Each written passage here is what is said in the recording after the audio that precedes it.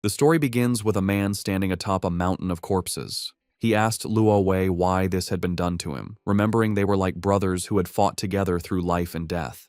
Luo Wei reminded him of the beginning of the calamity. Monsters emerged from strange spatial rifts, sowing chaos everywhere. Over time, these rifts were named dungeons, and those who came into contact with them gained mysterious powers known as classes. For this reason, the class core was formed to conquer the dungeons, and they advanced triumphantly. Luo Wei began to stare intently at the protagonist, revealing that this was precisely why he had to be eliminated. The man had become uncontrollable. Powerful class users could easily disrupt the Empire's order, and he, having surpassed even the triple S rank, was the most dangerous enemy of all. Supreme power had to remain in the hands of the royal family, as only then could the Empire remain stable. With eyes gleaming with rage, the protagonist questioned if this was an excuse to slaughter his family and comrades. With malice in his eyes, Luo Wei clarified that he was doing this for the stability of the Empire. Just before the protagonist could take another breath, Luo Wei triggered a powerful explosion, revealing that he had tampered with his armor long ago.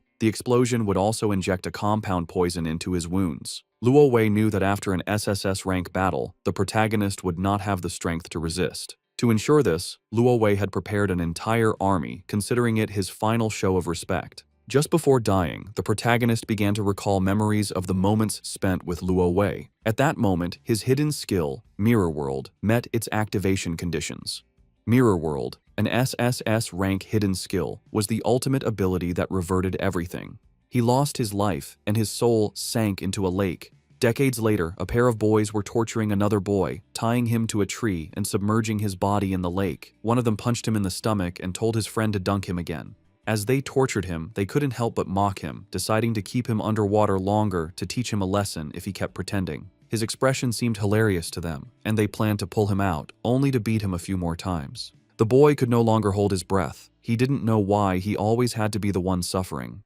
At that moment, the protagonist's soul began to awaken. A boy with glasses approached the bullies and told them to stop, as the other boy was going to die. One of the bullies turned around and, with an arrogant gaze, retorted that if he was about to die, he should just heal himself, as that's what a shanter was for, though he knew it wouldn't be much use. He then mentioned that the boy with glasses was a hypocrite, as he had been the one to lead them all to find him. Therefore, if the boy died, it would be his fault. The boy with glasses panicked, explaining that he only did it because they had forced him. This angered the bully, who prepared to hit him, but then something strange happened, and a powerful light began to emerge from the lake. The bullies started to flee the scene, screaming in terror about the appearance of a dungeon and the need to escape, as a new dungeon was beyond their capabilities. The attention of the boy with glasses was fixed on the boy they were torturing. Seeing that he was still submerged in the water, he started running toward the rope, knowing he had to save him. At that moment, the lake dried up completely, and monsters began to appear.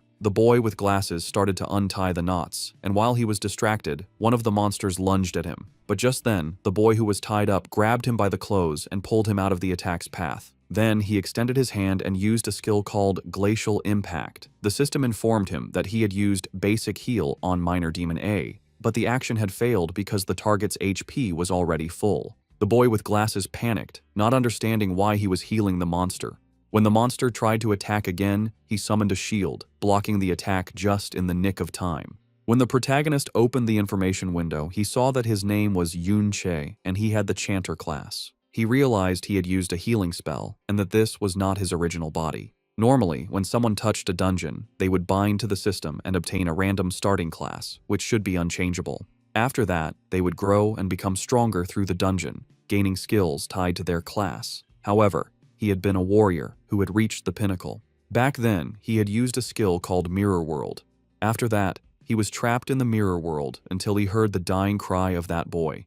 He finally realized that he had been revived in that boy's body. This was not exactly a happy thought, but he still thanked the boy for giving him a chance at revenge. The boy with glasses informed Yunche that the monsters were surrounding them and asked for immediate help, as he could only handle 3 at most. The protagonist knew his body was too weak. Even these small enemies were beyond his capabilities. At their speed, he couldn't even run. Opening his skill window, he realized they were all useless.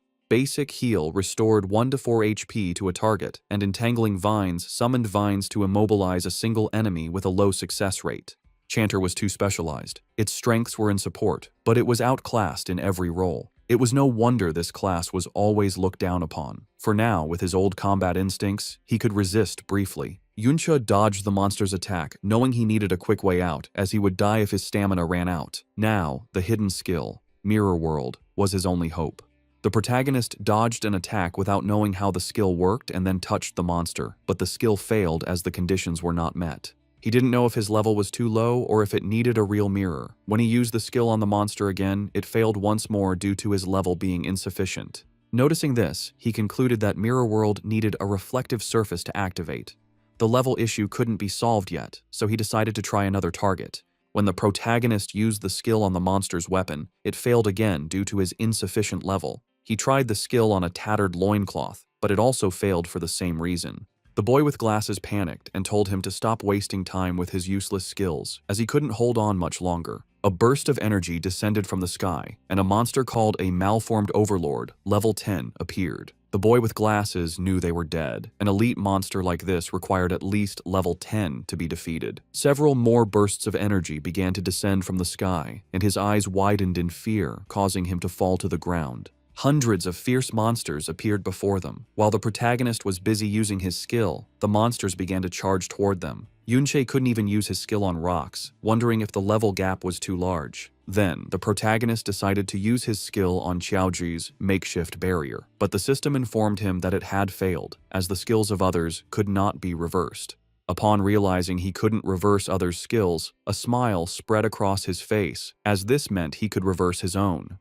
Once the protagonist used the skill on his own ability, it revealed that Mirror World had successfully reversed his Entangling Vine skill. Yuncha used Chaotic Thorns, causing thousands of thorns to erupt from the ground. When one of the monsters tried to attack, another monster surrounded by a red aura struck it, saving Xiaoji. He was somewhat confused, not knowing what was happening, but the protagonist realized that the skill's effect had been completely inverted. Instead of immobilize, it now inflicted confusion. The Entangling Vines skill normally entangled a single enemy with a low chance of immobilizing it. However, its reversed upgrade, Chaotic Thorns, now caused thorns to lash out at a target with a low chance of inflicting confusion. The monsters began to attack each other. This was due to the confusion status effect, which caused afflicted units to attack random targets. The protagonist couldn't help but smile, as he realized that a useless skill had become powerful after being reversed. This made him contemplate what would happen if he reversed the rest of his skills. Mirror World truly lived up to its reputation as an SSS rank hidden skill. It not only reversed the effects of skills, but also applied an overall enhancement. If he had used the non-reverted version of this skill, the success rate would be low. The duration of the restraint would only last a second at most, not reaching its current potency. Our boy grabbed a sword that was stuck in the ground and couldn't help but wonder what would happen if he reversed his remaining skills. His attention was drawn to the skill Empowered Strike. It cost 20 mana points, had a duration of 30 seconds, and granted a 5% attack boost to one unit, with the effect ending when the unit consumed mana points. When Yunche reverted this skill, it transformed into Trick Blade. It cost 40 mana points, lasted 60 seconds, and granted a 10% attack boost for each consumption of mana points. He activated Trick Blade, and his sword began to emanate a powerful aura. He realized that each skill use granted a 10% boost in attack power.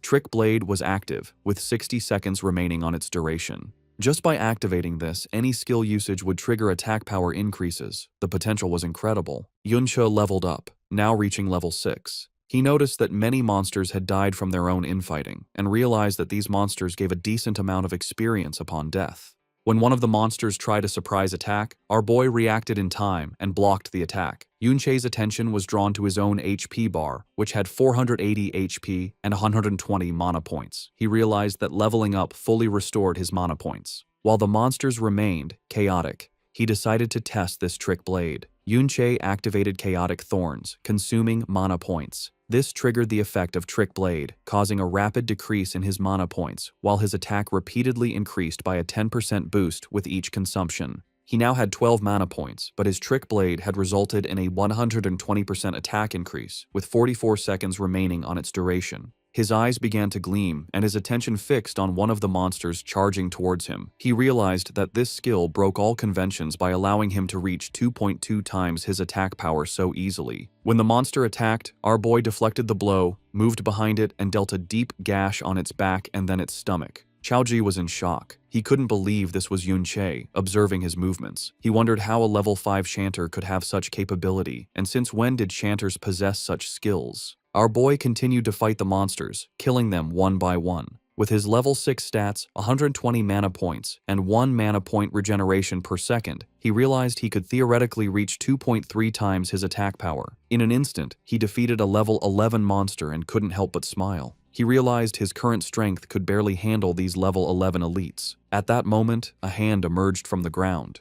Yunche's attention was fixed on it as a level 21 monster called Battle Fiend Chimera emerged from the ground and began to roar. It turned and massacred the smaller monsters in a single move. Chaoji's eyes filled with fear, while on the other hand, our boy felt somewhat surprised to see a hidden level 21 boss in this dungeon. The boss began to charge toward our boy. When he tried to use Chaotic Thorns, the skill failed as the monster was immune to chaos. Just before the monster could attack, Chaoji stepped in front and summoned his shield. Yunche felt somewhat surprised, and not long after, he began to see someone familiar. A blonde-haired boy called him an idiot, telling him he had asked him not to charge forward. Our boy's eyes widened. The boss attacked with force, shattering the shield Chaoji had summoned and sending his body crashing hard against the ground. Yunche rushed towards him. He extended his hand and began to use his skills. He activated Basic Heal on Chaoji, which restored 1 HP. This consumed mana points, leaving him with 54 points. Trick Blade activated, granting him a 10% damage boost. Immediately after, Basic Heal activated again on Chaoji, this time with a critical hit that restored 5 HP.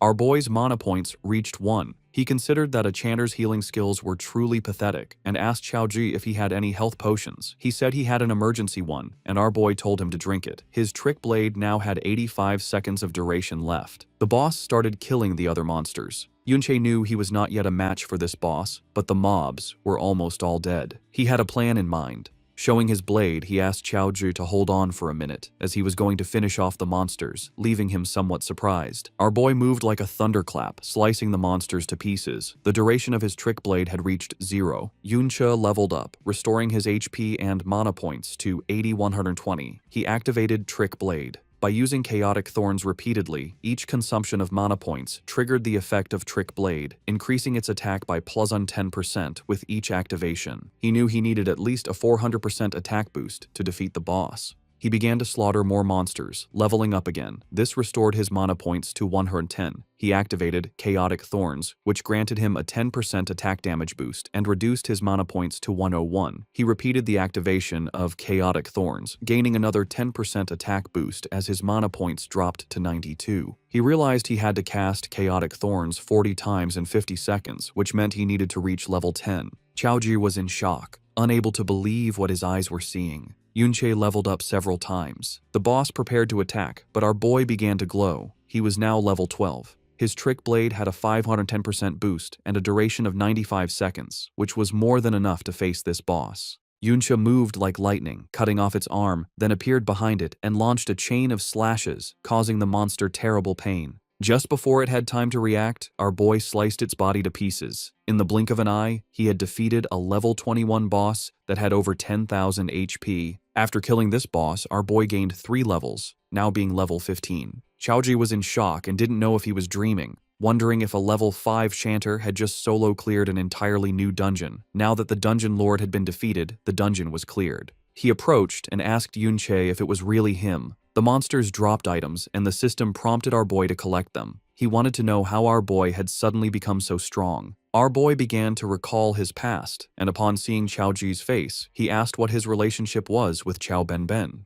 Chaoji was in shock, as he didn't know how Yunche knew his great-grandfather's nickname. Yunche was somewhat surprised to learn that he was actually the great-grandson of Chao Benben. He began to remember Chao Benben, and his eyes filled with sadness as all the people he knew had been killed by Luo Wei. Just before he could ask more about Chao Benben, Chaoji averted his gaze and mentioned that it wasn't necessary to talk about him at that moment. If Yunche didn't want to answer his question, he didn't have to say anything. There was no need to humiliate him like that. Yunche was a bit confused as he didn't know what was happening. Chaoji mentioned that, although he didn't know why, Yunche had been hiding his true strength all this time. He advised that they should return to school, since the next day, the school would organize a visit to the Modern History Memorial Hall, and skipping classes would get them noticed. Yunche couldn't help but clench his fist tightly and feel furious. He decided to listen to him, but deep down, he knew he couldn't reveal his identity yet. If Qiaozhi investigated too much, he could become suspicious. Yunche thought about the Modern History Memorial Hall. It should have records of what happened after he died. The next day, they boarded the subway on their way to school.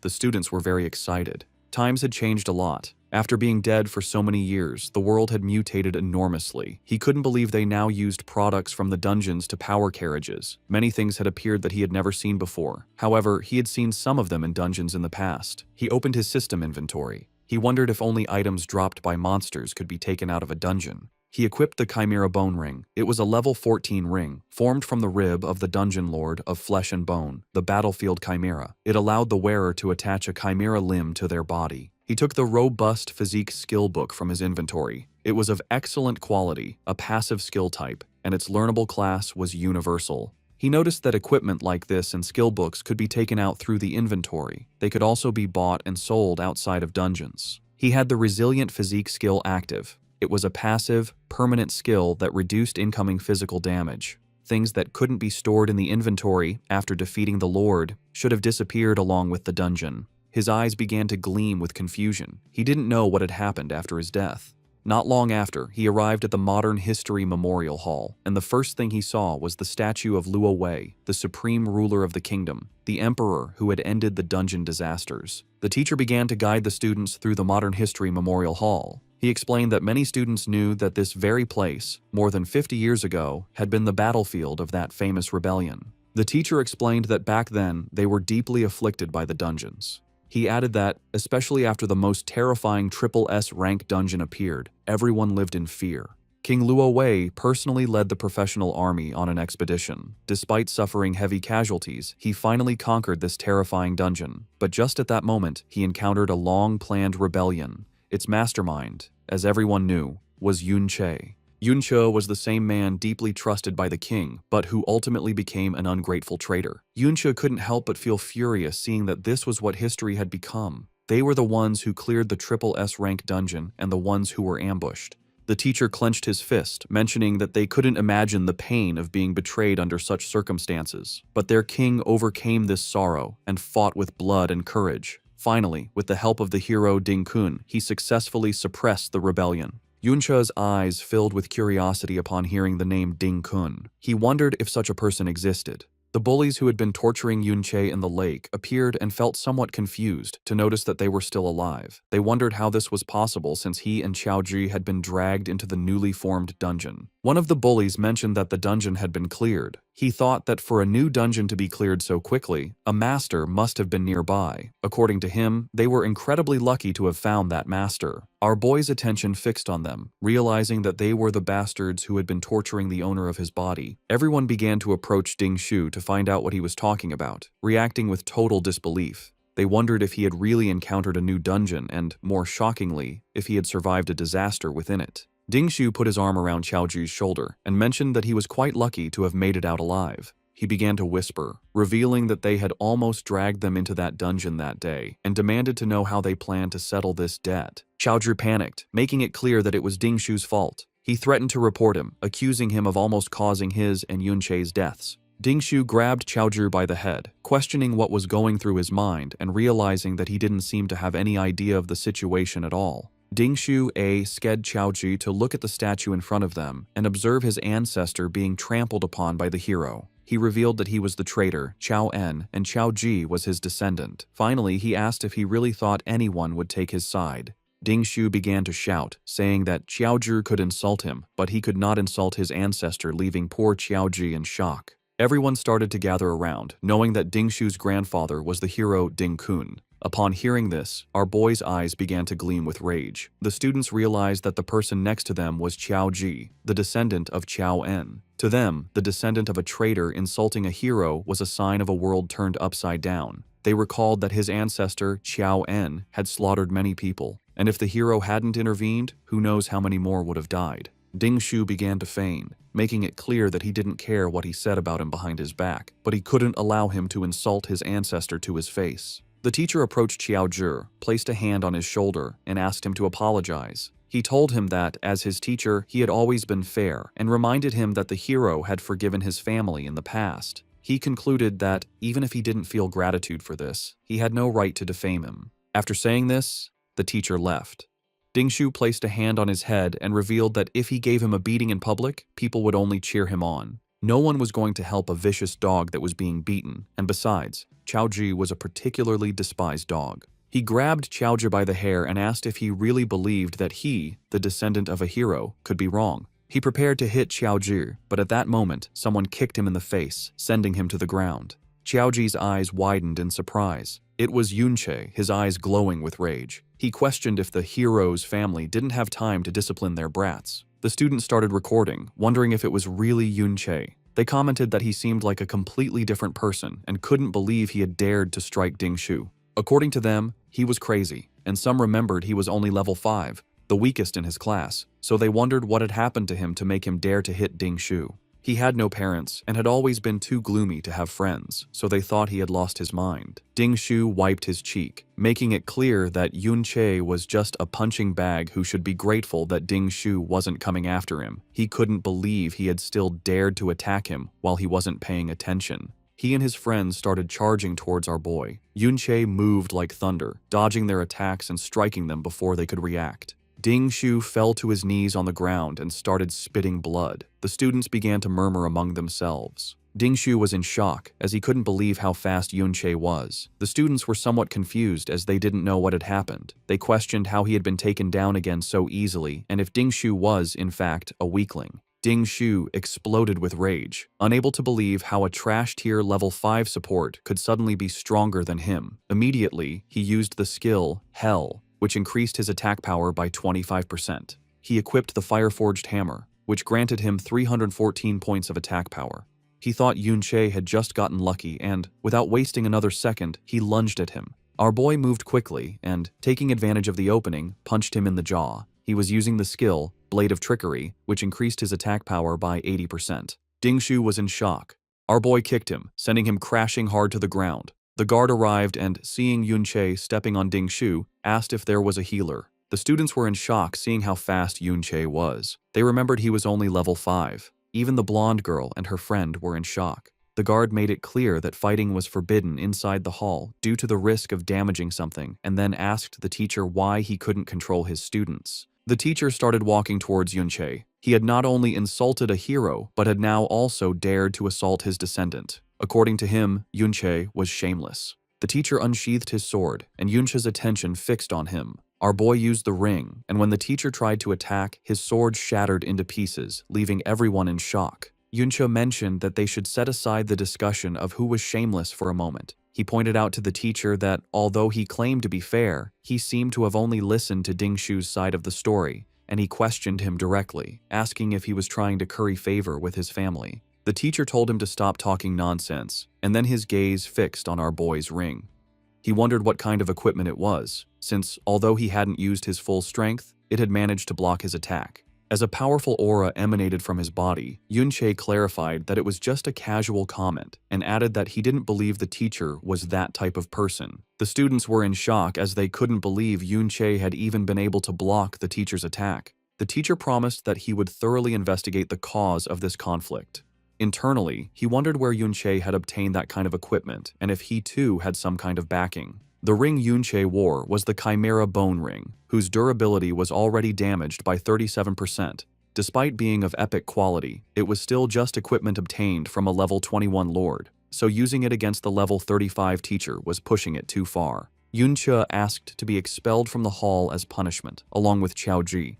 Chaoji stood up and began to follow our boy with a confused gaze. The students couldn't believe that Yunche had been able to block the teacher's attack and wondered if this was something a student could do. The teacher asked his students to use a healing spell on Dingshu, and in the meantime, our boy and Chaoji left the hall. He was sad, as he couldn't believe that in the end, no one had survived, and Ben had been killed long ago by that so-called hero. His gaze fixed on Chaoji, and he thought that if he asked him anything now, he would answer without thinking. He coughed and mentioned that his knowledge of history wasn't very good, so he asked him to recount the specific deeds of that hero. Ding Kun. Xiaozhi became nervous, mentioning that, although he wasn't sure if he remembered correctly, it seemed the hero Ding Kun had discovered the great villain Yunche's conspiracy beforehand. He recounted that he had prepared an ambush near the Triple S rank dungeon to provide support, and that was how the entire rebellion crisis was resolved. Yunche felt somewhat surprised. He began to remember his past life and how they had been ambushed. Xiaozhi explained that the hero Ding Kun aspired to solve the dungeon crisis since he was young and always trained hard for it. After being promoted by the king, he fought across the country for years, saving various places from crises, like the very famous Great Cataclysm of Winterfell City. Yunche began to gaze at the ground and ponder. The image of his past self standing on a mountain of corpses came to his mind. With a sad expression, Yunche asked about the sword held by the hero's statue. Xiaozhi explained that it was the Flowing Cloud sword, and added that, as the story went, it was the sword the hero had used to execute the traitor Yunche. It was a top-tier piece of equipment. Yunche's eyes began to glow with rage, as they had not only stolen his glory and achievements, but had even taken his sword. Then he decided that he would kill Ding Kun first. Outside the Ding family compound, several high-level warriors were patrolling. Suddenly, the eyes of one of them began to glow as his attention was drawn to something. Not far away, he saw Yunche and Xiaozhi slip into an alley. He decided not to pay much attention, thinking they were just passing through the area. Noticing how alert the man was, Yunche wondered if he was a wanderer with a scout skill. Xiaozhi suggested to Yunche that they should just leave. He argued that there were too many guards, and that even if they managed to sneak in, the moment Ding Shu returned, they would be done for. Although he wanted to go and directly kill that hero, Ding Kun, he knew it wasn't possible. According to Xiaozhi, Ding Kun spent all his time in a high-level dungeon. Unlike in his past life, one could not freely enter and exit dungeons now. The high-level ones were all guarded by the military, and a special pass was needed to enter. However, he was sure that Ding Kun's family must have such a pass in their home. Our boy asked if it was necessary for their family to keep so many guards, considering they were just one of dozens of branches descended from Ding Kun. Xiaozhi revealed that, after all, they were descendants of a hero, and that they also had a dungeon within their property. Our boy's eyes widened in surprise to learn that they had a dungeon at home. Xiaozhi mentioned that low-level dungeons had long been bought and sold privately, but this was not something that people without power and influence could even dream of. Ding Shu had guards with him all the time, so he could farm monsters and level up whenever he wanted. In contrast, ordinary students like them could only do so during the school's dungeon practicals, where they even had to fight over the monsters. Yunche realized that this era had changed a lot and questioned if this didn't mean that the richer and more powerful one was, the higher their level would be. Xiaozhi nodded, revealing that an ordinary person usually graduates from school between level 15 and 20, and since many no longer have access to dungeons after that, they remain stuck at that level. If one got a job related to dungeons, like a miner or a ranger in a national dungeon, they might reach a level close to 30 by middle age. In contrast, guards like those at Ding Shu's house could take advantage of their family's dungeon,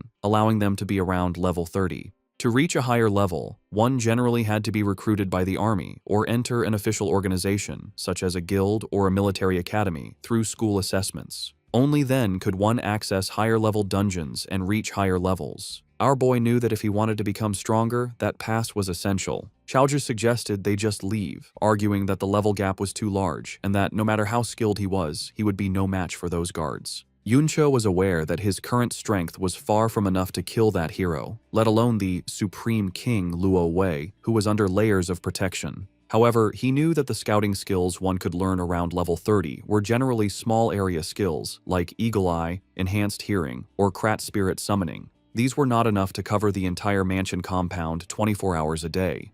Besides, this wasn't a life-or-death dungeon, and most of the guards were very complacent.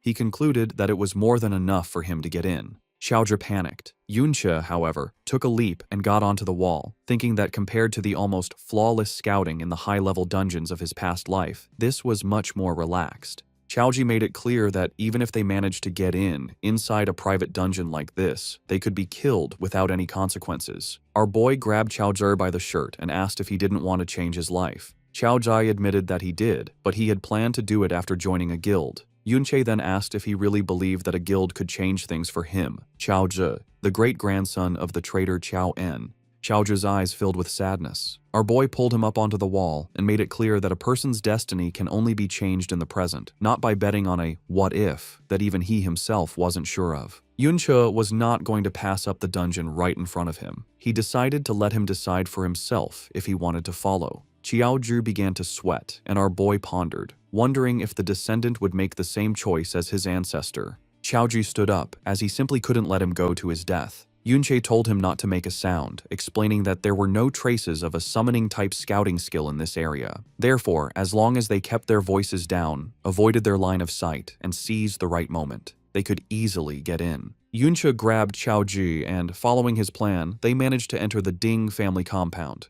Qiaozhu's attention was fixed on a dungeon that unfolded underground. They entered the dungeon and saw two monsters, one level 6 and the other level 8. Our boy noted that the level was slightly higher than in the previous dungeon, but the number of monsters was not as high, probably because Ding Shu's family killed them regularly. Our boy mentioned that there were only two small mobs and asked him to go and give it a try. Qiaozhu couldn't help but feel scared and refused, stating that there was no way he could beat them. Our boy forced him to fight. The monsters attacked, and he summoned his shield to defend himself, still unable to believe that Yunche trusted him to win. Qiaozhu grew nervous and thought he shouldn't have come. Now he wanted to go home. Yunche suggested he try fighting back, but Qiaozhu asked how he was supposed to find an opportunity to fight back. Yunche assured him that he was watching and nothing bad would happen.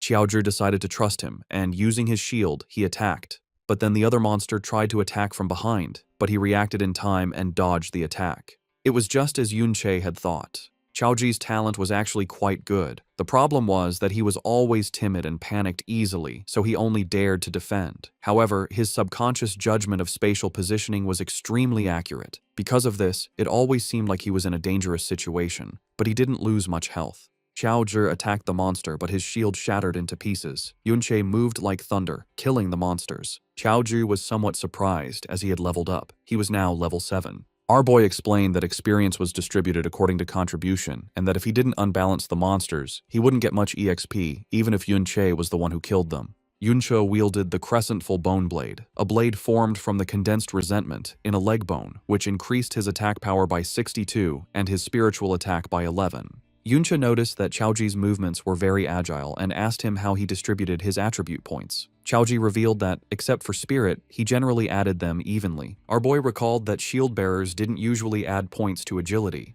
Qiaozhu explained that if he didn't, he found it difficult to find a party at school. He clarified that no one wanted to wait for a slow shield bearer, as by the time he arrived, the others would have already taken all the monsters. Yunche let out a sigh and explained that he needed to have a long-term perspective. He clarified that advanced class promotions after level 60 had attribute requirements. He gave the example of the Bastion Fortress class, which required 60 stamina and 90 defense points, concluding that he couldn't just add points randomly. Qiaozhu mentioned that the highest an ordinary person would ever reach in their life was level 40-something and wondered how he could even think about level 60, as that was S rank. Our boy placed a hand on his shoulder and, with a smile, told him that from that moment on, he could start thinking about S rank, or things far beyond S rank. That said, he also needed to start planning his own class advancement. He reflected that his support class had only been revived thanks to the hidden skill Mirror World, and that, if nothing unexpected happened, he would probably change to another class. He was in shock as he realized something stunning. His Mirror World skill could be leveled up. In the Ding family's private dungeon, Yunche fought monsters with surprising speed. His Trick Blade skill boosted his attacks, but it ended just as he hit a level 17 zombie greed demon. The monster, still alive, showed Trick Blade's power, but also its limits in long fights. Yunche's mana and stamina were low. The monster died, confirming his body couldn't handle extended battles. The fight yielded huge rewards. Yunche gained 2 levels, reaching level 17, and his health, mana, and attribute points increased rapidly. He also got 2 Shadow Creatures' souls from elite zombies, which gave his SSS rank Mirror World skill 2,000 experience points, confirming he could level it up. After the battle, Yunche collected items, pleased with the levels and Mirror World experience. Suddenly, sensing danger, he moved higher and saw Ding family guards patrolling more often. Below, Qiaozhu, level 8, with new gear, nervously suggested they stop. He noted fewer monsters and high guard alert, making it too risky, wondering if they were found. Yunche agreed. Fighting now would be too hard, requiring constant guard watching and careful Trick Blade use. With his current power and increased security, the risk was too high. Yunche looked at a new skill book, Brick Spell, which created mana bricks. When reversed by Mirror World, it became Void Technique, making small objects intangible. He realized not all reversed skills were for combat. Some had subtle non-fighting uses. Yunche checked his Mirror World skill. It needed 30% more experience to level up. Standing on the cliff, he thought about the amazing power its reversal gave him, even at its basic level. He felt more determined, imagining how much stronger he'd become when it leveled up. With glowing eyes, Yunche made a new plan. This dungeon offered unique, mirror world experience from its monsters. He figured killing the boss could level up the skill to level 2, a reward too good to miss despite guard risk.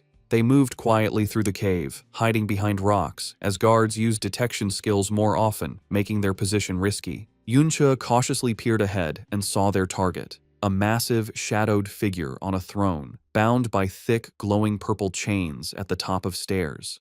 Many guards protected it.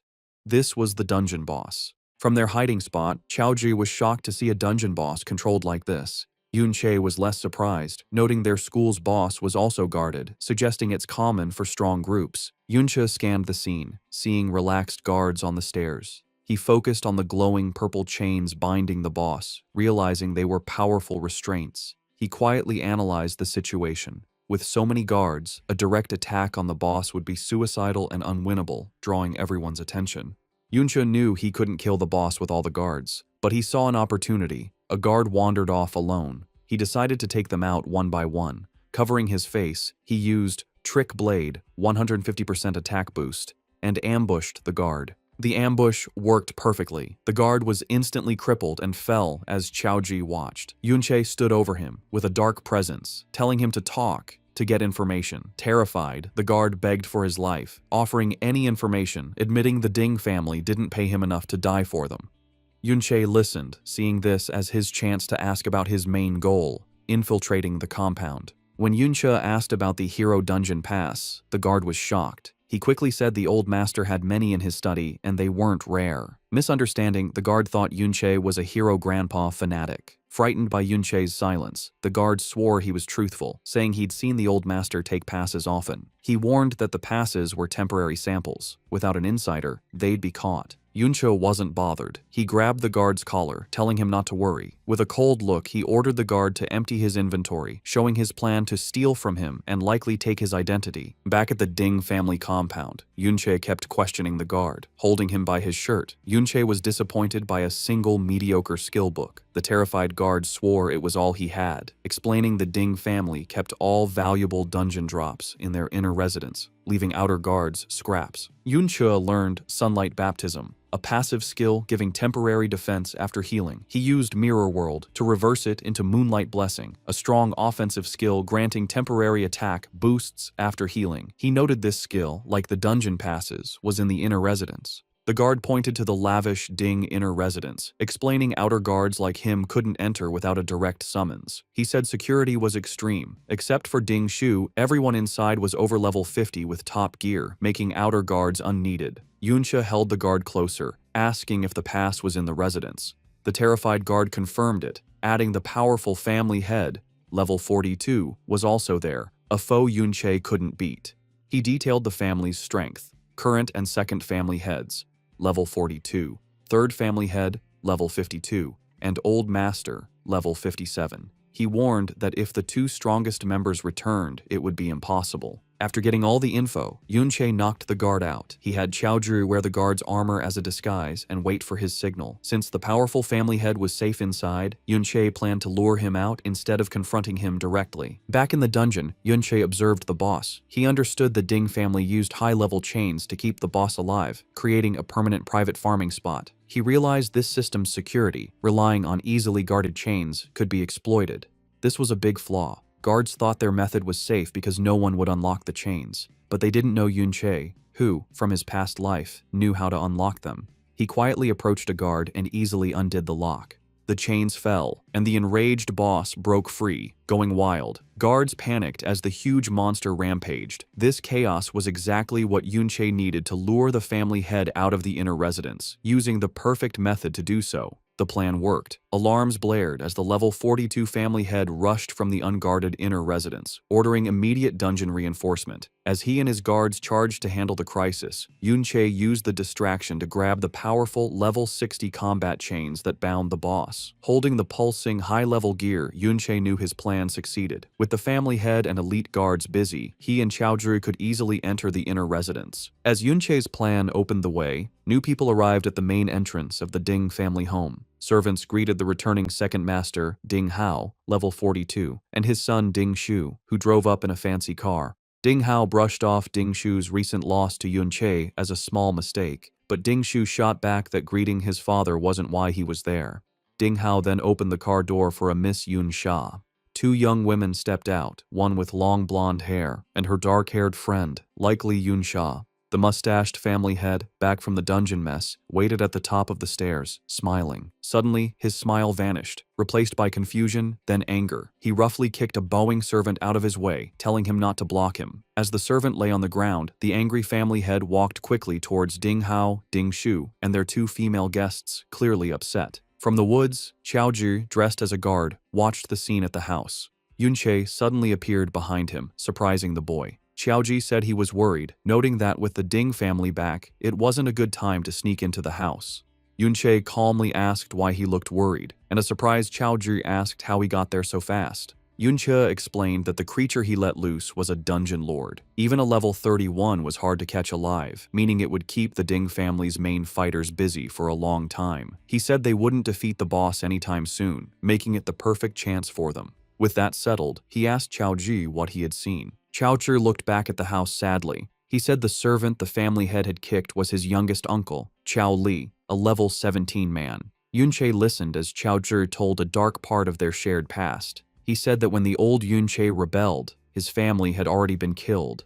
Chaozhi added that, in a way, this saved them from the years of shame and pain that followed for the children of traitors, like his own family. Hearing about the pain Yunche's old friend's family had suffered because of lies about their past, Yunche's face showed grim sadness and strong will. As they watched from the trees, Chaozhi continued his family's sad story. He explained that after being called traitors, the Chao family faced constant meanness from the empire. Their homes were destroyed and their lives were ruined. It got worse under secret orders from the so-called hero Ding Kun, who made sure the surviving Chao members were picked on and hurt constantly. Beaten and broken, with no other choice to survive, the remaining Chao family members were forced to work for the very people who helped ruin them, the Ding family. Now, they live a poor life, always watching their masters' faces, bowing and scraping for scraps. Chaozhi admitted with shame that they are sometimes shown off as proof of the Ding family's power and kindness for forgiving the children of a traitor.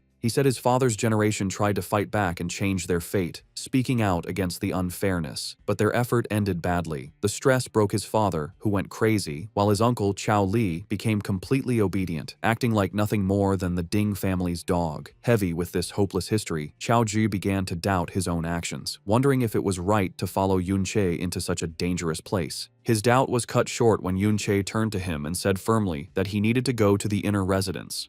Panicked, Chaozhi tried to stop him, quickly reminding him that Ding Shu's father, a fully equipped level 42 fighter, was inside. He warned Yunche that if he was found, he would surely die. Yunche wasn't scared by the danger. He explained his belief that in this time, where powerful people control who can use power and dungeons, one can't hope to change their life without taking chances. He looked at Chaozhi, adding that some things will never get done if one worries and waits too much. Finally, Yunche gave him a clear choice. He told Chaozhi he could help him change his fate, but Chaozhi had to decide to act first. Yunche made his own plans clear. He would fight back, but he wouldn't make Chaozhi follow him. Even with Yunche's strong will, Chaozhi was still very scared and doubtful. He argued that the Ding family was a huge power that ruled the world, asking how the two of them could possibly fight such a big force. Yunche turned away from him, looking at the distant inner residence as he started walking forward. He told the stunned Chaozhi that his goal was much bigger than just taking down one family. The real enemy he planned to fight, he said, was the entire empire itself. Meanwhile, inside the quiet inner residence, Ding Hao relaxed on a couch, served by a maid. He wondered how the dungeon lord had broken free from its strong chains. Seeing him, the blonde girl with Ding Shu politely asked her uncle if it was a bad time, offering to visit another day because of the emergency. Ding Hao quickly waved away her worries, saying his older brother, the family head, could handle it. He promised her that a simple dungeon problem was far less important than her visit. He continued, smiling, explaining that when his powerful father, the old master, and his third brother heard she was coming, they had already started heading back to the house to meet her.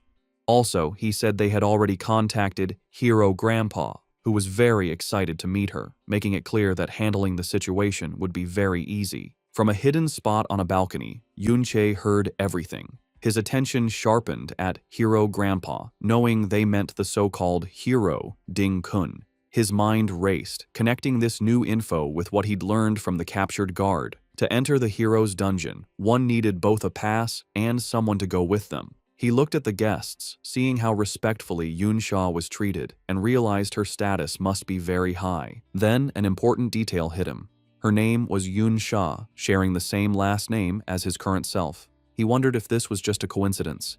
For now, he pushed the thought aside. He focused his gaze, deciding to concentrate on his immediate goal, getting the dungeon pass. As he watched, Yunsha stood silently, her face unreadable, a figure of mystery and importance. With the Ding family's main fighters busy, Yunche used the chance to sneak into the inner residence. He moved silently through the rich hallways, slipping past two maids talking and using the shadows to hide. He went through the richly decorated halls, moving deeper into the mansion towards his goal. Meanwhile, outside the dungeon, the problem was solved. The family head, Ding Yi, level 42, and his forces stood before the now defeated dungeon lord. Ding Yi looked at the situation, deciding the creature had been let loose on purpose. He was bothered, though, because they couldn't find who did it. He figured that taking such a big risk couldn't have been just for one piece of good equipment like the chains. Determined to protect his home, he ordered his guards to surround the inner residence first. His main concern was his important guest. He couldn't let anything scare the young lady. Inside the study, Yunche started his search. He went to the desk the guard had told him about, but was at first annoyed to find the drawers empty. Remembering his new non-fighting skill, he used phasing, the reverse of brick spell. This let his hand go through the solid wood of the desk, showing a hidden spot inside. He found a drawer full of books and journals. He pulled out the items, his eyes first landing on what looked like a diary. Pushing it aside, he found the real prize, a collection of high-quality, fancy skill books. One was for a strong support skill, Slowing Aura, which could slow all enemies in a wide area. He had found the family's secret stash. The entrance to the Ding family's inner residence was now full of guards. Hiding in the nearby woods, Chaoji watched in terror, wondering why all the guards had come and fearing they had been found. His panic grew as more guards arrived, and he realized the situation was too risky. He worried that if Yunche didn't get out right away, he would be caught. The fear of being caught brought back painful memories of his father going mad and his family's constant suffering. His first thought was to run, to sneak away, and save himself. As another guard came near his hiding spot, he was frozen by not knowing what to do. But at that key moment, Yunche's words came to his mind. He could be helped to change, but he had to make the choice himself first. Having made up his mind, Chaoji let out a loud shout, purposely getting the guards' attention. He then burst from his hiding spot and started running, leading them away from the mansion. He had made his choice. He would act as a distraction to make sure Yunche wasn't found. From inside the mansion, Yunche saw Chaoji's brave act. With the guards distracted, he broke a window and jumped out. He felt proud, realizing that his friend had finally overcome his fear and chosen to fight against his fate. To help Chaoji escape, Yunche created an even bigger distraction. He landed among the guards, taunting them by saying he had stolen the chains and skill books, daring them to come and get them. Angry, the guards immediately left their positions and chased him. As he ran, Yunche used the Slowing Aura skill he had just stolen. However, thanks to Mirror World, the skill was reversed, becoming Accelerating Aura, which sped up himself and any friends nearby. The family head, Ding Yi, saw them running, but noticed something strange. Instead of running away from the house, they were heading back towards the dungeon. Realizing the danger, he ordered 2 of his squads to stop chasing and go back to protect the dungeon lord. Chaoji, now running beside Yunchi, was totally confused. He asked why Yunchi was leading everyone in the wrong direction, back towards danger. Yunchi explained his big plan. He knew that with so many guards drawn out to chase them, the remaining forces must have already defeated the wild dungeon lord. To control the powerful boss, they would have had a huge fight. This meant the Lord's health was now at its very lowest point, making it weak. Yunche checked the status of his ultimate skill, Mirror World, seeing how close it was to getting stronger. With his eyes glowing purple, he knew what he had to do. Killing the weakened dungeon lord now would give him the final push he needed to make his most powerful ability stronger. A tense quiet settled in the Ding family's lavish sitting room. The blonde girl sipping tea politely told Ding Hao, her host, he could attend to the outdoor commotion. Smiling confidently, Ding Hao, the second patriarch, dismissed it as a small thief, assuring his guest, his brother, Ding Yi, would handle it easily. But it was far from easy. In the dungeon, Grand Patriarch Ding Yi furiously tried to regain control. He yelled at a guard for being slow and ordered him to go directly after the rampaging overlord. Seeing Yunche zip past, Ding Yi commanded his fastest units, rogues and archers, to abandon the boss and pursue the intruder at all costs. Their efforts failed. Yunche moved with incredible speed, leaving them behind. He knew his advantage. He'd put half his attribute points into agility. Combined with his reversed acceleration skills, he was so fast that only specialized level 30 rogues or archers stood any chance of keeping up. He easily reached the main chamber where the skeletal overlord was surrounded. The beast was heavily wounded and crippled, with guards struggling to cast a sealing spell. Yunche saw his plan worked perfectly. The boss was now at its weakest. With a surge of purple energy, he prepared to deliver one decisive blow to finish the weakened dungeon lord. As Yunche neared, guards around the overlord spotted him. They shouted in alarm, scrambling to block his path. Before they could defend properly, Yunche unleashed chaotic thorns. Purple, thorny vines erupted from the ground, lashing out at them. The guards were bewildered, having never seen this skill. The thorns tried to inflict a status ailment. Humans usually resist such effects, but Yunche's skill was unnaturally potent, and several guards failed to resist it. The horrifying result: afflicted guards got confusion. One mage blasted a fellow guard with a powerful spell, throwing their ranks into chaos. The other guards watched in shock, stunned by the skill's impossibly high success rate. With enemies fighting each other, Yunche seized his chance. He blurred easily through the disorganized guards. His path was clear to his prize, the low HP overlord, ripe for the taking. The guards' defense crumbled as Yunche slipped through. They panicked, yelling why their shields and crowd control failed, accidentally hitting allies. Yunche noted their poor coordination, recognizing them as a motley crew with no real team battle experience. He mused that long peace had made them soft, leading to their downfall. A guard captain tried to rally his men, insisting that if they could pin down the intruder, he'd be dead. Just then, First Patriarch Ding Yi arrived, commanding his men to hold Yunche. The level 42 warrior, in fiery gear, declared he'd deal with the intruder personally. With his blazing weapon, he leaped, preparing a devastating attack on Yunche. Yunche watched the Patriarch's approach, readying himself. With a dismissive sound, he decided to face the attack head-on. He pulled out the level 60 combat chains he'd stolen. Though too low-level to fully equip, he knew their immense durability remained. As Ding Yi's fiery attack descended, Yunche used the chains as a makeshift shield, successfully blocking the powerful blast's full force. Yunche cleverly turned Ding Yi's powerful attack to his advantage. Instead of just blocking the fiery blast, he used its immense impact to propel himself backwards like a cannonball, shattering the magical seal guards tried to maintain around their boss. He landed perfectly before the crippled dungeon lord. With a final taunt, he cheekily thanked the enraged patriarch for the ride. Before guards reacted, Yunche declared he'd steal the overlord's experience. He unleashed a powerful finishing blow, striking the weakened beast and ending its life. The payoff was immediate and huge. Yunche gained a staggering 3 levels instantly, jumping to level 20 and receiving 9 new attribute points. Most importantly, the Dungeon Lord's massive experience maxed out his hidden skill, Mirror World.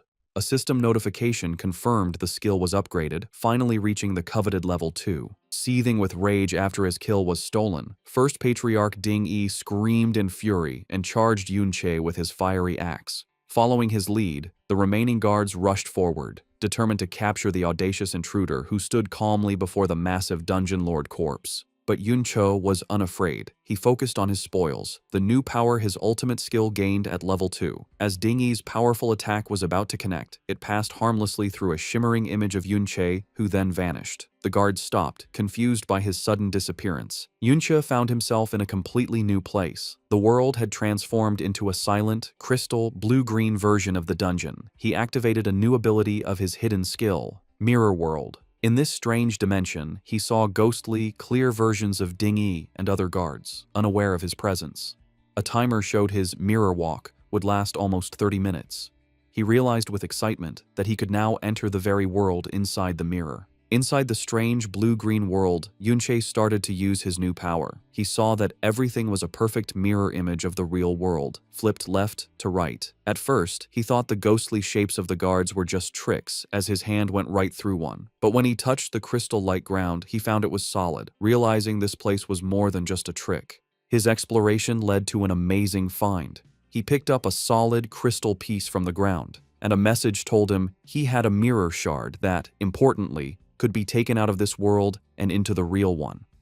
This was a big deal for Yunche. He understood that with his mirror world skill, now at level 2, he could bring real objects from this other world into his own. Wondering what else had changed with the skills upgrade, he checked his system screen. He saw a completely different list of skills, showing many powerful reversed abilities like invisibility and force field cage, but most of them were marked not activated, which confused him.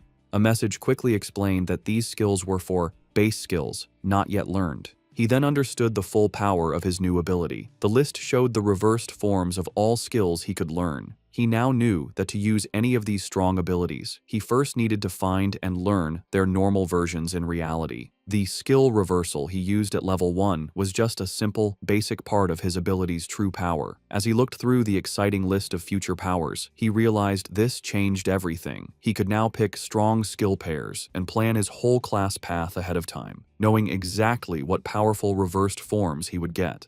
As Yunche was thinking about his new skill's full potential, he suddenly felt something behind him. Turning, he saw a faint, blue-green human shape floating aimlessly in the crystal air. He wondered if it was a soul, like how he was stuck before he came back to life. The idea interested him, and he asked if other souls were also in this strange world. Without warning, the calm soul flashed with green energy, turning into a screaming, bone-like undead creature that lunged at him. Surprised, Yunche pulled out his glowing blade and got ready to fight. He met the creature's attack, and with one swing, easily smashed the undead being, noting it didn't seem very strong. Just as he finished the creature, a new message popped up, getting his attention. The system offered him an undead contract. It explained he could make a deal with the soul he had just beaten, letting it leave the mirror world and fight for him in the real world.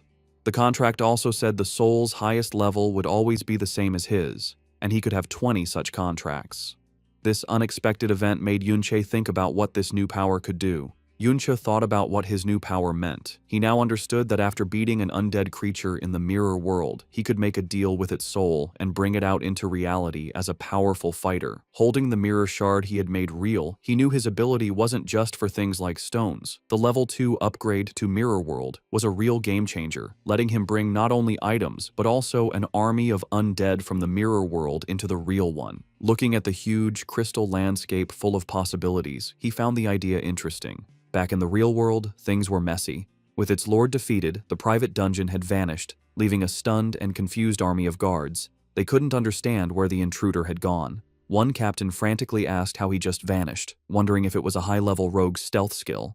A rogue expert quickly said no, explaining their stealth had clear limits and couldn't make someone disappear so perfectly. The lack of answers made another captain angry, and he grabbed the rogue, demanding to know how the intruder could have escaped with so many of them there. The first patriarch, Ding Yi, was even angrier. Having lost his valuable private dungeon, he took his anger out on one of his men, grabbing the man's face and yelling that if they couldn't find the person responsible, they would have to pay him back for the loss. Meanwhile, Yunche's time in the mirror world was ending. As his mirror walk timer counted down, he wondered where he would show up again. Would he go back to his first spot, or were there other rules for leaving the mirror world? He got his answer a moment later when he appeared back in the real world, in the exact same spot where he had vanished. The angry Ding Yi spotted him right away, and without thinking, roared for his men to get him. Facing the new attack from the Ding family's fighters, Yunche stayed perfectly calm. He held up a hand, a swirling green light glowing in it, as he told them not to be so fast. He said that after being ganged up on for so long, it was time for him to do the same. With that, he used the power he had just gained from the mirror world. A flood of spooky skeletal warriors burst out, forming a scary undead army that rushed towards the shocked guards. The guards reacted with pure terror, their attacks slowing as they questioned what these ghost-like figures were, wondering if they were actual ghosts. The first patriarch, Ding Yi, tried to calm the growing fear. He yelled at his men not to panic and said the creatures were just undead monsters he had seen many times before. One of the guards fought a skeletal warrior, getting ready for a tough fight. However, he was surprised to see a health bar appear above the creature. It was an undead skeleton warrior, and it was only level 20, the same as Yunche. Despite this, the fear was strong. Dingy's face twisted with rage at his men's continued hesitation. To get them to fight, he promised a bonus to everyone if they attacked and caught the intruder. The idea of a reward seemed to make them brave again. But as the guards turned their attention from the undead army back to Yunche, they found he was no longer there. Confused, they looked around, wondering where he could have possibly gone. Having used his newly summoned undead as a distraction, Yunche watched the fight from a safe distance. He judged that his current army was still too weak to be truly effective. He knew that if he could find and make deals with stronger souls, the disorganized guards would have been no match for him. However, he was limited by what he could find. He had already made deals with the 20 strongest souls available in the small area he had explored within the mirror world. Also, he found that his exploration of the mirror world wasn't endless. He had hit a wall that kept him within 200 meters of where he entered. This made him realize that to find better undead, he would need to enter the mirror world from different places in the future. His planning was cut short when he saw that his friend, Qiao Ji, who had been acting as a distraction, had been found hiding in the woods. One of the guards sneered at the disguised boy, teasing him about the reward he would get for catching him. Without hesitation, Yunche leaped from the shadows, quickly and precisely striking down the guards threatening his friend. With their path clear, he grabbed the stunned Qiao Ji and told him they were leaving. Looking at the mess he had created, with his undead army keeping the rest of the guards busy, Yunche decided their job was done. It was time to go back, get away from the danger, and properly check all the new things he had gained from his bold raid. As Yunche and Qiaoji escaped, the remaining Ding family guards fought the undead army. The guards fiercely attacked the skeletal warriors, breaking their bones. A guard leader noted the creatures weren't very strong, but their relief was short-lived. To their horror, a defeated skeleton would instantly reform. Unharmed, they kept fighting, only for skeletons to revive endlessly. Just as the guards' spirits were breaking, Ding Ge, the strong level 52 third head of the Ding family, appeared, calmly smoking. He realized the skeletons were summoned creatures and that reviving them used their summoner's magic. With a confident smile, he concluded they just needed to kill them until their master ran out of energy. Sometime after the chaotic attack, the old master, the powerful head of the family with a long white beard, returned. He immediately asked if their important guest, Miss Yun Sha, had left. Inside, his son, Ding Hao, bowed respectfully, apologizing for failing to keep her there. He explained the intruder was unbelievably bold, causing a commotion by shouting and even breaking a window, which scared their guest away. The old master, the formidable level 57 Ding Dan, son of hero Ding Kun, was furious. He yelled at his son for the complete security failure, enraged that an intruder got in and escaped without being identified. Ding Hao bowed his head in shame, taking full blame. However, Ding Hao offered good news. Despite the chaos, Miss Yunsha agreed to go to the hero's dungeon, meaning his grandfather, Hero Ding Kun's matter was not ruined. This didn't calm the angry patriarch. Ding Dan swore they'd kill the culprits without mercy. He then impatiently ordered his son to quickly check what else was stolen. Safely away from the chaos, Yunche reviewed his gains. He looked at the temporary dungeon access permit he stole, which had Qiaoji's name. He had the pass, his main goal, but still needed an escort for the hero's dungeon. He decided not to rush this problem. He assessed his other gains from the Ding family house raid. It was very profitable, raising his level to 20. His powerful Chimera Bone Ring was almost destroyed from blocking an attack, but he'd stolen over 10 valuable skill books. He saw one book had chant skills, all support types. He learned Battle Song Chant, which boosted critical hit rate and damage but lowered defense. He immediately considered its reversed form, Shield Song Chant, which would do the opposite. He excitedly realized by learning and reversing these support skills, he could greatly boost his stats. With these boosts and a new passive skill that increased his strength, he knew he could crush any same-level opponent with pure stats. Besides skill books, the Dungeon Lord dropped a rare level 30 item, Corrupted Knight's Armor, which would be useful later. But most importantly, above all the levels, skills, and equipment, he had finally leveled up his hidden skill, Mirror World, to level 2. Thinking about his new abilities, Yunche admitted his necromantic summons greatly increased his combat power. But he knew it wasn't enough. Recalling the hero Ding Kun's statue, he judged his enemy was at least an S-rank berserker. To have any chance of killing him, Yunche figured he'd need to reach level 50 or higher and, more importantly, find and contract an S-rank necromantic spirit. Later, safe from the Ding compound, a still-shaken Chaoji nervously asked Yunche if they wouldn't be followed. Yunche calmly said they'd lost their pursuers and were safe since their faces weren't seen. Still, Chaoji was uneasy, and Yunche noted how hard the experience must have been for him. Seeing his current undead army was too weak, Yunche decided his next step. He asked Chaoji if there were any nearby dungeons where a powerful person had died. When Chaoji looked confused, Yunche explained he needed a higher-level dungeon to level up faster, adding the powerful person was for something he'd find out later. After a moment, Chaoji confirmed there was such a place. However, he hesitated, worried. He revealed it was the school's private dungeon, and they couldn't sneak in. The information made Yunche pause, thinking about a controlled, heavily guarded dungeon. But he didn't waver. He simply decided if normal entry was impossible, he'd use special methods to get what he wanted. As part of his special methods to enter the school's private dungeon, Yunche met his class teacher. He gave the teacher a valuable, rare, purple-quality skill book for his wanderer class, stolen from the Ding family. The bribe worked. The teacher, now believing Yunche had powerful backing, became more helpful. He admitted dungeon access was usually fixed, and he couldn't easily change things. However, he explained a loophole. The dungeon was open for graduating students. While Yunche wasn't normally qualified, a teacher could recommend an outstanding student. Convinced of Yunche's outstanding potential, he promised to get him a spot. The plan succeeded. Yunche joined students entering the school's valiant dungeon. Other students were determined or flattering. One grimly noted it might be his last chance to level up, while another thanked the hero. As Yunche walked past the glowing portal, he felt a strange unease, sensing something was wrong with this dungeon. The teacher enthusiastically explained it was where the hero once fought, and traces of his power might remain inside. Nearby, Chaoji listened grimly. He horrifyingly realized the valiant dungeon was where, according to the Empire's fake history, hero Ding Kun valiantly killed his great-grandfather, traitor Chao En. Knowing the dark truth, Chaoji hesitated. He struggled, wondering if he should tell Yunche what he knew about the dungeon's true history. As students gathered at the dungeon entrance, the teacher gave a final warning. It was a high-level dungeon, and they must be careful within their limits. He then singled out a red-haired student in armor, Little Z, telling him to look after Yunche and Chaoji.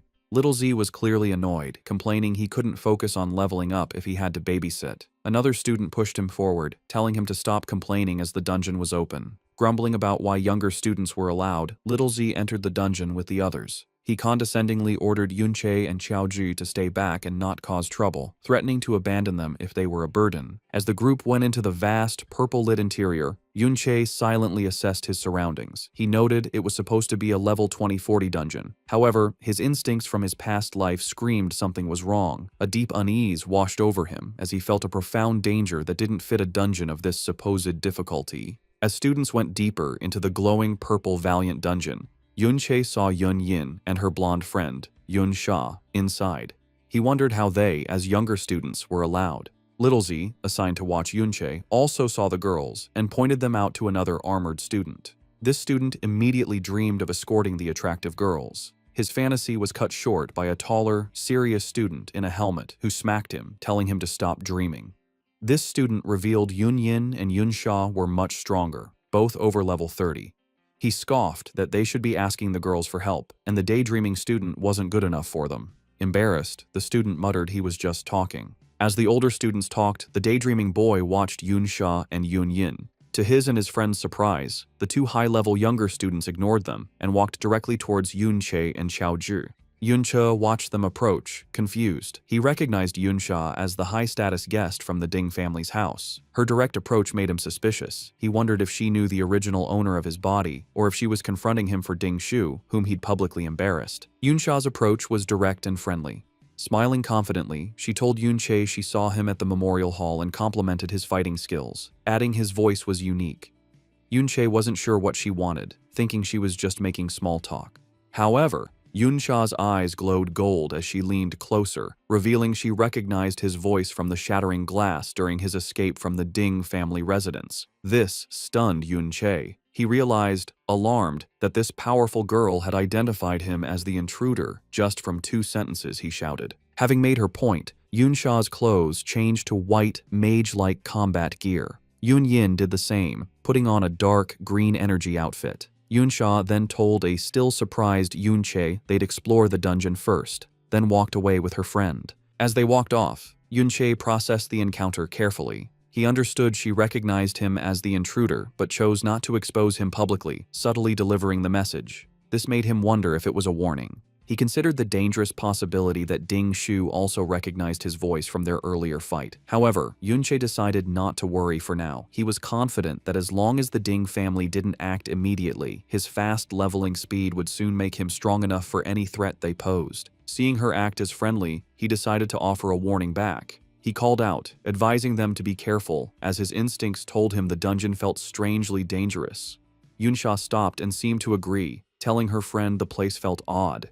She reflected that given her high level, the dungeon shouldn't feel so unsettling. With a final knowing smile at Yunche, she thanked him for the warning before she and Yunyin continued.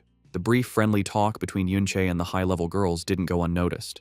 The other older students watched in disbelief, gossiping about why the usually cold Yunsha was so familiar with him. Driven by jealousy, they surrounded Yunche, asking about his relationship with her and demanding an introduction. Not interested, Yunche cut off their questions, announcing he and Xiaozhi were leaving the group to explore alone. The older students were shocked by his overconfidence, warning him that as younger students, the level 20 monsters would surely kill them. To their surprise, their supervisor, Little Z, told them to let the two go. He reasoned that for Yunche to be friendly with someone as powerful as Yunyin, his own level must be high. When others protested, reminding him of their teacher's orders, Little Zai's true motive was revealed in his thoughts. He aggressively reminded his friends of their real reason, to find precious crystals. He didn't want to share the loot, so letting them wander off was perfect. He finalized his decision by callously telling the group to ignore them, reasoning they had distress signal guns if needed. As Yunche and Xiaozhi walked away, he watched them with anger and jealousy. He couldn't understand why a plain kid got Yunsha's attention. His envy grew into dark malice. He concluded if Yunche was so overconfident, he deserved to die. Sometime after Yunche and others entered the dungeon, an angry Ding Shu arrived at the entrance. A male staff member and a woman asked him what he was doing. Filled with rage, Ding Shu grabbed the man's shirt, asking if a team had just gone inside.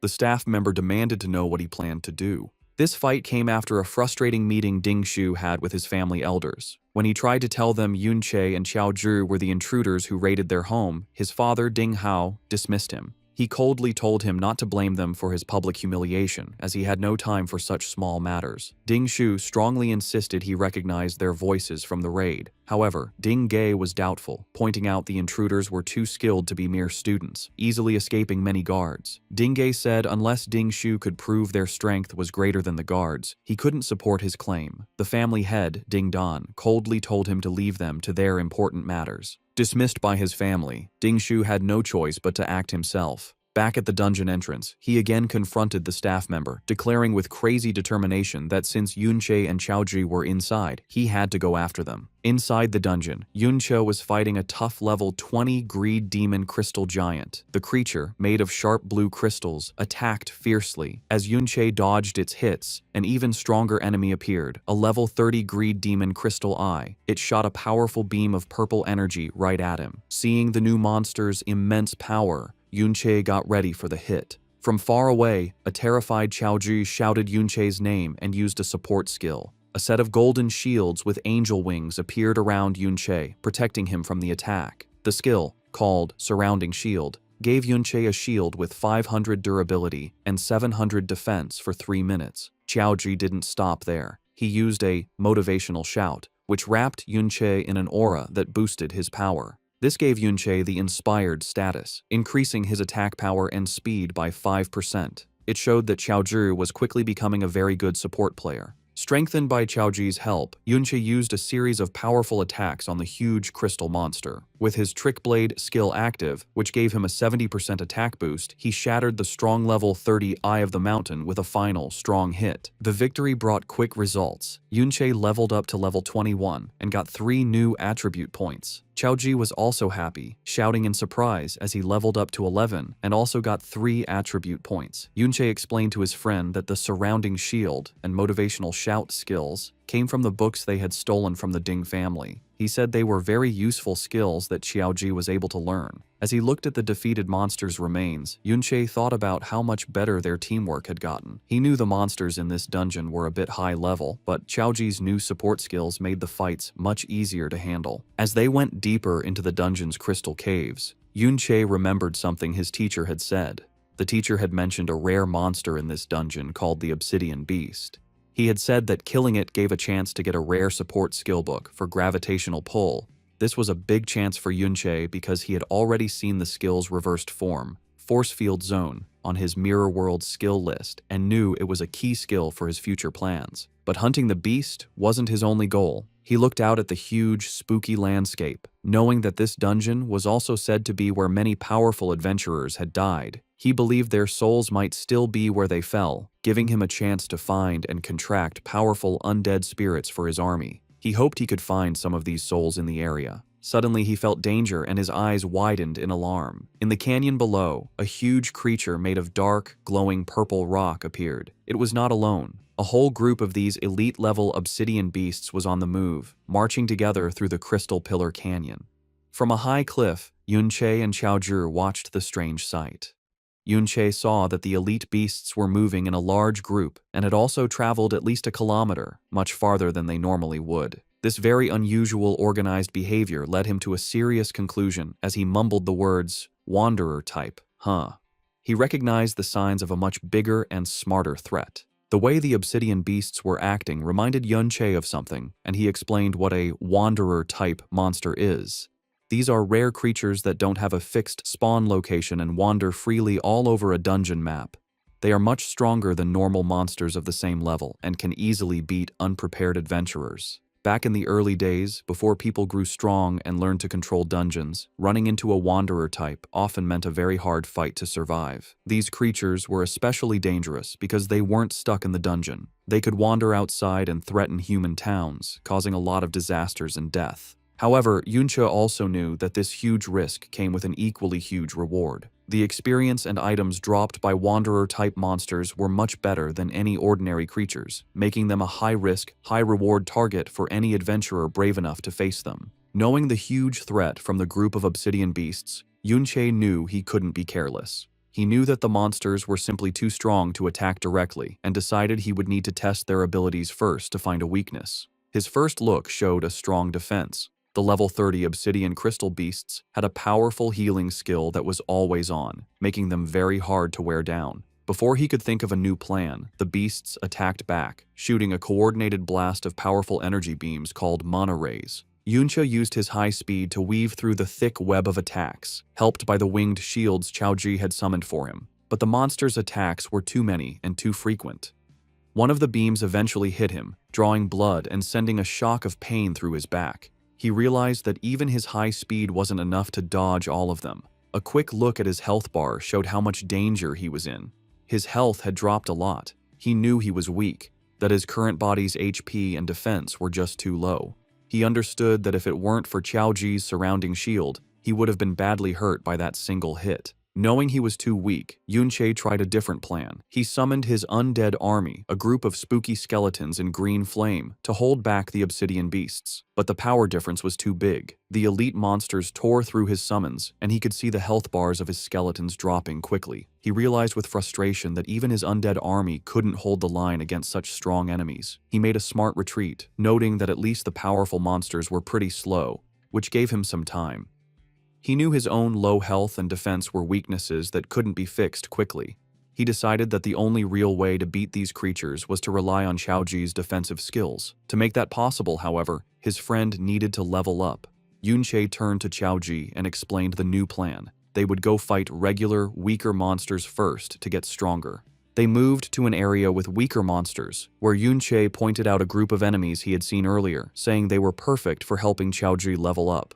In group fights, the shield bearer is the main defense. Other classes count on the shield bearer to take damage, letting them attack safely from a distance. Following Yunche's earlier advice to aim for S rank, Xiaoji had been carefully putting all his new stat points into his defense. This special build, plus the armor they had stolen from the Ding family guards, was now showing how good it was. Xiao Zhu had built up the main defenses of a real shield bearer, and he could now easily block attacks from level 20 monsters, taking only a little damage. Under Yunche's experienced teaching, Xiao Zhu began to train hard to master his role as a shield bearer. From a distance, Yunche shouted instructions, teaching his friend the basics of a good defensive stance, telling him how to shift his weight, steady his body, and angle his shield to block a coming attack. Putting the lessons to work, Xiao Zhu successfully blocked a powerful hit from a crystal monster. He was happy to see a real result of his better skill. A message showed his shield's durability was going down much slower than before, but he was still inexperienced. As Yunche warned him to watch for follow-up attacks, the monster hit again, catching Xiao Zhu off guard and knocking him to the ground. Before the creature could land a final blow, Yunche jumped in, blocking the attack and saving his friend. He used the moment as another lesson, explaining why it's important to always guess the enemy's next move. He told Xiaoji to avoid big, sweeping movements with his shield, which would leave him open, and instead focus on smaller, more efficient blocks that would let him attack back. Patting his friend on the shoulder, he gave one last piece of advice: to stay alert, but keep his body relaxed, only tensing up at the exact moment of impact to save energy and react faster.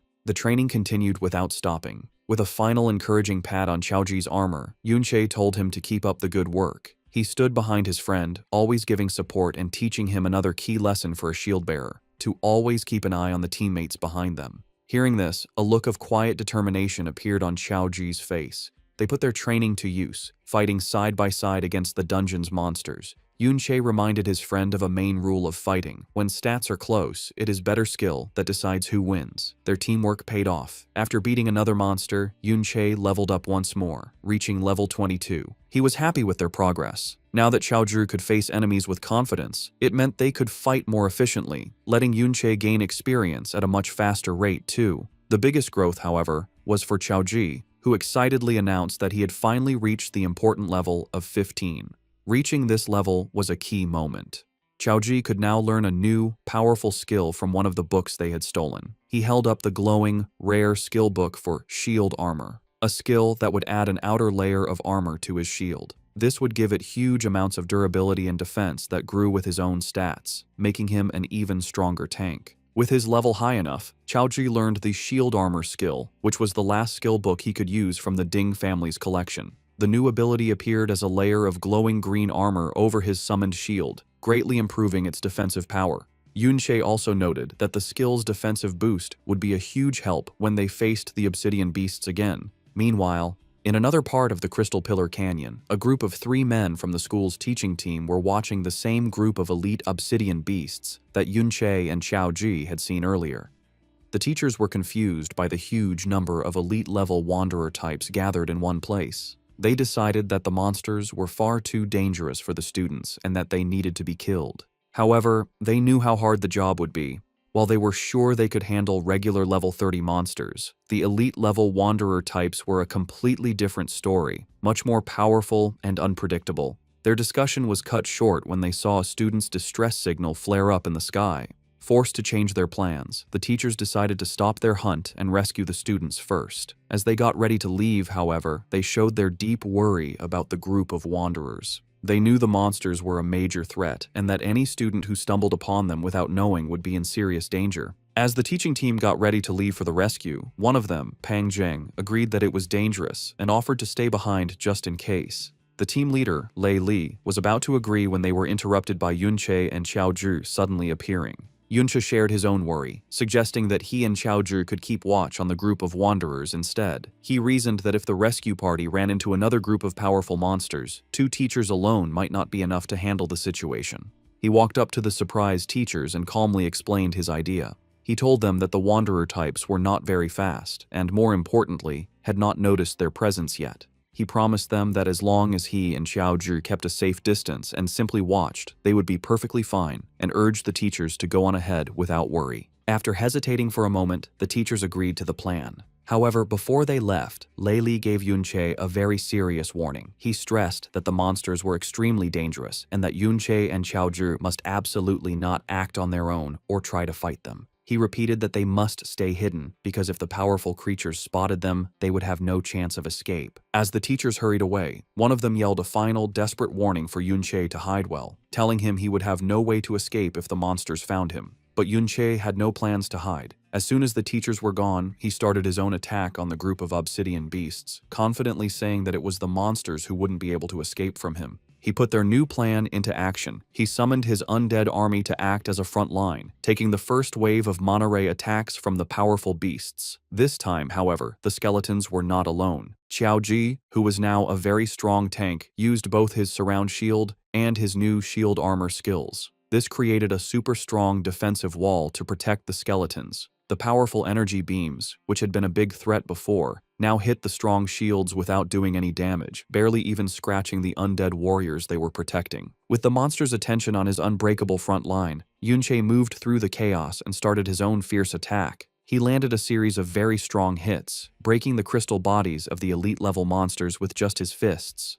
He focused his attacks on one radiant crystal monster, watching its health bar get smaller with each hit. With a final, sharp blow, he broke the creature's core, and the strong level 30 beast fell down, defeated. It dropped a beam of light, which meant there was valuable loot. After successfully beating one of the powerful wanderer-type monsters, Yunche felt good. He noticed that he was getting more and more used to his new support class, skillfully using his own attacks with Xiaoji's defenses and his undead army. However, he knew his current power level was still much weaker than what he had in his past life. While his reversed skills let him increase his attack power a lot, he was still held back by the naturally low base attack of a support class. He wished he had a way to increase his basic damage even more. He thought about his other gains from the battle, like the titles he had earned for beating powerful monsters. The victory had also given him another level up, and he was happy to see just how much experience the rare elite-level monsters gave. As he walked up to the monster's body to pick up the dropped items, a message confirmed he had successfully gotten the valuable rewards. As Yunche looked at the loot from the defeated monster, his eyes widened in surprise. He had gotten a powerful weapon with high attack, a huge glowing pink crystal longsword that gave him a massive plus 552 bonus to his attack power. A slow smile appeared on his face as he realized this was the perfect answer to his problem. This one weapon would be more than enough to make up for his class's naturally low base attack power. He equipped the sword, and it changed in his hands, becoming a larger, more threatening blade that crackled with dark purple energy. With this new power, he was sure that future fights would be much easier. However, his luck wasn't perfect. He looked at the other item that dropped, a skill book, but was disappointed to see it wasn't the specific gravitational pull skill he had been hoping to find. He guessed that the chance of that particular skill dropping must not be very high. As he stood on the cliff edge, wishing for better luck and a chance to hunt more of the high-reward wanderer monsters, his thoughts were cut short.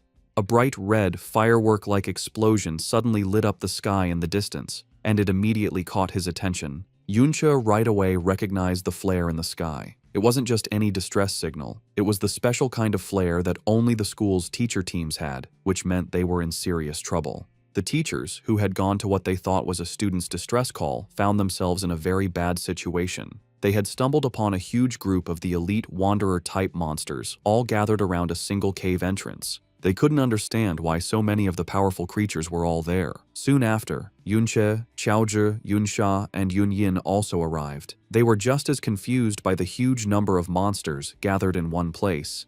One of the teachers explained that they had just arrived after seeing the signal and didn't know what was happening yet. He pointed towards the cave, explaining that the signal was coming from inside and that the students they had come to rescue must be trapped in there. Another teacher explained their bad situation. They were trying to organize a rescue, but the group of monsters was simply too big. Even with all the teachers together, they didn't have enough people to break through. Seeing the powerful Yunsha and Yunyin arrive, one of the teachers looked to them for help, saying it would be a great help if they could assist in the rescue. Without hesitating, Yunsha accepted the teacher's request, saying that saving fellow students was their duty. She immediately took control of the battle, summoning a glowing, star-shaped magic object and using a powerful area-wide buffing spell called Starlight Mystic Art. The spell washed over the teachers and students, wrapping them in a golden light that greatly increased their spirit and attack power. The pure strength of the buff stunned everyone, who recognized it as an epic-level skill at the very least. With her allies now stronger, Yunsha turned her attention to the monster group, using a powerful attack spell, Gravitational Pressure, that crushed a huge area of the wanderer beasts. At the same time, Yunyin joined the fight, using her own devastating attack, Hidden Thorn, which instantly destroyed a level 30 radiant crystal spike, showing her own incredible power. The combined strength of their attacks was amazing. The other students and teachers could only watch in awe as the once unbeatable monster group was destroyed. One of the students said that with this level of power on their side, they should be able to rescue the trapped people now, and he praised the amazing strength of Yun Yin and Yun Sha. Watching the incredible display of power from Yun Sha and Yun Yin, Yun Che was very impressed. He noted that not only was their equipment top level, but their skills were as well. He concluded that with their help, the rescue would succeed without any problems, even if he wasn't there. With the immediate problem handled, Yunche's attention turned to the bigger mystery. As the rescue team moved toward the cave, he wondered what could have possibly attracted so many powerful wanderer-type monsters to gather in this specific spot. Deciding to investigate on his own, he told Xiaoji to stay with the main group while he went ahead to scout. Yunche then used his newly upgraded ability, Mirror Walk, and phased out of reality and into the parallel mirror dimension. He looked at the strange, purple-colored landscape, realizing that the dungeon's crystal structure gave him plenty of reflective surfaces, letting him enter the mirror world at any time. However, he also knew there were limits to this power. He hadn't yet figured out how to leave the dimension whenever he wanted, remembering how he was thrown out when the timer ran out during his raid on the Ding family's house, and he couldn't get back in. As he moved through the mirror version of the cave, passing by the ghostly, untouchable phantoms of the other adventurers, he noticed something strange. The people had phantoms, but the monsters did not. Looking closer, he saw that the bodies of the monsters he had killed before existed physically in this dimension. This led him to a key understanding of his ability's rules. Besides himself, it seemed that other living things did not have a physical form in the mirror world, only their dead bodies. Moving silently and unseen through the mirror world, Yunche followed the ghostly phantoms of the other adventurers into the cave. He quickly recognized them as the group of senior students, including the one called Little Z. He figured that they must have been the ones who attracted the huge group of wanderer monsters, and, finding themselves overwhelmed, had fired the distress signal. From where he was, he could see they were using the narrow space of the cave to hold their ground, which should keep them safe for a short time. However, the main mystery was still there. What could possibly be inside the cave that would attract so many of these powerful creatures? He kept going, moving deeper into the mirror version of the cave to investigate. The confusing crystal landscape made it hard to find his way, with the endless reflections making it difficult to judge things. Suddenly, he froze, his eyes widening in shock and disbelief. He had found something completely unexpected, something that shouldn't be in a place like this at all. As he went deeper into the cave in the mirror world, Yunche's eyes widened. He had found the dungeon's true treasure, a huge vein of special, glowing green crystal ore. Now he understood why Little Z and his group had risked so much to come here. Dungeons often have special resources that don't exist in the real world, which are used to make powerful and unique equipment. The green ores were one such resource, worth far more than gold. As he looked at a green crystal, a message popped up, calling it a mirror image crystal ore. The message confirmed he could loot it and take it out of the mirror world, but more importantly, it asked him, "Return to the real world from here?" This was a huge discovery. To check his idea, he touched a different, normal blue crystal and saw the same message. A slow, smart smile appeared on his face as he realized what his ability could do. He now understood that as long as he could find any mirrored surface, he could use it as his own personal exit to return to the real world whenever he wanted. As he walked among the glowing green crystals, Yunche picked up a piece of the valuable ore. He thought about his newly upgraded skill, knowing there was still much more to learn about its full power and that he would need to find a good chance to study it. For now, however, he decided to focus on exploring the huge crystal vein he had found. As he went deeper, he was shocked by how much treasure there was. The amount of ore was huge, a massive deposit that would be enough to make any normal person who mined it a billionaire. This amazing sight finally solved the mystery that had been bothering him. He now understood why so many powerful wanderer-type monsters had gathered at the entrance to this cave. They were drawn to, and probably guarding, this incredibly valuable resource. Back in the real world, the rescue was happening.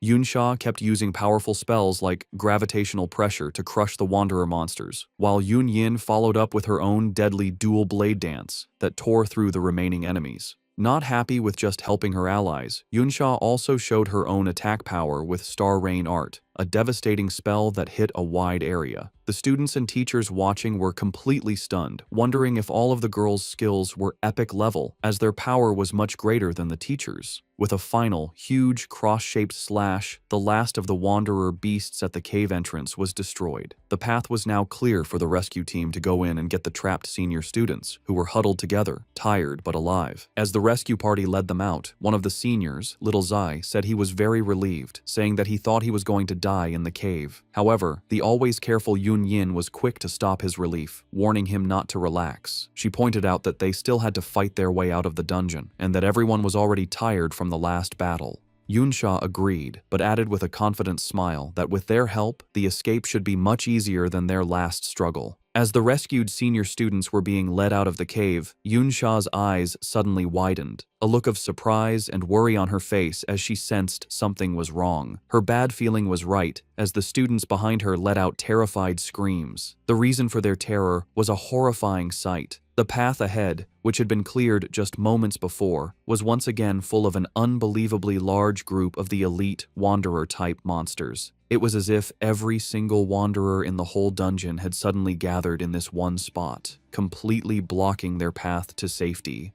While the rescue team was being swamped by the sudden return of the wanderer group in the real world, Yun Che was continuing his solo exploration of the other mirror world. He moved through the confusing, maze-like paths of the crystal cave, his way lit by the strange green glow of the special ore veins. Suddenly, he stopped, his eyes widening in complete disbelief at what was in front of him. He had stumbled upon an amazing sight, a huge, tree-like crystal formation that reached the top of the cave, and at its very top, a brightly glowing, star-shaped crystal core pulsed with immense energy. He immediately knew what it was, the dungeon's legendary secret treasure. As he got closer to the core, he remembered the stories about such items. If the different crystal ores were the dungeon's special products, then this crystal core was the ultimate prize, the dungeon's one and only secret treasure. These treasures are the condensed form of all the special products in a dungeon, taking a very long and unknown amount of time to form. They are so rare that a normal person might never see one in their whole life. Most importantly, every secret treasure, without fail, has a unique and powerful special effect. As Yun Che reached out to touch the glowing object, he knew he had found the true heart of the Valiant Dungeon. With a happy smile, Yun Che reached out to the glowing green crystal core he had found. A system window appeared, naming the item as the Mirror Image Crystal Core. It was a unique quality secret treasure that, when used, would permanently give a plus 110 boost to stamina, a plus 0.5 increase to mana recovery speed, and a 20% reduction in damage from light and electric type attacks. The description also said that it was a copy of the true secret treasure. Yun Che was thrilled with the discovery. He understood that the increase in stamina would greatly boost his maximum health, while the faster mana recovery meant he could use his powerful Trick Blade skill more often, increasing his damage. With a smart grin, he focused on what he thought was the most important effect, the 20% damage reduction for light and electric types. He knew that percentage-based damage reduction was an incredibly rare and valuable effect, even among the very best equipment. To make it even better, as a consumable secret treasure, it wouldn't even take up one of his valuable equipment slots. However, as he held the treasure, a strange thought came to him.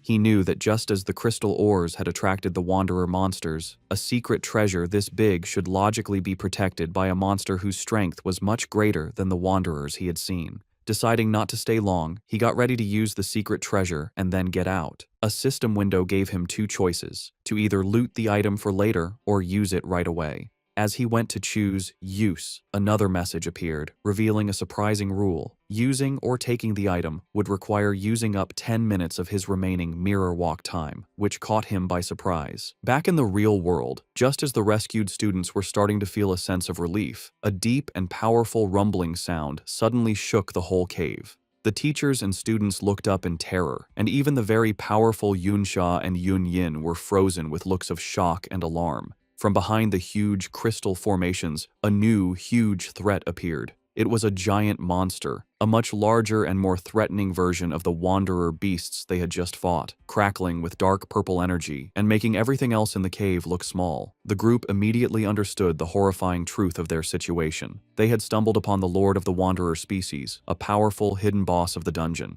The teachers and students knew how bad their situation was. They were facing a Wandering Lord, a rare hidden boss that was separate from the dungeon's main boss. A creature like this is much stronger than a normal boss, and this one, with its huge army of elite followers, was a threat they couldn't hope to fight against. Panic started to spread. One of the students cried out in fear, saying he thought Wandering Lords only showed up in high-level dungeons. The fear was spreading, and the others began to lose hope, believing they were all going to die. Just as they were about to fall apart, Yunsha's calm, strong voice cut through the chaos. She told everyone to calm down, reminding them that the most important thing was to work together to escape. Taking control, she pointed to a narrow canyon, saying it was their only way out of the basin they were trapped in. She explained a clear plan. As long as they could break through the line of monsters and get out of the basin, their faster speed would let them get away easily. With a final encouraging shout, she used her powerful starlight mystic art again, strengthening the whole group. She ordered everyone not to hold back and to push forward with all their power towards the canyon exit. Inspired by Yunsha's leadership, the teaching team leader, Lei Li, jumped into action. Saying they had to at least get the students out safely, he turned on his light refracting shield. He announced that the teachers would take turns leading the attack, with him going first, and he rushed into the group of monsters to make a path. The other teachers and students followed close behind, their combined attacks creating a powerful push forward. Support class members cast healing and defensive spells on the frontline fighters, making sure they could keep moving. Surrounded on all sides, the group formed a tight defensive circle, slowly but surely pushing their way towards the canyon exit as the teachers urged them to hold on. Just as it seemed they might break through, the huge Wandering Lord stepped in. It let out a mighty roar, a skill called Battle Cry Rally. In response, the regular crystal monsters from all over the dungeon, which had been inactive before, suddenly started moving and began marching towards the basin. They poured into the canyon, their huge numbers forming what seemed like an endless wave of new enemies that completely surrounded the trapped rescue party. The students and teachers could only watch in despair as their escape route was cut off by thousands of new monsters, wondering where they had all come from. The already bad situation for the students and teachers got even worse. The huge Wandering Lord used a new ability called Crystal Aura. A massive red aura surrounded all the nearby monsters, strengthening them with a huge 20% increase to their health, attack power, and defense. The students on the front line were immediately beaten, crying out in shock at how much the monster's attack power had suddenly increased. The stronger group quickly got its first victim. A teacher was pierced by several energy beams, screaming that the damage was too high to be healed before he was completely beaten by the attacks and killed. A nearby student shouted in horror, announcing that a teacher was dead. As panic threatened to break them apart, Yunsha took control once more. She ordered the shield guards to the front to form a defensive line and told the priests to focus their healing on the shield bearers to keep them standing. Even with her strong commands, Yunsha knew their situation was very bad. She thought that everyone was already tired and they were now just barely holding on. Most terrifying of all, she realized that the Wandering Lord itself had not yet really started to fight, and they were already being pushed to their limit by its strengthened followers alone. Even with their best efforts, the combined forces of the students and teachers were no match for the strengthened, endless group of monsters.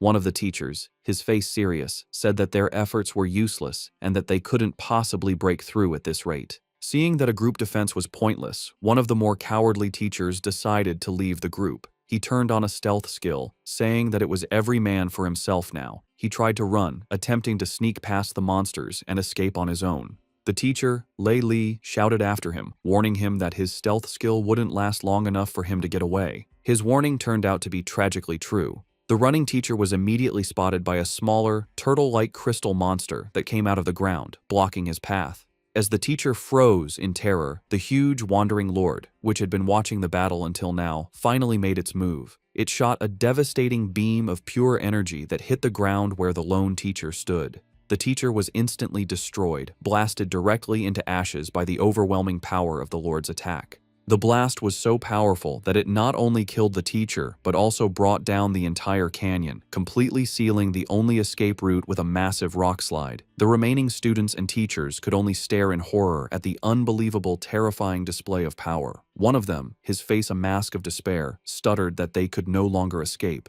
Having sealed their only escape route, the huge Wandering Lord turned its attention to the trapped adventurers, its crystal eyes glowing as it charged another devastating energy beam. One of the students screamed in complete despair, believing it was over and that they were the next target. With no way to dodge the attack, the group prepared for the unavoidable, knowing they couldn't possibly block a blast that big. But at the last second, one of the students summoned a massive, fancy, giant shield that appeared in front of them. The shield, an epic quality, level 70 piece of equipment called the Rock Mountain Shield, had a huge amount of defense and resistance. The Lord's energy beam slammed into the giant shield with incredible force, pushing it back and threatening to break it. The teachers and stronger students rushed forward to hold the shield, knowing that if it fell, they would all be finished. Yunsha, her face strained with effort, explained their desperate plan. The shield was a level 70 piece of equipment, so its durability was sure to be high. However, because its level requirement was so high, no one in the group was actually strong enough to properly equip it and get its stat bonuses. This meant they had to physically hold the massive, hard-to-move object in place with their own strength. She knew this was only a temporary solution, a desperate move that could only buy them a little bit of time. As the students and teachers desperately held the line against the Wandering Lord's attack, their spirits began to break. One of the rescued seniors questioned why a monster of this power was even in the school's dungeon. Another student, his face a mask of terror and anger, turned on the teachers, blaming them for their situation and questioning why they had been brought there in the first place. One of the teachers, his face serious, wondered if their long struggle to save the trapped students had all been for nothing. The teacher, Lei Li, looked on with a pained expression, his only comfort being that at least the two younger students, Yunche and Xiao Zhi, were safe and wouldn't run into this danger. His thought was immediately proven wrong. To his complete shock, Xiao Zhi suddenly appeared at his side, pushing him out of the way of an incoming attack. Lei Li couldn't understand how the boy, who was supposed to be waiting by the valley, had gotten there so quickly. As another monster attacked, Lei Li shouted a warning. Xiao Zhi reacted instantly, shouting the name of his skill, "Surround Shield," to protect the teacher. However, the monster's attack was too powerful, shattering Xiao Zhi's defenses and breaking the group's perimeter. With their formation broken and their main tank hurt, the group was left completely open. There was no one left who could stop the advance of the Wanderer group. With their defensive line shattered, the group was left completely open, with no one left to stop the advance of the Wanderer monsters. In a desperate act of bravery, Xiao Zhi single-handedly charged the monsters, successfully blocking several powerful attacks and protecting the injured teacher, Lei Li. The teacher could only stare in amazement, wondering how the younger student he had dismissed as useless had such incredible strength. But Xiao Zhi's solo effort was not enough. The other shield guards' defenses were completely broken, and their entire defensive line was gone. Xiao Zhi himself was finally beaten, his armor breaking as he was sent flying by a powerful blow. He lay on the ground, bleeding and defeated, as the monsters prepared to deliver the final blow. Seeing their last line of defense fall, one of the teachers, his face a mask of sweat and terror, said that their situation was now truly hopeless. Just as the monsters were about to overrun the defenseless group, a blur of motion cut through the chaos. To the amazement of the teacher, Yunche appeared, standing on top of the body of a defeated monster. He held his massive, glowing crystal longsword, his eyes showing a cold, deadly calm. He looked down at his beaten and bleeding friend, Xiao Zhi, and praised him for his bravery. He then turned his attention to the monster group, his voice filled with strong confidence, and said, "Leave the rest to me." A short time ago, back in the mirror world, Yunche stood before the crystal core. He realized that since he had found the replica, the original, real-world version must still exist. This meant that with his mirror world ability, he could effectively double his harvest of any valuable resource. However, he knew there were limits. He had gathered 75 pieces of the valuable crystal ore, but bringing them all out would require 750 minutes of mirror walk time, far more than he had. He understood that like the crystal core, each piece of ore cost 10 minutes of his time to bring out. Faced with this limit, he made a choice. He would loot the real-world crystal core, but for now, he would use the replica he found in the mirror world to get its powerful buffs right away. A system notification confirmed that he had used both the real and mirrored versions of the core, which doubled the stat increases and gave him a powerful 40% immunity to light and electric type damage. After using the core, as he stood on top of the massive crystal formation in the real world, he suddenly felt a powerful vibration shake the whole cave. His eyes widened in alarm as he sensed the new disturbance. Wondering what had happened, he jumped into action, diving off the crystal formation to find the source of the noise. As he leaped from the crystal formation, Yun-che decided to test his new ability to exit the mirror world whenever he wanted. He phased through the crystal walls, entering the parallel dimension once more, and noted that he still had almost 13 minutes of his mirror walk time left. With a confident smirk, he confirmed another key part of his power. As long as he had time left on his mirror walk, he could enter and exit the dimension at any time. The ability would only go on cooldown once the entire time was used up. He immediately tested this, phasing back through the crystal walls and successfully returning to reality. When he returned, however, he saw a shocking sight. The number of monsters had grown hugely, far more than the crystal ore alone could explain. Towering over them all was the giant Wandering Lord, and Yun-che finally understood that this creature was the true source of the dangerous feeling he had felt from the very beginning. Realizing the huge danger, his first thought was for his friend. He knew that Xiaoji and the others were in great danger, but with his new control over the mirror world, a new plan began to form in his mind. Knowing he could now enter and exit the dimension at any time, he saw a chance to turn the tables on the seemingly unbeatable boss. With his new control over his ultimate skill, Yun-che came up with a new strategy. He began to phase in and out of the mirror world, using the other dimension to instantly move around, easily dodging the monster's attacks before reappearing in the real world to strike. This hit-and-run tactic was very effective. After taking down several more of the elite monsters, he reached level 24. He took a moment to check his new power, calculating that with his increased mana and the doubled mana recovery from the crystal cores, he could now stack his Blade of Trickery skill to get a huge 330% increase in his attack power. However, Yuncha stayed realistic. He knew that while his current power was crazy, it was still not enough to face the giant Wandering Lord, a creature even stronger than a normal dungeon boss. He decided that he would need to reach at least level 30 to have a real chance of winning, and he knew he was still a long way from his goal.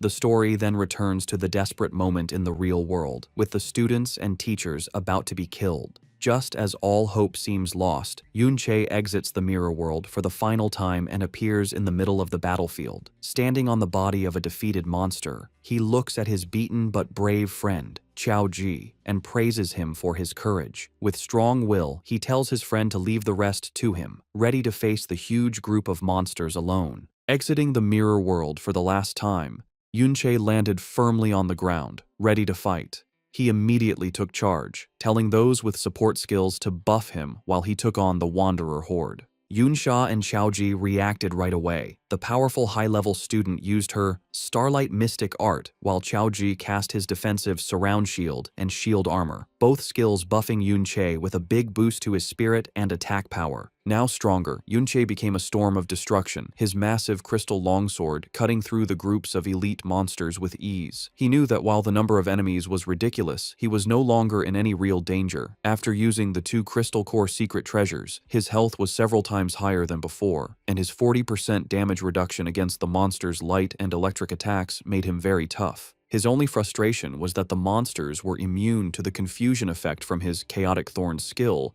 which would have made killing them much faster. The other students and teachers could only watch in shocked silence. The teacher, Lei Li, and the other seniors who had previously looked down on him were in complete disbelief. They checked his status bar and confirmed he was a support class chanter, but they couldn't understand how his attack power was so high, or what strange skill let him seem to teleport around the battlefield by phasing through the mirror world. Lei Li, his arm bleeding from an earlier injury, looked on with a mix of shock and awe. He couldn't believe that the younger student he had been so worried about was actually this strong. With his new power and toughness, Yun-che became an unstoppable force, tearing through the endless group of elite wanderer monsters. The sheer number of high-quality enemies gave an incredible amount of experience, and he found himself leveling up at an amazingly fast rate. Yunsha, who had earlier identified him as the intruder at the Ding residence, could only watch in amazement. She had first thought he was just a bold thief, but now she had to admit that his strength was far beyond anything she could have imagined.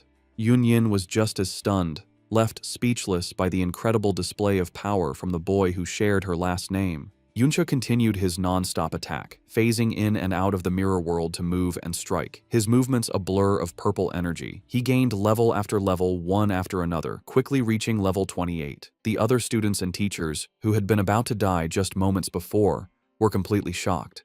One of the teachers, Lei Li, wondered if Yun-che was some kind of high-level support from outside, but then remembered seeing him before and realized he was a student. His companion, Little Z, was even more shocked, unable to believe that a mere student could have such huge power. Despite Yunche's incredible performance, the Wandering Lord was still a massive threat. As the giant beast got ready to shoot another of its devastating energy beams, the students and teachers cried out in alarm. Yunche, his face serious, knew that even with all his recent power-ups, he would not be able to survive a direct hit from that attack. As the Wandering Lord began to move forward, its energy beam still blazing, the students and teachers behind their makeshift shield wall knew their time was running out. Once the giant beast got close, the two shields would not be enough to protect them. The teacher, Lei Li, seeing that Yunche had greatly reduced the number of smaller monsters, shouted for everyone to break out and head for the other exit. He knew that no matter how strong the mysterious student was, there was no way he could fight the Wandering Lord alone. However, his plan was immediately met with pushback. One of the other students pointed out the problem. The two massive shields were too hard to move. If they left them to make a run for it, they would be completely open to the Lord's devastating attacks. Another student added that the shields were too heavy to be carried and could only be moved by storing them in an inventory, which none of them could do. Just as their argument got heated, a calm voice cut through the chaos, telling them to leave it to him. It was Yunche. He laid out a new, selfless plan. He would attack the Wandering Lord to get its attention, giving the rest of them a chance to retreat. The teacher, Lei Li, was stunned by his sacrifice, asking what would happen to him if they all ran. Yunche explained his thinking. He knew from his past life that if a Wandering Lord isn't dealt with, it will eventually gather all the monsters in the dungeon and wander into the outside world, causing a major disaster. With a look of serious determination, he declared that he would stay behind and kill the beast himself. He activated his Blade of Trickery, boosting his attack power by a huge 350%, and noted that he still had over 5 minutes left on his mirror walk, giving him the perfect tool to take on the giant enemy. As Yunche got ready to face the Wandering Lord alone, the teacher, Lei Li, made the hard choice to lead the others in a retreat. He told them to get out faster, thinking that no matter how strong Yunche was, he would eventually get tired against such a huge enemy. He figured that the sooner they escaped, the sooner Yunche could escape too. When a student questioned Yunche's bold claim that he could kill the Lord, Lei Li said it was just a brave act to make them feel better because he knew how powerful a real Wandering Lord was. As he was forced to run with the group, Chaozhi felt completely useless. He looked back with a sad face, hating that all he could do at a time like this was run while his friend faced incredible danger. Silently, he prayed for Yunche's safety. Meanwhile, Yunche was not helpless at all. He kept fighting through the smaller monsters, getting stronger with every kill, and he quickly gained another level. As the huge Wandering Lord shot its powerful energy beam, Yunche used his mirror walk to phase out of reality. The beam passed right through the space where he had just been. He then reappeared behind the beast and hit it with a powerful slash from his glowing sword. However, his attack showed a hard truth. The Wandering Lord, a level 42 stone golem, had such a strong defense and a powerful healing skill that the small amount of damage he did was healed right away. He realized that at his current level, it was no use. Its defense was just too high. As he dodged the Wandering Lord's attacks, Yunche's first tests confirmed what he thought. He saw a large crystal on the creature's head was its core, which meant it was also its weak point. The only problem was getting to it. Even with his many buffs, his attack power was still not enough to break through the Lord's strong defense and healing. To make things worse, his time was running out. A quick look at his status showed that the powerful buffs he had gotten from the others were starting to wear off. His own mana was also very low, and he knew he wouldn't be able to use his powerful Blade of Trickery skill for much longer. He realized he had only one good option. He needed to get stronger. He needed to level up first by killing the weaker monsters. Just as he was about to start attacking the smaller monsters again, a bright beam of light shot out from a nearby crack in the rock. Yunche's eyes widened in surprise as he recognized the light. At that exact moment, the huge Wandering Lord also saw the light and, with a scary show of intelligence, shot its powerful energy beam at the crack. Yunche immediately phased into the mirror world to avoid the blast, but as he reappeared, he was shocked to see the beam was aimed at the exact spot where he would show up. He realized with a jolt that the smart boss had already learned his pattern and was guessing his moves. Forced to reappear in the real world in the middle of the Wandering Lord's huge energy beam, Yunche was caught in the blast. The attack was a big, continuous one that quickly took away his health, even with his powerful defenses. He knew he couldn't use his mirror walk to dodge, as he had less than 4 minutes of it left, and the continuous attack would use it all up in no time. His only choice was to use his undead army to block the damage. However, he knew this was a costly plan. Bringing his summons back to life would use a lot of his already low mana, leaving him with nothing left to build up his attack power for a counterattack. He began to wonder if he should retreat and regroup first. Just as he was about to be beaten, another powerful blast hit the Lord's attack. To his surprise, he saw that Yunsha, Yunyin, and even Qiaoji had come back to the fight. Yunsha explained with a playful smile that this little brother of his, meaning Qiaoji, had begged and pleaded for them to come back and help him. Qiaoji, with his back turned, quickly said that he hadn't begged. He explained that since the number of smaller monsters had gone down, the rest of the group now had enough people to escape on their own, which meant he was free to come back and help. Hearing his friend's brave decision, a real, thankful smile appeared on Yunche's face as he simply said, "Thanks." With their group now stronger, Yunsha took a commanding position. She told Yunche that the hidden boss was still too dangerous and that she and the others would cover him so he could make a slow retreat. However, Yunche completely refused her offer. He said that with their help, there was no longer any need for him to hold back, and he used the full power he had. With the help of his powerful allies, he kept farming the smaller monsters, and his mirror walk time finally ran out as he reached the key level of 30. Now at his target level, he knew his attack power was finally enough to take on the Lord. He immediately put on the rare, level 30, Corrupted Knight's armor he had gotten from the Ding family's dungeon, which greatly increased his defenses. Yunsha watched him, asking if he was really thinking of attacking the Lord's weak point on its head. She pointed out that at that height, it was impossible to get up there.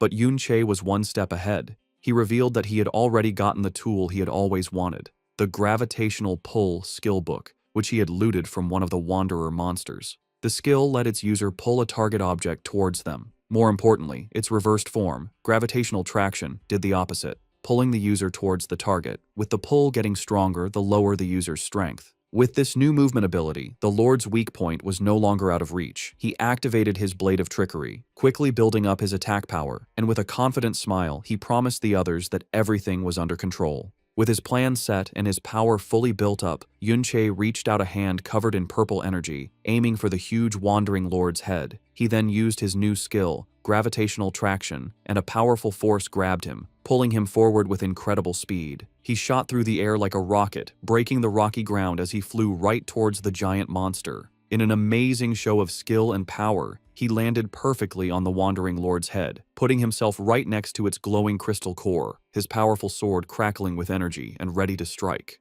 Down below, Yunsha and Yunyin, who had just said it was impossible to reach that height, could only stare upwards, their faces frozen in looks of absolute shock and disbelief at the impossible thing he had just done. Having reached the Wandering Lord's weak point, Yunche used all of his power. He drove his massively buffed sword deep into the glowing crystal core, causing a spiderweb of cracks to spread across its surface. The huge beast, however, would not go down without a fight. As it was dying, it let out a final massive explosion of pure energy from its core, a last-ditch effort to take its attacker down with it. Yunche was caught in the center of the blast, his health dropping quickly as a flood of messages confirmed the massive, continuous damage he was taking. But his new defenses and increased health held strong. He gritted his teeth and survived the attack, and when the light finally faded, he was left standing, beaten but alive, while the Wandering Lord's massive crystal body broke into 1,000,000 pieces. A series of messages confirmed his incredible victory. He had defeated the Wandering Lord, earning a massive bonus of 5,000 experience points and the respected title of Wanderer Killer. More importantly, the hidden boss had dropped 2 legendary quality skill books, Golden Light Shield and Angel's Protection, rewards of immense power and value. With a final, powerful strike to the Wandering Lord's core, Yunche used all of his built-up power. The giant beast broke into 1,000,000 pieces, and the explosion of energy and experience instantly gave him 3 more levels, bringing him to level 33. The students and teachers watching were left in stunned silence. Qiaozhi could only say how incredibly strong his friend had become, while Yunyin and Yunsha couldn't believe he had actually managed to kill such a scary monster all by himself. As he stood among the falling pieces, Yunche saw 2 beams of golden light come from the monster's remains. He had gotten 2 legendary quality items, but before he could look at his new loot, he had to jump to safety as the huge, headless body of the Wandering Lord began to fall over. Yunsha shouted a warning, realizing that Yunche was still on top of the falling giant. With skilled agility, he expertly moved through the crumbling remains of the monster, jumping from one piece to the next until he landed safely on the ground. As the dust settled, a new, huge opening was revealed in the side of the mountain where the Lord had fallen. The inside of the mountain was empty, showing a vast, dark cave filled with the skeletal remains of both wanderer monsters and humans. Looking at the old battlefield, Yunche came to a serious realization. An even stronger, more ancient Wandering Lord must have been born here long ago. He now understood why there were so many intense battle scars all over the dungeon. As he looked at the old empty mountain, Yunche's eyes were drawn to a single figure outlined against the dim light at the very top. His heart skipped a beat as he recognized the armored warrior, still in a final defiant pose, his great sword stuck firmly in the ground. A system message confirmed the impossible. It was the body of Qiao En, who was also known by his nickname, Qiao Benben. Yunche could only whisper his friend's name in disbelief. The other students and teachers soon arrived at the scene, just as stunned by the sight.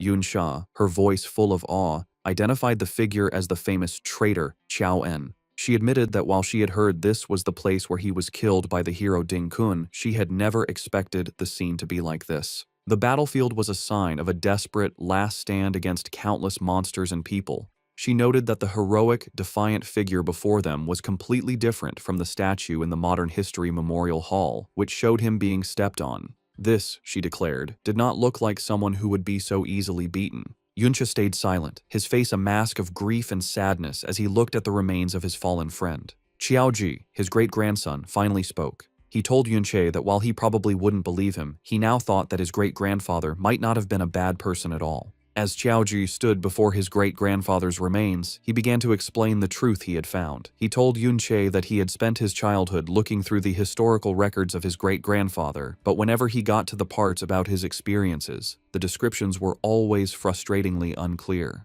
Despite this, he had managed to find some key details. He had discovered that his great-grandfather had a habit of going into dungeons that were far below his actual level. This led him to the main question: why would an S-rank professional, someone over level 60, come to a low-level dungeon like this one? He then answered his own question with new certainty. It was because this dungeon was one of the few places that could spawn a Wandering Lord, a creature that could summon all the monsters in a dungeon and lead them into the outside world, causing a major disaster. He explained that back in those days, the government didn't have enough soldiers to defend against the constant threat of monsters coming out of dungeons. They had to rely on a few powerful and responsible professionals to regularly clear out the most dangerous threats. His great-grandfather, he declared with pride, was one of those heroes. He hadn't been a traitor. He had come to this dungeon to stop a potential disaster before it started. As Yunche listened silently to this revelation, Qiaoji's confidence started to fade. He admitted that the others probably thought he was just making things up, and that even his own family believed he was just looking for mental comfort,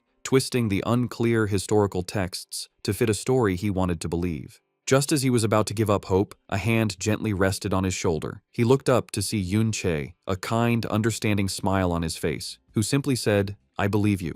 As Yunsha and Yunyin looked on with expressions of shock and admiration, Qiaoji was completely overwhelmed, left speechless by Yunche's simple, heartfelt statement of belief. A flood of memories washed over Yunche as he remembered his fallen friend and comrade, Qiao Benben, whose heroic legacy had been so cruelly twisted. He recalled Qiao Benben's youthful arrogance, how he would boast that his natural talent meant he didn't need a master and would soon be better than Yunche himself. But he also remembered the boy's terror when he got in over his head, screaming for his master to save him from a swarm of monsters, only to then stubbornly deny that he needed saving at all. His pride hurt. He remembered his friend's unique habit of working hard in secret, only to then show off his new strength in front of others, and how he always chose the weakest shield-bearer class, the Sword Guard, because no other shield-type class was fast enough to keep up with Yunche's reckless attacks. He remembered how he always seemed to find Qiao Benben, even when he tried to sneak off on his own to grind levels, and how his friend would always make excuses, claiming he just couldn't resist a good fight, insisting that saving people was just something he did on the way. Filled with a new sense of purpose and a burning desire for revenge, Yunche looked at the remains of his friend. He declared that, for Chao Benben's sake, he would settle the score with the Ding family, the ones who caused his friend's suffering after his death. Back at the Ding family residence, Ding Shu is telling the story of the dungeon expedition to his unbelieving father and uncle. He insists that what he is saying is true, that Yunche is just that amazing, and that they can ask the teacher in charge if they don't believe him. He explains that he was initially blocked from entering the dungeon because of his low level, but he waited outside until the survivors came out. The scene flashes back to the students leaving the dungeon, buzzing with excitement. They had all witnessed the fall of the giant wandering lord from a distance and were in awe of the person who had managed to kill a rare hidden boss that was over level 40, a feat that was beyond their imagination. Ding Shu, listening in, confirmed that the hero's name was Yun Che. He couldn't believe that someone even more powerful than the high-level Yun Yin had been among the students, and he wondered about Yun Che's true identity. Back in the present, after hearing his son's report, the third head, Ding Ge, is silent for a moment. He then gets up from his seat and gives a chilling command to gather the Ding family guards and follow him to the traitor's dungeon, the very place where Chao En had died. His brother Ding Yi stops him, remembering a detail from Ding Shu's earlier report about the intruders at their home. With a sinister look in his eyes, he tells his brother to bring the members of the Chao family along with them as well. Meanwhile, back in the dungeon, Yun Che looked at one of the legendary skill books he had gotten from the Wandering Lord, the Golden Light Shield. Without hesitating, he offered the powerful book to Chao Ji, telling him he should learn it since it didn't have a level requirement. Yunsha, who was watching them, was shocked. She asked why he would so easily give away a legendary skill. Yunche calmly explained that the skill was only for shield bearers, so it was useless for him. He then added an important detail, suggesting that Chao Ji's great-grandfather, Chao En, probably used this very skill in his time. Moved by this, Chao Ji accepted the book. Yunsha looked on thoughtfully. She commented that while Chao Ji might not have many powerful skills, Yunche certainly had plenty of them. She admitted that even though her own skills were considered high level, she felt she was far behind him, mentioning his ability to seemingly teleport and his power to summon a large number of undead creatures. Her mention of the undead made Yunche's expression turn serious as his eyes glowed. He suddenly remembered a key detail about his power. His undead summons were created from souls he found in the mirror world. This led him to a deep realization. If other souls also went to the mirror world after they died, then it was possible that his old friend Chao En's soul was waiting there as well. After his sudden realization, a look of nervous excitement crossed Yunche's face. A system message confirmed that his mirror walk ability was ready again, giving him a full 30 minutes to explore the mirror world. He immediately wondered if he could use this chance to find his old friend's soul. With a determined look, he activated the skill, his body covered in a familiar purple light as he stepped into the other dimension. Inside the strange blue-green landscape of the mirror world, he found what he was looking for, a powerful, ghostly figure in full armor, with a calm but strong presence. Yunche was filled with emotion, whispering the nickname of his fallen friend, Chao Benben, confirming that his friend's soul had indeed been waiting here all along. Back in the real world, time had passed, and Yun Yin went up to Yunsha, reminding her that they should be leaving soon as she had an important audience ceremony to go to. Yunsha seemed unwilling to go, admitting they had been there for a while, but that the events happening were much more interesting. Her eyes drifted to where Yun Che had been, and she wondered out loud to the others what he could possibly be doing and why he had been gone for so long, not knowing about the reunion he was having in another dimension. Inside the mirror world, Yunche stood with a serious expression. He spoke to the armored soul of his old friend, Chao Benben, saying he couldn't believe they could meet again. He mentioned having so much he wanted to say to him. However, his reunion was cut short. He noted with sadness that it was a shame his friend wouldn't be able to answer, as the calm spirit was suddenly taken over by a dark, evil energy, twisting its form into a monstrous, roaring, undead creature. Yuncho realized with a heavy heart that his friend had truly become an undead spirit, a being driven by instinct instead of memory. He admitted that he really didn't want to fight him, but he had no other choice. He launched himself into the air, dodging an attack and getting ready for a difficult battle. As their battle began, Yunche's eyes glowed with purple energy as he focused on his opponent. As they fought, something strange happened. Yunche found himself surrounded by floating crystal pieces, each one showing a different scene. He recognized them as moments from Benben's life and experiences. One piece in particular caught his attention, showing a clear memory of Benben's final battle against the man known as the hero, Ding Kun. As he watched the memory of the fight, Yunche noticed something odd about Ding Kun's posture and fighting style, finding it strangely familiar. Suddenly, the entire mirrored landscape around them shattered like glass. When the pieces settled, Yunche saw that the monstrous undead form had vanished, leaving only the calm, armored soul of Qiaowen standing before him once more. He was left completely confused, wondering what had just happened. Still trapped in the mirror world, Yunche hesitantly called out his friend's name again, only for the calm soul of Qiaowen to once more burst into a monstrous, roaring undead creature, swinging a shadowy purple energy blade. Yunche blocked the fierce attack, his expression serious as he realized the truth. The two then started a frantic battle, their purple energy-filled strikes clashing with immense force. Yunche understood that his friend was truly gone, with only his raw fighting instincts left in this evil form. Seeing no point in fighting the shell of his friend, he decided to retreat first. However, when he tried to leave, a system message appeared, telling him that he could not exit the mirror world from his current location. A wave of frustration washed over him. With no other choice, he accepted that he would have to fight. Meanwhile, back in the real world, Qiaoji stood alone, a look of shocked determination on his face as he clenched his fist. His solitude was broken by the arrival of a large group led by Ding Ge and Ding Yi.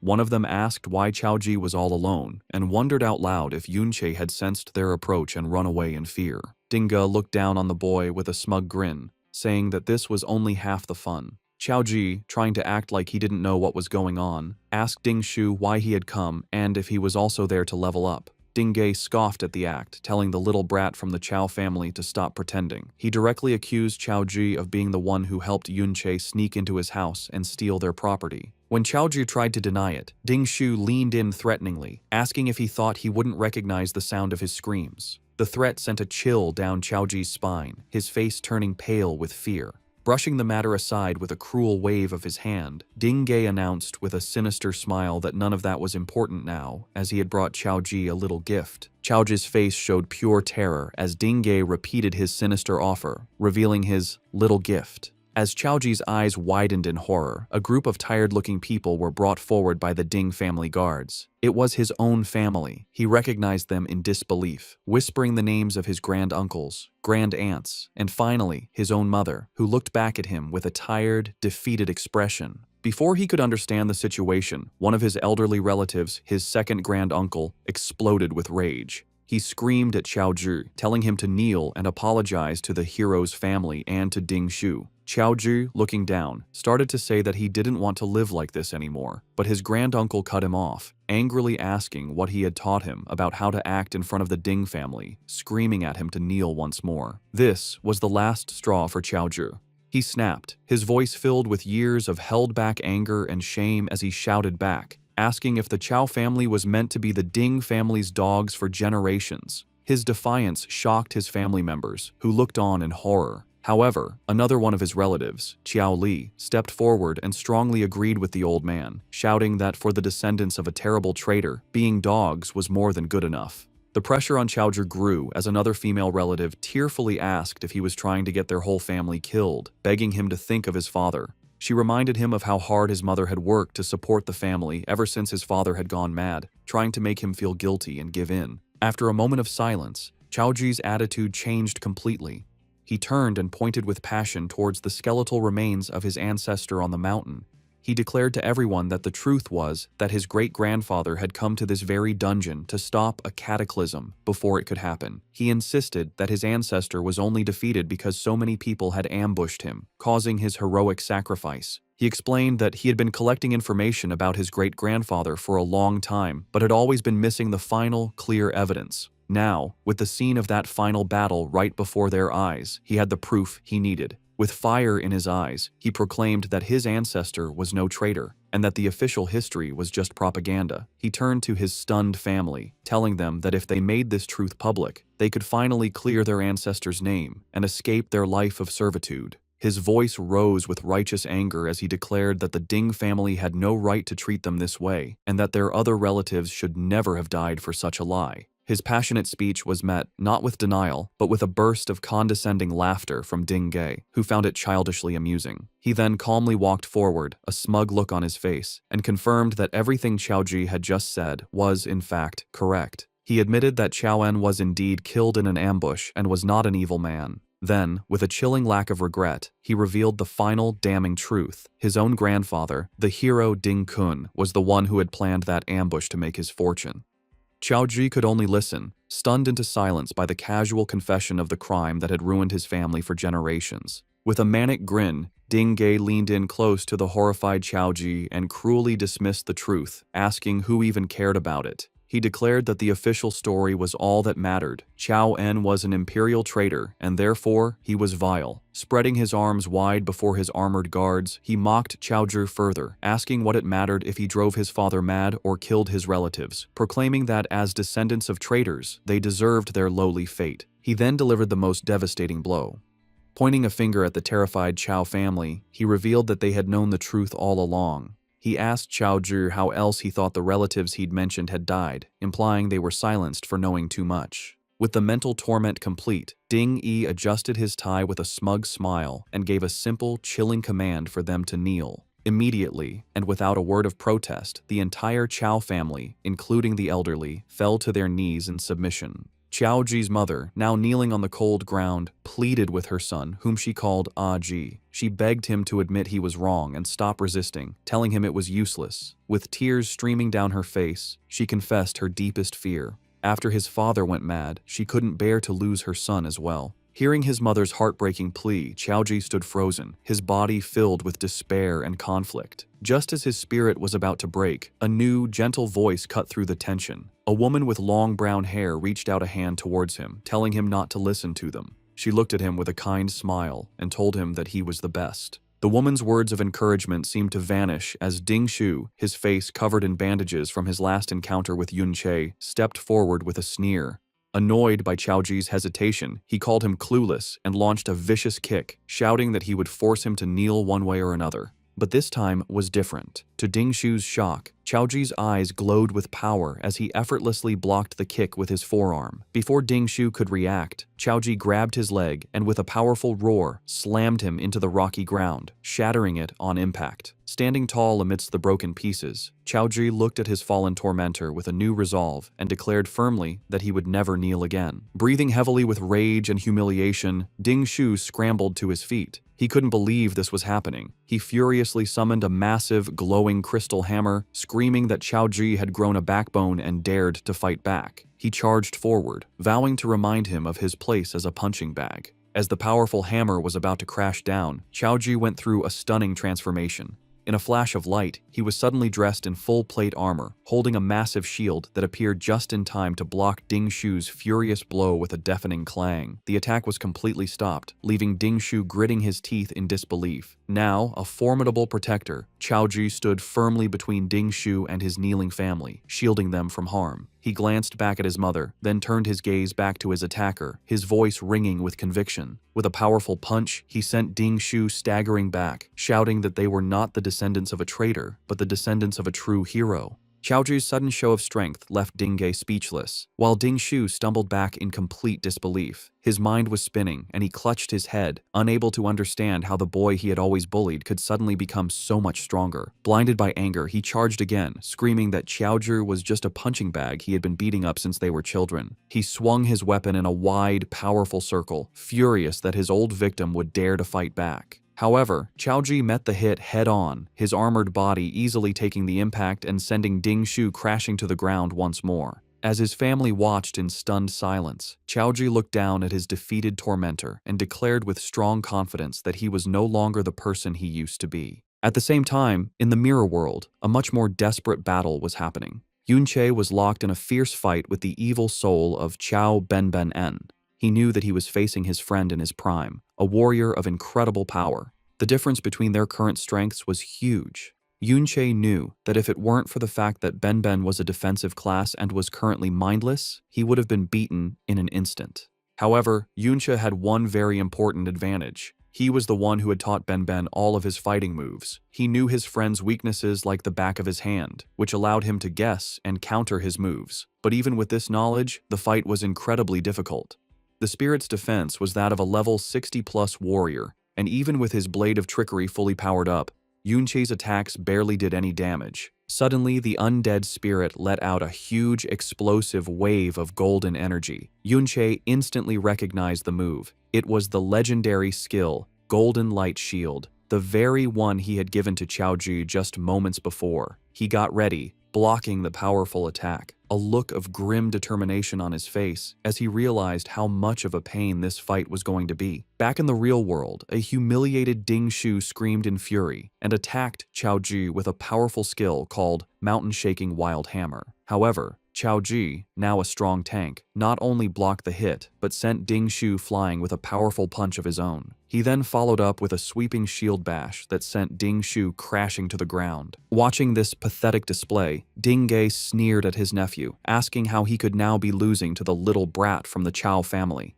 Deciding to take matters into his own hands, he announced that he would take out Ding Shu's anger for him, and lunged at Qiaoju with a powerful, energy-filled strike. As his fist was about to hit, he was met with a blinding flash of golden light. He looked on in disbelief as he realized Qiaoji had summoned a huge, crackling energy barrier, the legendary Golden Light Shield. With his new power, Qiaoji taunted his attackers, calling the so-called hero family nothing but cowards who didn't even dare to fight one-on-one. At the same time, in the mirror world, Yunche was facing the very same legendary skill. The undead spirit of his friend was protected by the same bright golden shield, and Yunche was letting out a relentless series of purple energy slashes against it. He knew exactly how the skill worked. As a legendary ability, the Golden Light Shield's defensive power was not just based on the user's stats. As long as it wasn't hit by a single attack that was more than double its endurance limit, it could take at least 10 direct hits. However, it had a critical weakness. It was a consumable skill. Even the smallest amount of damage would drain its energy, and Yunche was using this flaw, chipping away at its power with each strike. Back in the real world, the Golden Light Shield, protecting Qiaoji, finally broke under the relentless attack from the Ding family members.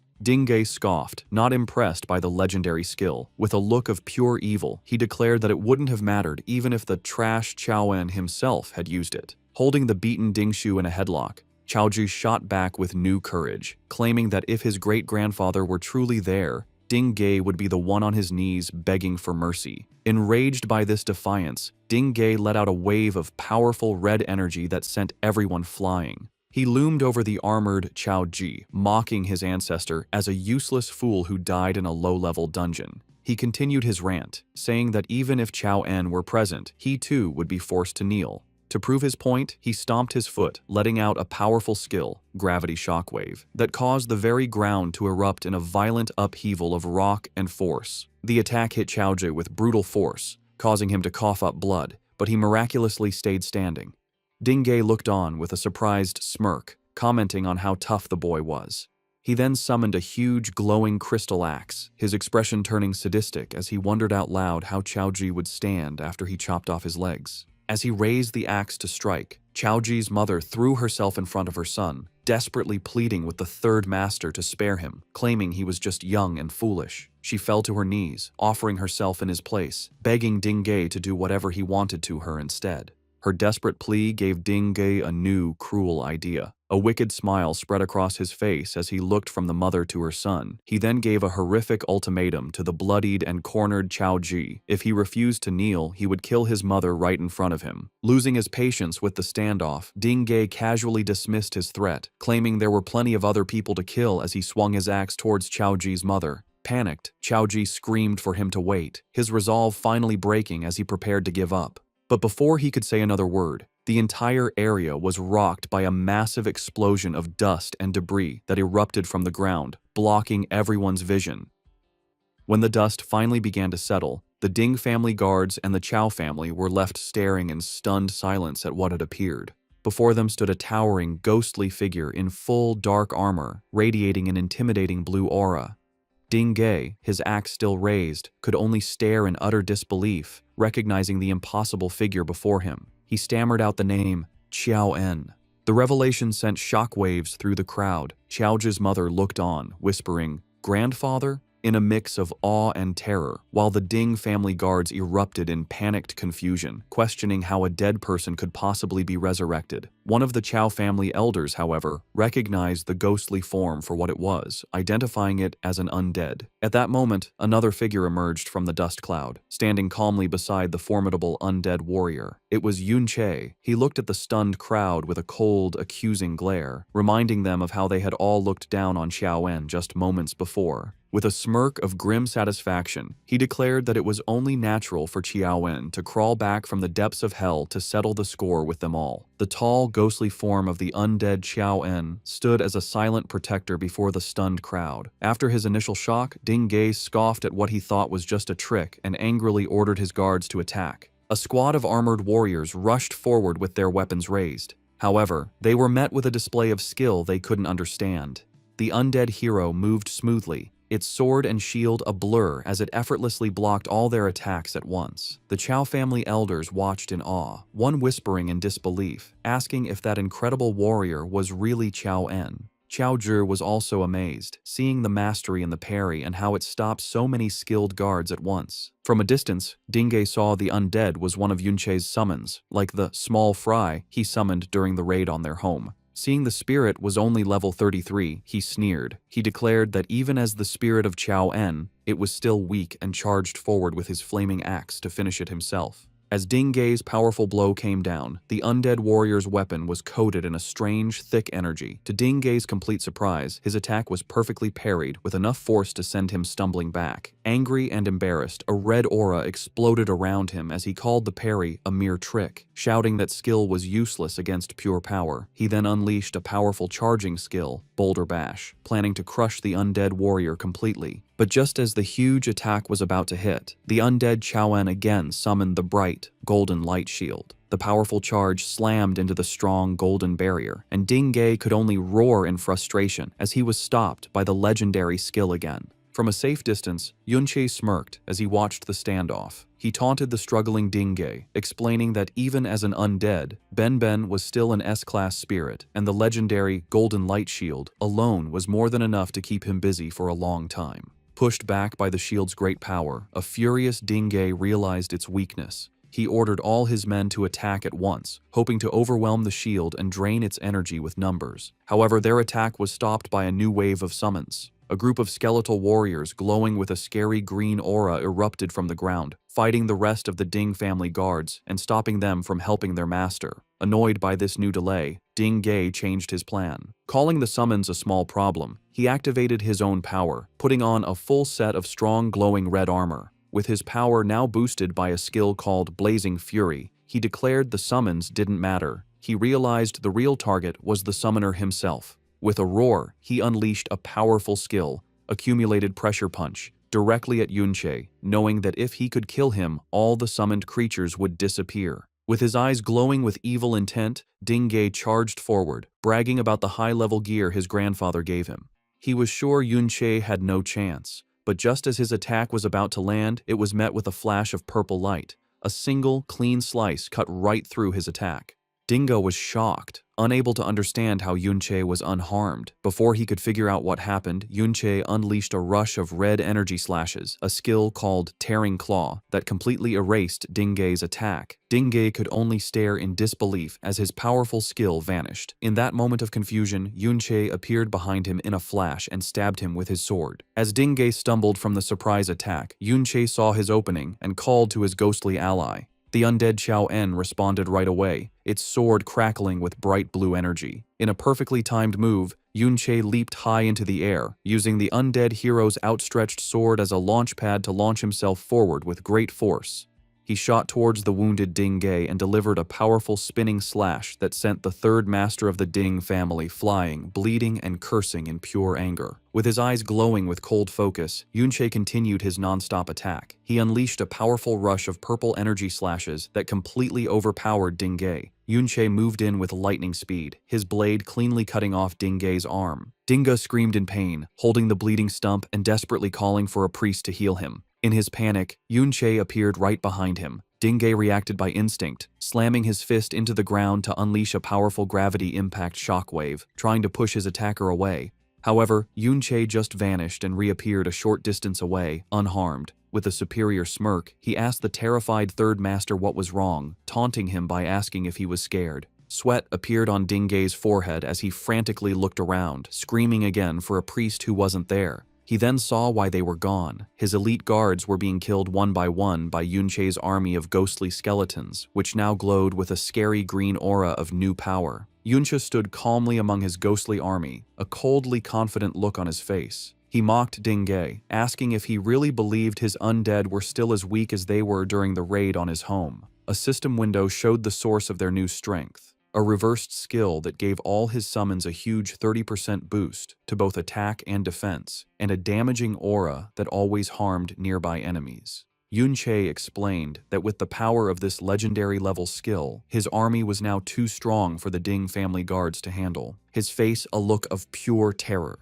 Dingay finally realized how hopeless his situation was. With his guards beaten and his own power useless, he made a desperate choice. Cursing quietly, he turned and ran. However, his escape was immediately cut short. The ground behind him burst open as the undead Xiaoen stuck its huge sword into the ground, making the ground shake hard. From the broken ground, a prison of huge, ghostly swords rose up, completely surrounding the terrified Dingay and trapping him in a cage of blue energy he couldn't escape.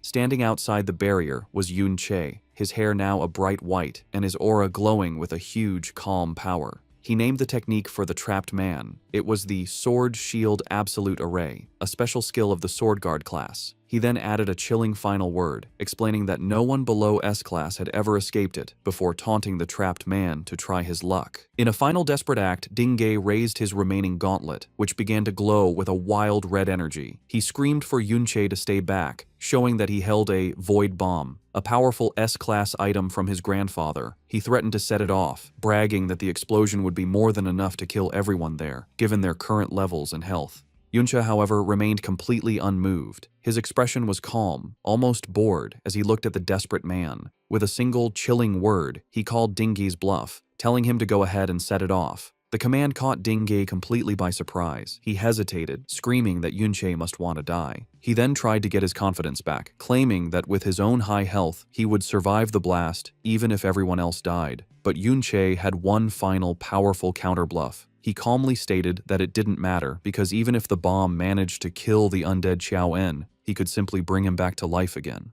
As Dingay sweated in the trap he was in, Yunche appeared behind him like a ghost, his voice cutting through the quiet.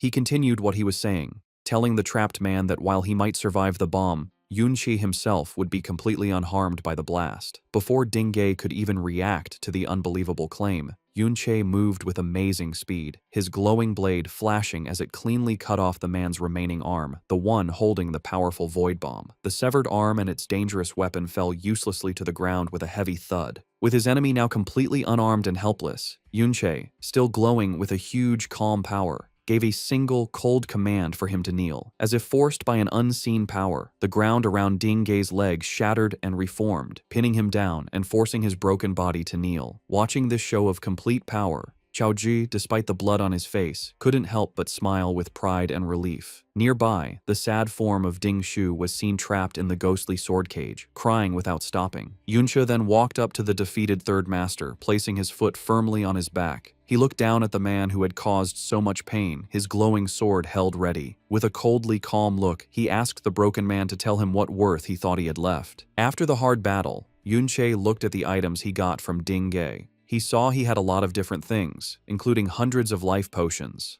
Looking at one of the potions, he noticed it gave 100 health points over 10 seconds. But he knew that even if Dingay had used these potions, the healing would have been too slow to save him from the damage. He was meant to die no matter what. His thought was proven right as he saw the new figure by his side, the undead spirit of Dingay, covered in a dark blue aura. Yunche remembered that after killing him, Dingay's soul had appeared in the mirror world. He took the chance and successfully made him one of his undead. A serious thought came to Yunche's mind. He could grow his army of high-level undead by killing strong human enemies. Nearby, Ding Shu's unconscious body lay on the ground, a quiet reminder of how brutal the fight was. Meanwhile, the members of the Chao family watched Yunche in amazement. The second granduncle couldn't believe that someone so young could be so powerful. He looked at Chaozhi, who was comforting his mother, and realized that it was Yunche who had helped Aji, helping him to become stronger in his heart and mind. But fear soon took over. Qiao Li, with panic in his eyes, asked what they were going to do now. He was scared, sure that the Ding family would get terrible revenge for the third master's death. Another family member agreed, saying that no matter how strong the young man was, he would have no chance if the hero, Ding Kun, got involved. He thought that if the hero was able to kill their powerful ancestor decades ago, he would only be stronger now. Yunche heard their worries, and in his mind, he agreed with them. He knew that once the news of what happened got out, the time he had left to get stronger would be very short. With the powerful image of the hero in his mind, he knew he needed to level up quickly to have any chance of fighting an opponent like Ding Kun. Just then, a system message appeared before him, surprising him as he wondered if something had leveled up. The system message that surprised Yunche was a warning that his undead army had leveled up. He thought that sending his scattered undead minions to fight monsters all over the dungeon had worked well. With their current level and equipment, his undead army could now completely control this dungeon. However, he knew that this dungeon was not enough for him to level up quickly anymore. This was why he had sent his undead out with a more important goal in mind. His main goal was for them to find the dungeon's real final boss, the Dungeon Lord. He knew that this creature, a level 41 monster named the Giant Eye Demon, was different from a hidden boss, like the Wandering Lord he had fought earlier. The Dungeon Lord was the heart of the whole dungeon. By killing it, the dungeon would be finished, and the whole area would fall apart and disappear. This was all part of a bigger, more urgent plan. From a distance, Yunche watched the dungeon's entrance, which was still being guarded by the teacher and the other students.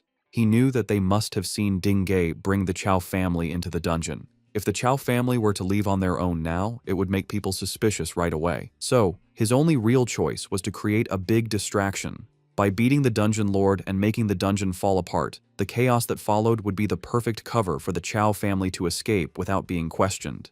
This plan also had another benefit. Destroying the dungeon would stop the Ding family from being able to find out how Ding Ge died, buying Yunche a lot of valuable time. With his plan working, his powerful undead servant, Chao En, fought and successfully beat the Dungeon Lord. The system confirmed his plan worked with two messages. Yunche gained another level, and a message said that the Dungeon Lord had been beaten and the dungeon was now finished. As the dungeon began to pixelate and break apart, the members of the Chao family looked around in shock. Chao Li realized with alarm that the whole world was falling apart around them. Yunche appeared before them, calmly explaining that he had killed the Dungeon Lord. He explained the rest of his plan, telling them that the dungeon's destruction would cause chaos. This, plus Ding Ge's sudden disappearance, would slow down the Ding family's reaction time. He told them to use the confusion to escape, promising them that they would be safe for a little while. However, he gave them one final, serious instruction. He told them that if they were ever really questioned and pressured by the Ding family, they should not be afraid to give him up and put all the blame on him. As the world crumbled into digital pieces, Yunchi began to call back his undead servants, a golden light forming in his hand. Just then, a system message surprised him. It showed that his hidden skill, Mirror World, had gained 5,000 experience points. The message explained that by killing the Dungeon Lord, he had gotten a Dungeon Core Spirit, which was then turned into elements for his skill. A very important realization came to him. The only way to get the experience needed to level up Mirror World was by killing Dungeon Lords.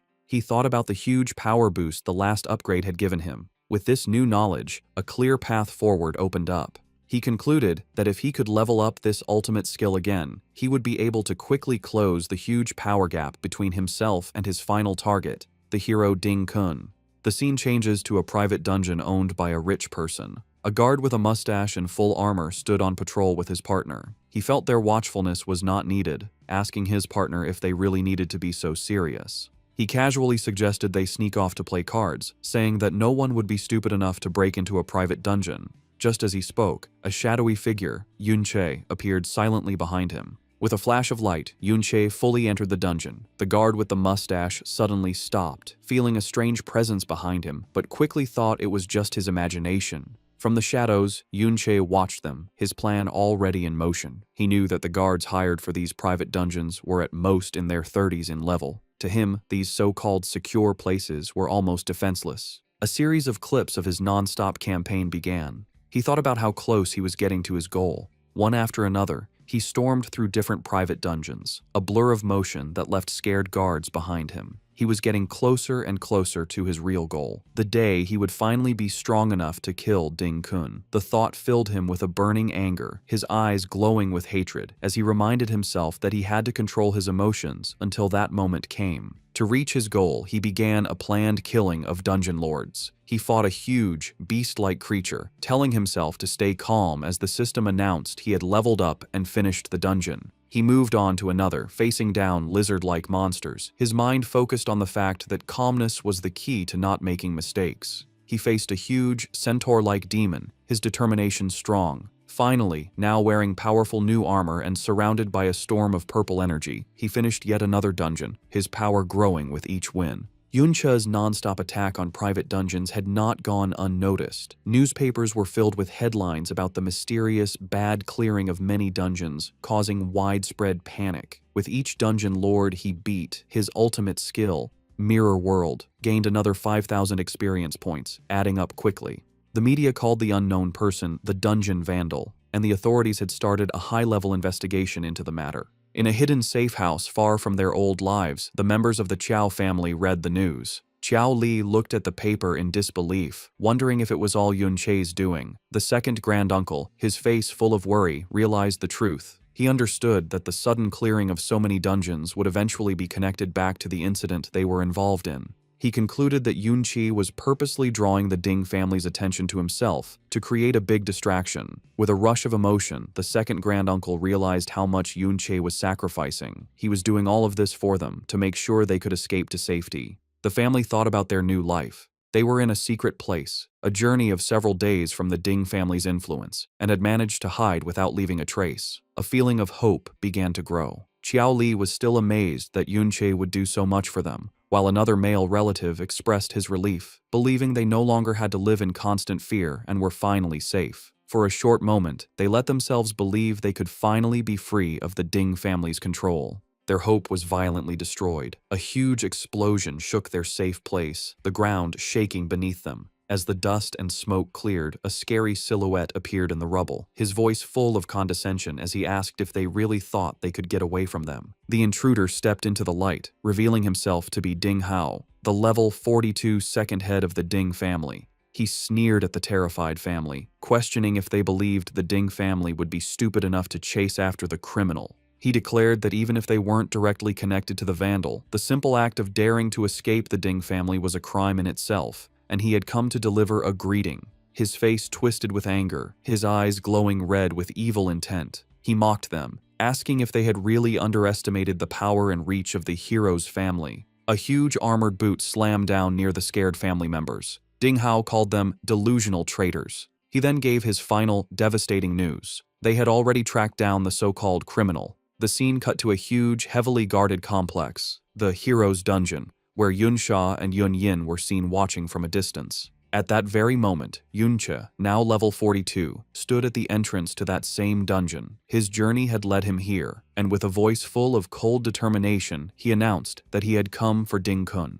As he prepared to enter, a final message appeared. His non-stop efforts had paid off. His hidden skill, Mirror World, had finally reached level 3. Having reached his goal, Yun Che stood with Yun Sha, looking at the heavily guarded hero's dungeon from a distance. He knew the private dungeons he had been clearing were only in the level 30 range, and continuing to farm them was an inefficient way to level up. The problem was that all other high-level dungeons were like this one, state-controlled and heavily guarded by the military, with a 2-kilometer perimeter that no one could get near. This was a major obstacle, as his Mirror World skill was limited. He knew that when he entered the parallel world, he could only explore within a 200-meter radius of where he entered, making it impossible to sneak past the wide security area without being seen. Turning to the person he had arranged to meet, he realized he would have to rely on Yun Sha for help. Yun Sha, with a playful and knowing smirk, correctly guessed what he wanted. She asked if he had invited her all the way out here just to get her to take him inside the dungeon, before cheekily telling him it was impossible. She explained that no matter what he knew about her, even she couldn't simply walk in without a proper pass. At that moment, Yun Che showed her 2 temporary access permits, the same ones he had stolen from the Ding family. He had come prepared.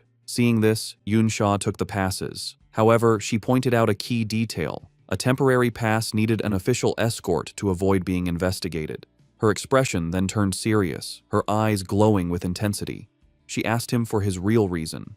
Why did he need to get past the Ding family and enter this specific dungeon so secretly? Yuncha began to explain, pointing to a distant mountain. He reminded her of what she saw in the traitor's dungeon, the heroic last stand of Chao En. He argued that since Chao En was clearly not the evil person propaganda said he was, it was very likely that the entire story of the rebellion was also suspicious and worth looking into. Yunsha was not convinced by Yunche's explanation. With a flat expression, she asked if he was treating her like a fool. She began to list the problems with his story, pointing out that it made no sense for him, a total stranger, to risk upsetting a powerful hero just for Chao Ji. More importantly, she reminded him that he had already broken into the Ding family's home before the events in the traitor's dungeon ever happened. She questioned him, asking if he was trying to say that he had somehow foreseen the truth about Chao En and had stolen the access passes ahead of time just for this. She then revealed another key piece of information she had. Not long ago, Dingge had entered that same traitor's dungeon specifically to cause trouble for both Yunche and Chao Ji. However, he had gone missing shortly after and had not been found since. Putting all the pieces together, Yunsha looked at him with sharp, analytical eyes. She concluded that his actions were clearly not those of someone just trying to confront a hero. Instead, it seemed he had a deep, personal hatred towards the hero himself. As she spoke, her gaze hardened. A slow, dangerous realization came to her as she connected the final dots. She noted his name, Yunche. Her eyes narrowed as she voiced her suspicion, asking if he was somehow related to the original traitor from the rebellion, who was also named Yunche. Yunche met her accusation with a playful, disarming smile. Instead of answering directly, he turned the question back on her, pointing out that her last name was also Yun. He asked if that meant she was also related to the famous traitor. The counter question clearly made her nervous. She stammered, insisting that she hadn't done all the suspicious things that he had. Then, in a moment of frustration, she revealed a secret. Her last name wasn't actually Yun. She confessed that she had only changed her name to avoid being bothered. Yunche immediately used her confession, playfully pointing out that if her name wasn't real, how could she be so certain that his was? His tone then shifted, becoming more challenging. He reminded her that her attitude wasn't like someone asking for a favor, and questioned if she wasn't afraid that he might just reveal her own secret. Regaining her composure, Yunsha held up the access pass with a cool, threatening smirk. She warned him that if she were to simply report him to the guards, he would be the one who was truly finished. The two stood in a tense, silent standoff, their secrets and threats hanging in the air between them. When Yunsha threatened to expose him, Yuncha simply smiled and stated with confidence that he believed she wouldn't do it. This left her flustered and annoyed. He explained the reason for his trust, reminding her of her actions back in the dungeon. He believed that someone who would risk their own safety to protect fellow students would never side with people like the Ding family. To prove his point, he offered her the diary he had stolen from their home. He revealed that it contained evidence of the many evil deeds done by the descendants of the hero Ding Kun, who used their family's reputation to bully and harass innocent people. Yunsha took the diary but was unimpressed, asking if that was his only reason. She claimed that if he was counting on her sense of justice, he was wrong, as she didn't care about such things. With a superior smile, she mocked him for being so naive as to place his life in someone else's hands so easily. She then asked him a sharp, personal question. Had he ever experienced betrayal before? A shadow crossed Yunche's face as painful memories of his past life returned, and he quietly acknowledged her question about betrayal. Yunsha was surprised by his reaction. He went on to explain that whether he had been betrayed or not didn't matter. It wouldn't stop him from being able to trust people. He stated that his trust in her was deeper than that. He believed her basic nature was not evil. This unexpected sincerity left Yunsha visibly flustered, muttering that he didn't seem like a good person himself. Having made up her mind, she challenged him. She told him that if he truly trusted her so much, he should follow her. She dared him to see if she would change her mind and betray him along the way. As Yunche followed her without hesitation, a single bead of sweat trickled down her face. She was shocked inside, finding it hard to believe that after everything she had been through, someone could still see her and trust her as a good person. Upon entering the magnificent purple halls of the hero's dungeon, Yunsha and the cloaked Yunche were immediately met by a guard. The man recognized Yunsha instantly, giving a respectful salute. He welcomed Miss Yunsha, informing her that the hero had been expecting her for several days, and that she could go directly inside. However, the guard's friendly attitude quickly turned suspicious. He noted that Old Master Ding Dan had just entered moments before and questioned why she hadn't arrived with him. His gaze then fell on the cloaked figure with her, asking if he was her guard. He quickly tried to explain, stating that he wasn't doubting her, but Old Master Ding Dan had given specific instructions. He had warned them that a number of temporary passes had been stolen from the family, so they needed to be extremely careful with all visitors. Yunsha became annoyed, confronting the guard and asking if this was an interrogation. The flustered guard immediately denied it. He then revealed the main reason for the high security. They had received an official notice from the authorities.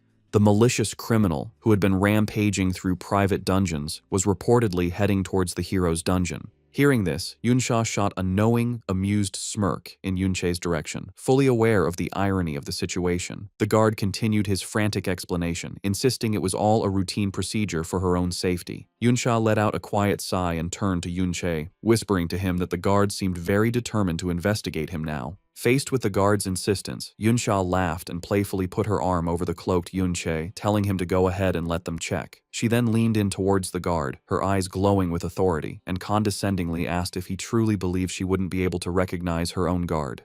She continued to mock him, suggesting that perhaps she was a fake and inviting them to check her as well. Completely intimidated by her display of status, the guard stammered that he wouldn't dare. He quickly agreed that if Miss Yunsha was so certain, then there could be no mistake, and he waved them through. As they walked past the guards, Yunsha let out a quiet, satisfied sigh. While passing through the dungeon's portal, she thought to herself that Yunche's true identity must be even more important than she had first imagined. Once they were safely inside, she turned to him and stated that based on the trust he had placed in her, she had fulfilled her promise and brought him in. She added that she would not interfere with whatever he planned to do next. However, she made it clear that her help ended there. Yunche simply thanked her. He then summoned a cloaked, skeletal undead minion and told her to take it and leave. He explained that by doing this, anything he did from that point on would not be connected to her, protecting her cover. Yunche then vanished. Yunsha seemed slightly impressed by his thinking, remarking that he had some conscience after all. After she left, Yunche immediately entered the mirror world, the familiar blue-tinted landscape appearing around him.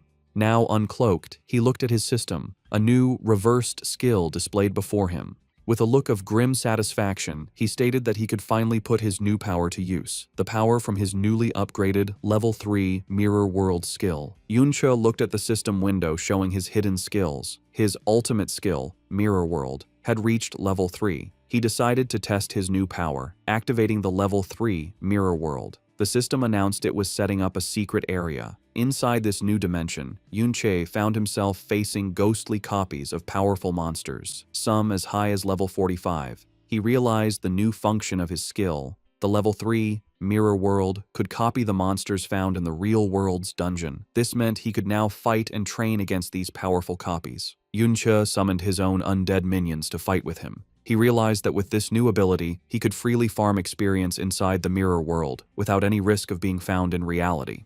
After some training, he left the parallel dimension and returned to the real world. A lot of notifications appeared, showing that he was still gaining experience. He understood another key benefit of the upgrade. His undead army could stay inside the mirror world to continuously kill monsters and gain experience for him, even while he was back in the real world. With his undead army now leveling up for him automatically, Yunche turned his attention to his surroundings. Alongside the spirit of Chaoen, he stood on a cliff, looking over a vast, grand castle city built within the dungeon itself. He was surprised to find such a city in a secret area and decided it was the perfect time to investigate. As they walked through the woods, Yunche remembered the information he got from the Ding family's diary. He figured this city must be where his target, Ding Kun, lived. He thought about how little he really knew about the so-called hero. He thought that all he knew was that Ding Kun reached S-class many decades ago and hadn't shown his true strength in public since.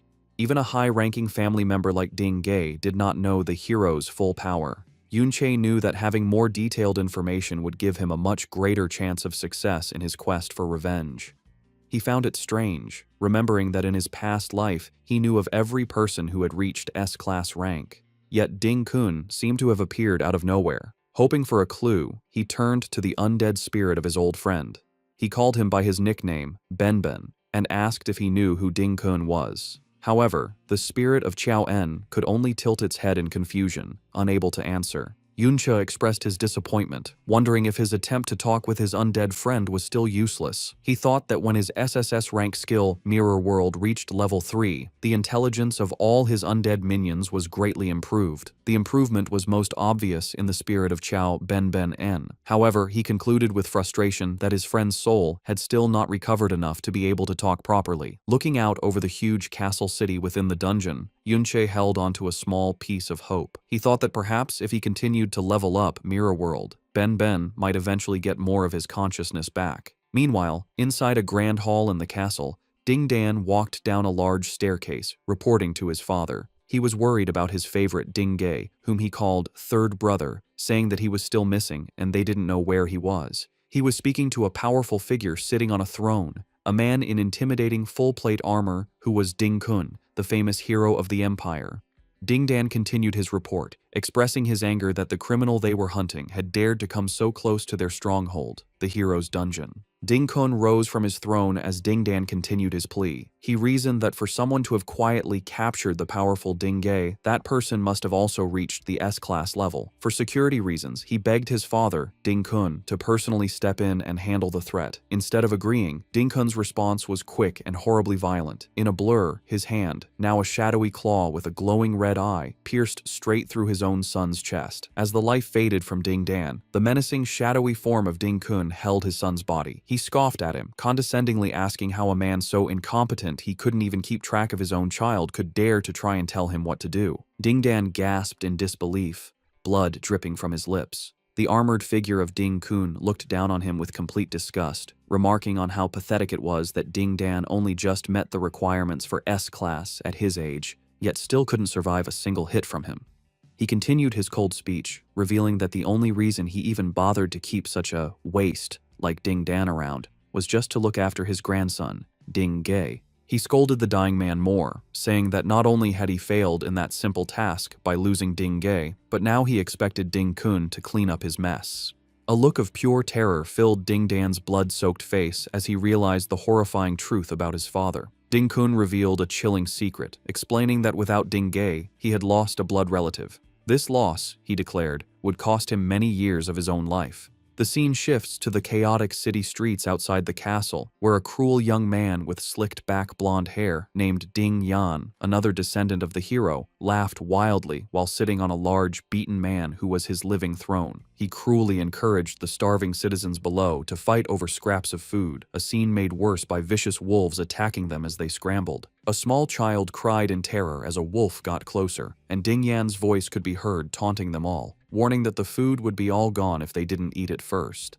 A tall, hooded figure, a level 60 enforcer named Nancy, appeared behind Ding Yan and called him Young Master. Nancy pointed out that Ding Yan's pet, the man he was sitting on, hadn't eaten meat in several days, and he made a dark suggestion. From a distance, Yunche and the spirit of Chao En watched the horrible scene.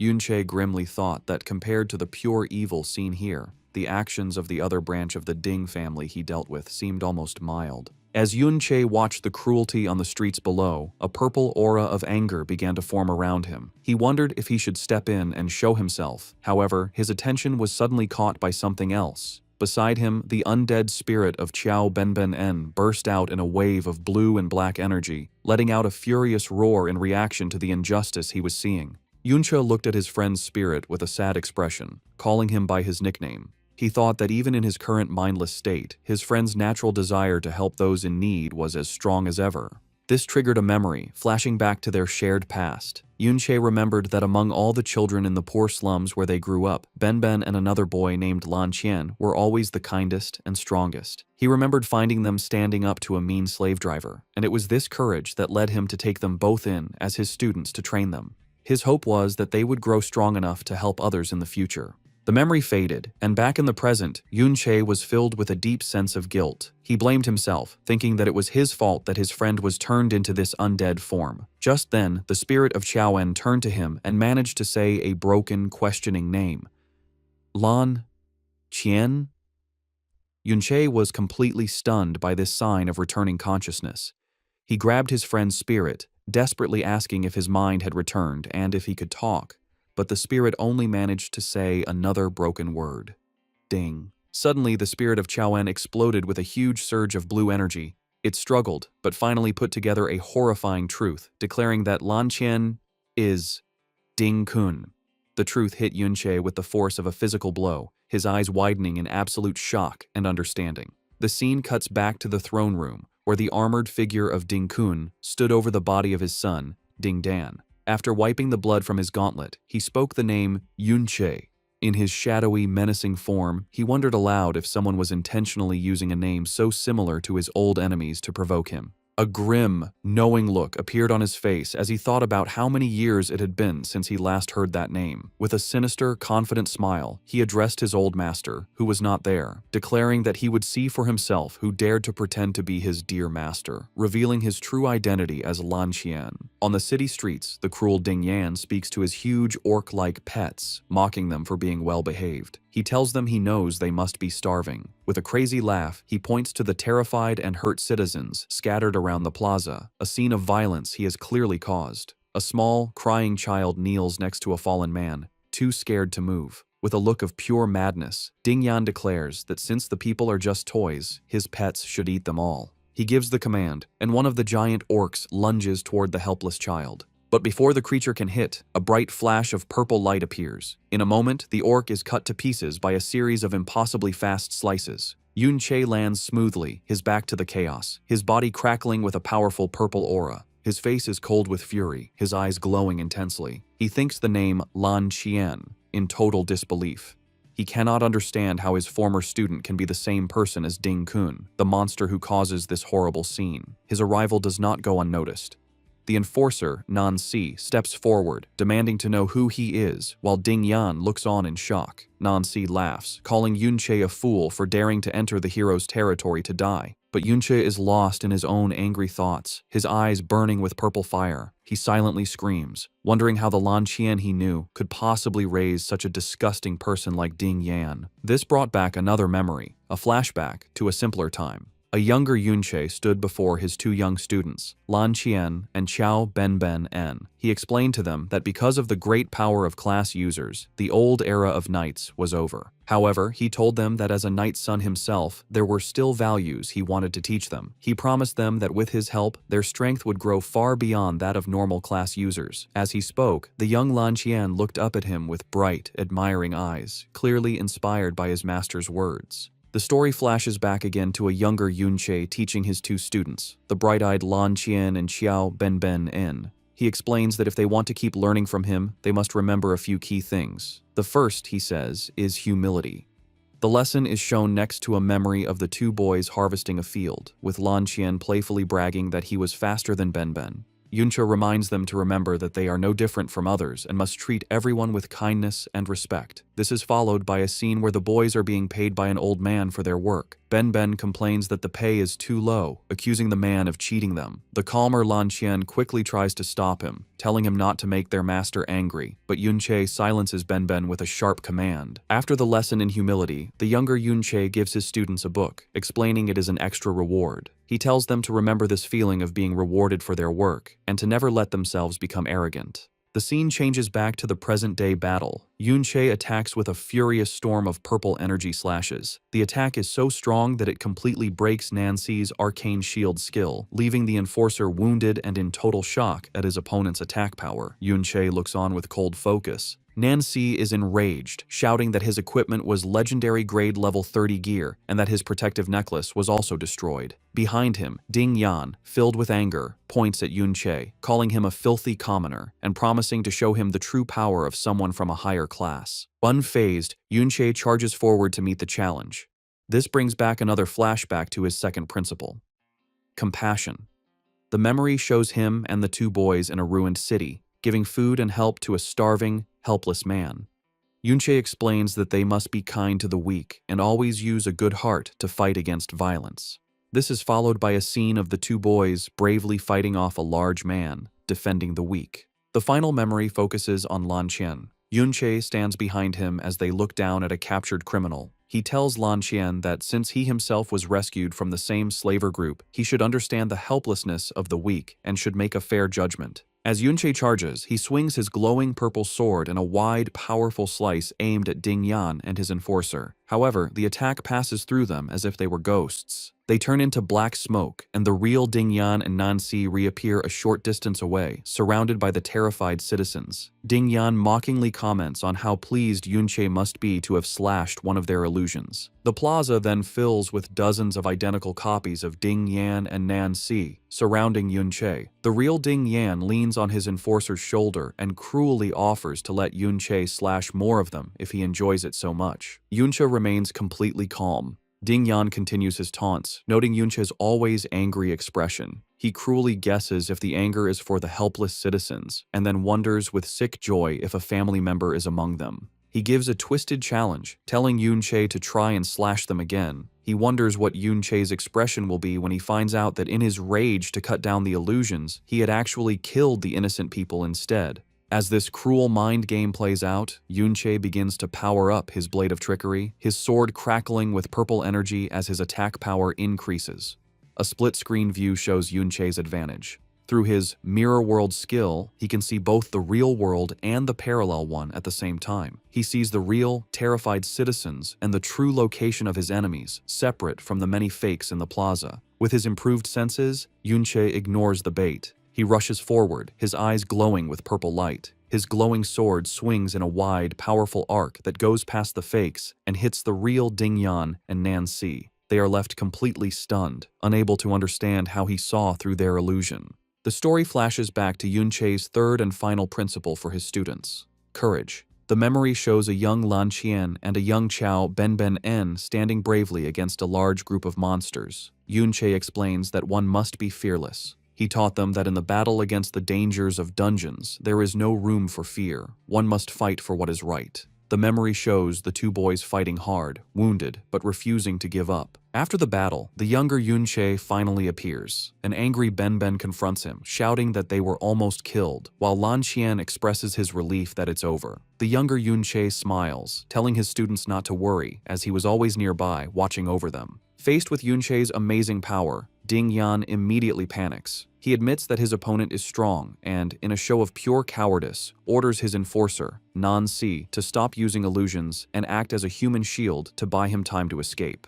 As he runs, he screams a threat over his shoulder, warning Nancy that if anything happens to him, his grandfather will surely kill him. Left to face Yunche alone, a terrified Nancy desperately tries to cast a powerful spell, summoning a human delusion swamp. He complains that as a caster, he is at a big disadvantage without his illusion magic. Just as he is about to cast, Yunche vanishes from sight. Nancy looks around in a panic, wondering where he went, but it's too late. Yunche instantly reappears directly behind him and, with a single clean swing of his sword, cuts him down. The defeated enforcer desperately begs for his life, claiming he isn't a member of the Ding family and is just a hired mercenary. He pleads with Yunche to go after the escaping Ding Yan instead. Yunche ignores his pleas and delivers the final blow without a word. Meanwhile, Ding Yan's escape is stopped by the ghostly large figure of the undead Chao En, who blocks his path. Terrified, Ding Yan immediately tries to use his family name as a shield, asking what this thing is and reminding it that he is the grandson of a hero. He threatens the spirit, promising to make its entire family suffer a terrible death if it dares to touch him. Before the spirit can act, Yunche appears, summoning a huge, shadowy creature that stands over the terrified Ding Yan. As Ding Yan screams in terror, a system window appears before him, showing a list of all his equipped items, his robe, skill books, potions, and belt, being forcefully taken from his inventory. He can only watch in horror, asking what Yunche has done to him. The scene is shown next to the final principles Yunche taught his students, a strong contrast to the evil he now faces. The fifth principle was honesty. The sixth was justice.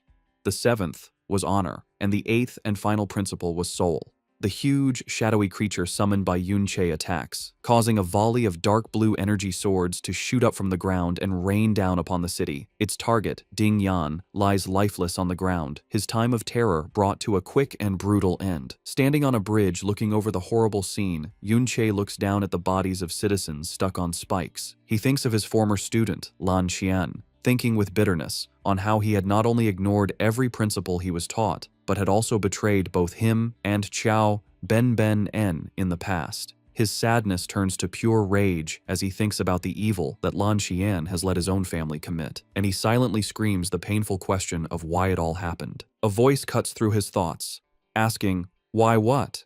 The shadowy, armored figure of Ding Kun, who is Lan Qian, suddenly appears behind him. Before Yunche can react, Ding Kun delivers a powerful punch to his back, mockingly commenting on how much fun he seems to be having in his secret place. The force of the punch sends Yunche crashing into the castle walls, causing a huge explosion of rock and dust. Buried in the rubble, Yunche immediately begins to heal himself, casting a series of basic heal spells as he checks his new powerful equipment. He is now wearing the spider pearl necklace, the distant roar robe, the nether serpent's pants, the nether cave belt, and the nether cave pottery boots, all while his blade of trickery continues to power up his attack. Bloodied but determined, he pulls himself from the wreckage, his mind still filled with the question for his old student. Lan Qian. Why? The shadowy figure of his former student, now fully identified by the system as the level 71 S-class berserker, Lan Qian, also known as Ding Kun, walks towards him through the destruction. Instead of facing him directly, Yunche uses a new plan, throwing a volley of shiny mirror-like shards toward his enemy. Ding Kun easily blocks the objects, confused by what they are and asking if they are mirrors. The shards are a distraction, and Yunche uses them as portals, appearing instantly behind his former student. With his enemy caught off guard, Yunche brings his glowing purple sword down in a powerful strike, his voice filled with the pain and rage of a decades-old betrayal as he screams the question that has been bothering him.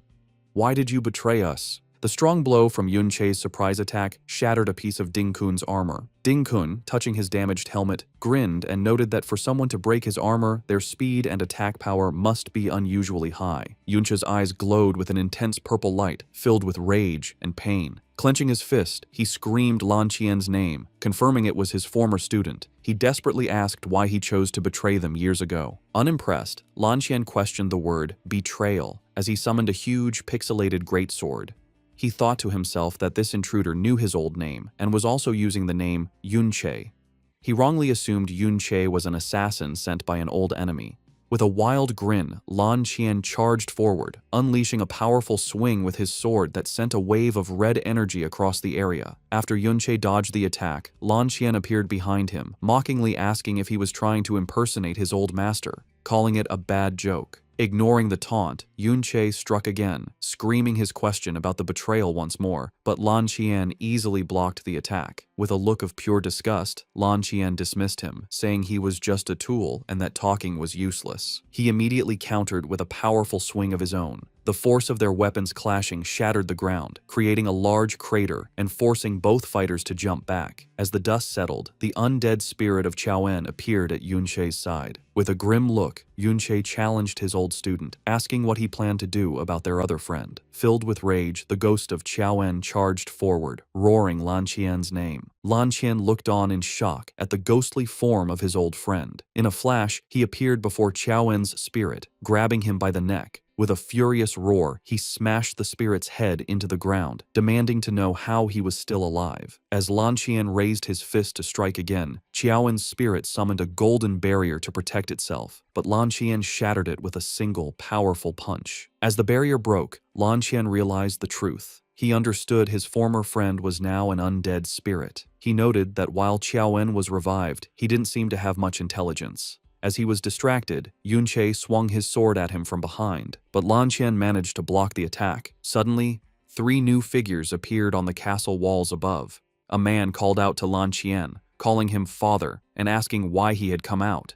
The 3 men, all level 60, said they could have easily handled the intruder themselves. Annoyed, Lan Qian told them to get lost. Yunche summoned his own help, calling the undead spirits of Nanxi and Dingge to fight with Qiaoen, ordering them to keep the 3 men busy. Lan Qian's eyes widened in shock as he recognized one of the new spirits, asking if it was his 3rd nephew. He looked closely at the undead Dingge and confirmed that his nephew was indeed dead. He muttered, "My blood relative," a moment of sadness on his face.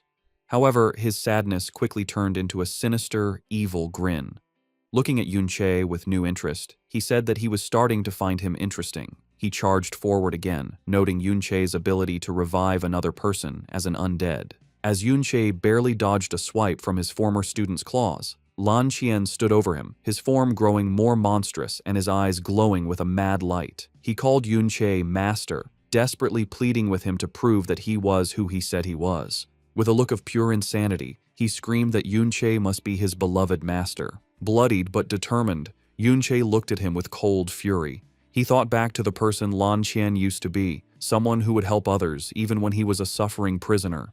As his blade of trickery continued to drain his magic to increase its power, Yunche swung his glowing purple sword, screaming in frustration, wondering how his student could have become so crazy and twisted. Lan Qian managed to block the powerful blow. Lan Qian responded with a crazed shout, blaming everything on his dear master. Angered by this, Yunche grabbed him, firing back with furious questions. He demanded to know what nonsense he was talking, reminding him that Yunche had saved him from slavery and gave him power. He asked if Lan Qian had forgotten everything he was taught, but was met with only hysterical laughter. Suddenly, Lan Qian's laughter turned to pure rage as he screamed the real reason for his anger, questioning why Yunche took so long to rescue him in the first place as they clashed again. His twisted thinking was revealed in a painful flashback to his past, where he lay beaten by a slaver. He questioned why he had to suffer so much before being rescued. He then ranted about his life after, questioning why, as the student of a mere knight's son, he was expected to live a comfortable life where everyone was polite. A memory showed townspeople greeting the younger Yunche with respect. Lan Qian bitterly asked why Chao Ben, who never suffered such horrors, was allowed to enjoy the same respected life. His deep jealousy exploded as he asked why Ben was always stronger than him. He screamed at Yunche, accusing him of favoring Ben simply because his past was cleaner. Finally, he asked the question that seemed to bother him the most, demanding to know why Yunche had him change his class to a berserker. He argued with twisted logic that because he was shy and fearful, he should have been made a guardian knight with stronger defenses, not a reckless attacker. Stunned into silence for a moment,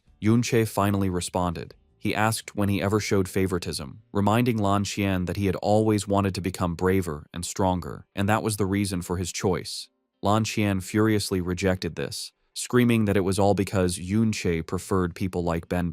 He insisted that he also tried his best to act brave, but then his tone shifted to mocking laughter. He questioned if his efforts made Yunche favor him more, then accused his former master of looking down on him from the beginning because of his past as a slave, telling him to stop pretending. This accusation finally broke Yunche's calm. His eyes glowing with pure rage, he screamed back, asking about compassion and humility, angrily dismissing all the knightly values he had tried to teach. Lan Qian shot back, asking if any of those values could help him live a better life. He cynically pointed out that the respect Yunche got was only due to his own power. He sneered that unlike Ben, who was fooled by Yunche, he would never waste time and chances for leveling up just to save people. With a look of disgust, he again asked Yunche how he could dare to speak of betrayal. Lan Qian's confession became a proud declaration. He said that since Yunche could choose Ben, he was free to make his own choice. He revealed that good old brother Luo Wei was able to offer him a much higher status and greater power. He crazily told Yunche to look at the results of their choices, comparing Ben's descendants to his own. He laughed with cruel satisfaction, bragging that Ben's family can only serve as slaves under his own Ding family. He mocked Yunche's current state and then pointed to a golden statue of a powerful figure, telling him to look at the high status Luo Wei now holds. As Yunche stood silently, his body crackling with a huge purple aura, Lan Qian delivered his final, taunting question, asking him who he thinks made the right choice in the end. The immense purple energy around Yunche surged violently. His blood-streaked face twisted into a mask of pure fury as he finally snapped, screaming at Lan Qian and calling him a heartless, ungrateful bastard. Fueled by his rage, Yunche leaped into the air and threw a volley of glowing mirror shards at his former student. He then unleashed a blindingly fast and complex attack, teleporting between the shards to strike from multiple angles at once. A storm of purple energy slashes overwhelmed Lan Qian, who desperately tried to fight off the attack. The force was too much, and Lan Qian's strong armor began to crack and shatter under the continuous blows, breaking apart completely. After the devastating attack, Yunche landed, looking down at his hand. He spoke with cold, final judgment, agreeing with his former student on one thing: he truly cannot compare to Chao Ben. With a look of complete disgust, he delivered his final, crushing insult, declaring that Lan Qian isn't even worthy of being compared to one of Ben's toes. Lying defeated on the ground in his shattered armor, Lan Qian started to laugh wildly. A system window appeared, announcing that the conditions for his skill, Berserker's brand, had been met. Surrounded by a furious red aura, his scarred body now bare, He rose to his feet, laughing like a madman as he screamed that Yunche had finally admitted he had a favorite. Another system notification showed his incredible power boost. His attack power had increased by 300% and his speed by 200%. The skill explained that the lower his health, the more his power and speed would grow. Now, in a full rampage state, he screamed that Yunche had confirmed his bias towards Benben, calling him a hypocrite as he dashed forward with blinding speed. The system added that the Berserker-exclusive rampage skill greatly increased strength and speed, but lowered intelligence and defense. Yunche was completely shocked by his former student's new speed. Lan Qian moved so fast that Yunche had to retreat into the mirror world just to survive. Lan Qian's powerful strike sliced through a mirror shard instead of him. The force of the missed attack was so great that it cut a massive trench through the battlefield, slicing the castle itself in half. As Yunche reappeared from another shard in the rubble, Lan Qian correctly figured out that he was using the mirrors to teleport and dodge his attacks. To counter this, he activated another berserker skill, Furious Blood Rain, mocking Yunche for being helpless without his tricks. A storm of sharp, blood-red projectiles rained down from the sky, shattering the ground. Lan Qian challenged him to a direct fight, sarcastically reminding him that knights were supposed to be brave. Caught in the downpour, Yunche began to take constant damage. Meanwhile, Lan Qian walked through his own damaging aura. While he also took small amounts of damage, each hit activated his berserker's brand, continuously increasing his attack power and speed even more. Convinced he was right, he sneered that Yunche only preached about virtue when he was safe, calling him a spoiled noble who had never truly suffered and therefore understood nothing. He charged forward once more, screaming that someone who had never felt his pain had no right to talk about compassion. As Lan Qian swung with incredible force, Yunche barely managed to dodge the powerful attack. Lan Qian suddenly appeared right in front of a shocked Yunche, mocking his former master's ideals as nothing more than a childish game. With a powerful swing, he unleashed a huge wave of red energy, laughing at the naive idea that friends and students would stay loyal forever. The brutal attack hit, and the force of the blow shattered the ground beneath them. Forced to his knees and trapped in the damaging aura of the furious blood rain, Yunche could only take the continuous hits as his health dropped. Lan Qian laughed at his pathetic state, taunting him about how weak he was without his mirrors. With his magic almost gone, Yunche had to drink a healing potion, barely managing to counter the constant damage he was taking. Lan Qian slowly moved closer, gloating that even if he did not attack, Yunche could only struggle to survive the damage from the blood rain. Seizing a moment, Yunche lunged forward in a desperate counterattack, but Lan Qian easily blocked it, saying that his master had not been so fragile in the past. With a cruel sneer, he declared that this was the price of being naive, and that Yunche should thank him for the lesson. In a swift move, Yunche summoned a small, ghostly dagger and tried to stab him up close. However, Lan Qian easily caught the blade, continuing his twisted lecture by saying that only by being betrayed could one truly grow up. He began his own counterattack, mocking Yunche about how terrible it must feel to fall from such a high position. Yunche managed to block the strike, but as their blades locked, Lan Qian delivered his final, crushing taunts. He gloated about how Luo Wei had become a respected king loved by the people, while Yunche himself had been called a traitor, hated by all. Straining with all his strength, Yunche struggled to hold back Lan Qian's immense power. With a final taunting question asking if he felt jealous, Lan Qian easily overpowered his former master, sending him crashing into the rocks. Buried in rubble and still taking damage from the furious blood rain, Yunche's health dropped to a critical level as Lan Qian laughed wildly. The victor approached, stating that Yunche's life was about to end and that his only way to survive was now in his hands. With a twisted, cruel look, Lan Qian made an offer. If Yunche admitted that he was wrong and got on his knees to beg for forgiveness, he might be allowed to live as his pet. However, this offer had one key condition: he must reveal the secret of how he could bring the dead back to life. In the darkness, seemingly beaten, Yunche quietly admitted, "I was wrong." As he spoke, he summoned a new pair of daggers, the ghostly daggers. He clarified his statement, declaring that his mistake had been saving Lan Qian from the slavers all those years ago. As a powerful golden aura began to surge around him, he continued, stating that his second mistake had been trusting heartless people like him. Suddenly, a system message flashed, announcing that Yunche had leveled up. Lan Qian looked on in shock, realizing that his opponent's status had been fully restored. Yunche continued listing his past mistakes. He had been wrong to believe that he could win people over by setting a good example, and wrong to think that good people could not turn evil. All this time, his undead minions had been continuously farming experience for him inside the mirror world, providing the final push he needed to level up. With his health and mana now full at level 46, he stated his next mistake had been strictly following the knight's code. He activated a series of powerful buffing skills from the new daggers, including Aura of Swiftness and Evil Possession. His appearance changed dramatically. His hair turned a ghostly white, and he was covered in a powerful ghostly blue aura as his attack power soared. He declared that virtues were not needed to deal with scum like them. With a new look of cold, ruthless determination, he concluded that all that was needed was to eliminate them by any means necessary. Now fully powered up, Yunche charged forward, his new ghostly daggers crackling with energy, and met Lan Qian head-on. The two engaged in a fierce, high-speed battle, their attacks clashing in a blinding storm of blue and red energy that tore across the ruined landscape. Lan Qian laughed wildly, thrilled by the fight, screaming that this was how it should be. However, after easily blocking one of Yunche's strikes, he began to mock his former master. He had thought Yunche had learned a new dual-wielding class, but he now saw that he was just awkwardly holding two daggers. He scolded him, saying that using an unfamiliar fighting style in a real battle was suicide, and that Yunche seemed to have forgotten the lessons he had once taught him. As a memory of his own past suffering flashed in his mind, Lan Qian swung, but Yunche vanished before the blow could land. Lan Qian was left confused by his opponent's sudden disappearance, but only for a moment.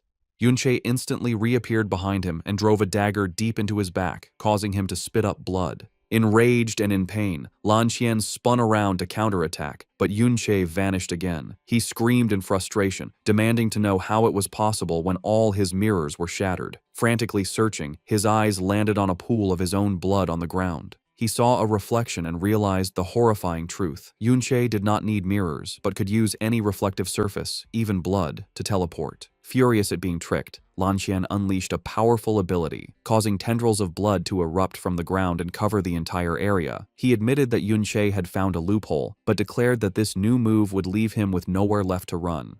Activating his ultimate skill, Blood Frenzy, he confidently stated that now there was nothing left for his master to use for reflection. Just as he finished his boast, a shadowy blade pierced straight through his chest from behind. He turned in utter disbelief to see the ghostly form of his other former friend, the undead Chao En, standing right behind him. He weakly questioned when he had gotten there and how they could have performed a sneak attack. Across the battlefield, Yunche, now back to his original appearance, calmly recalled his undead minions. He stated that there was no need to follow the knight's code when dealing with someone like him.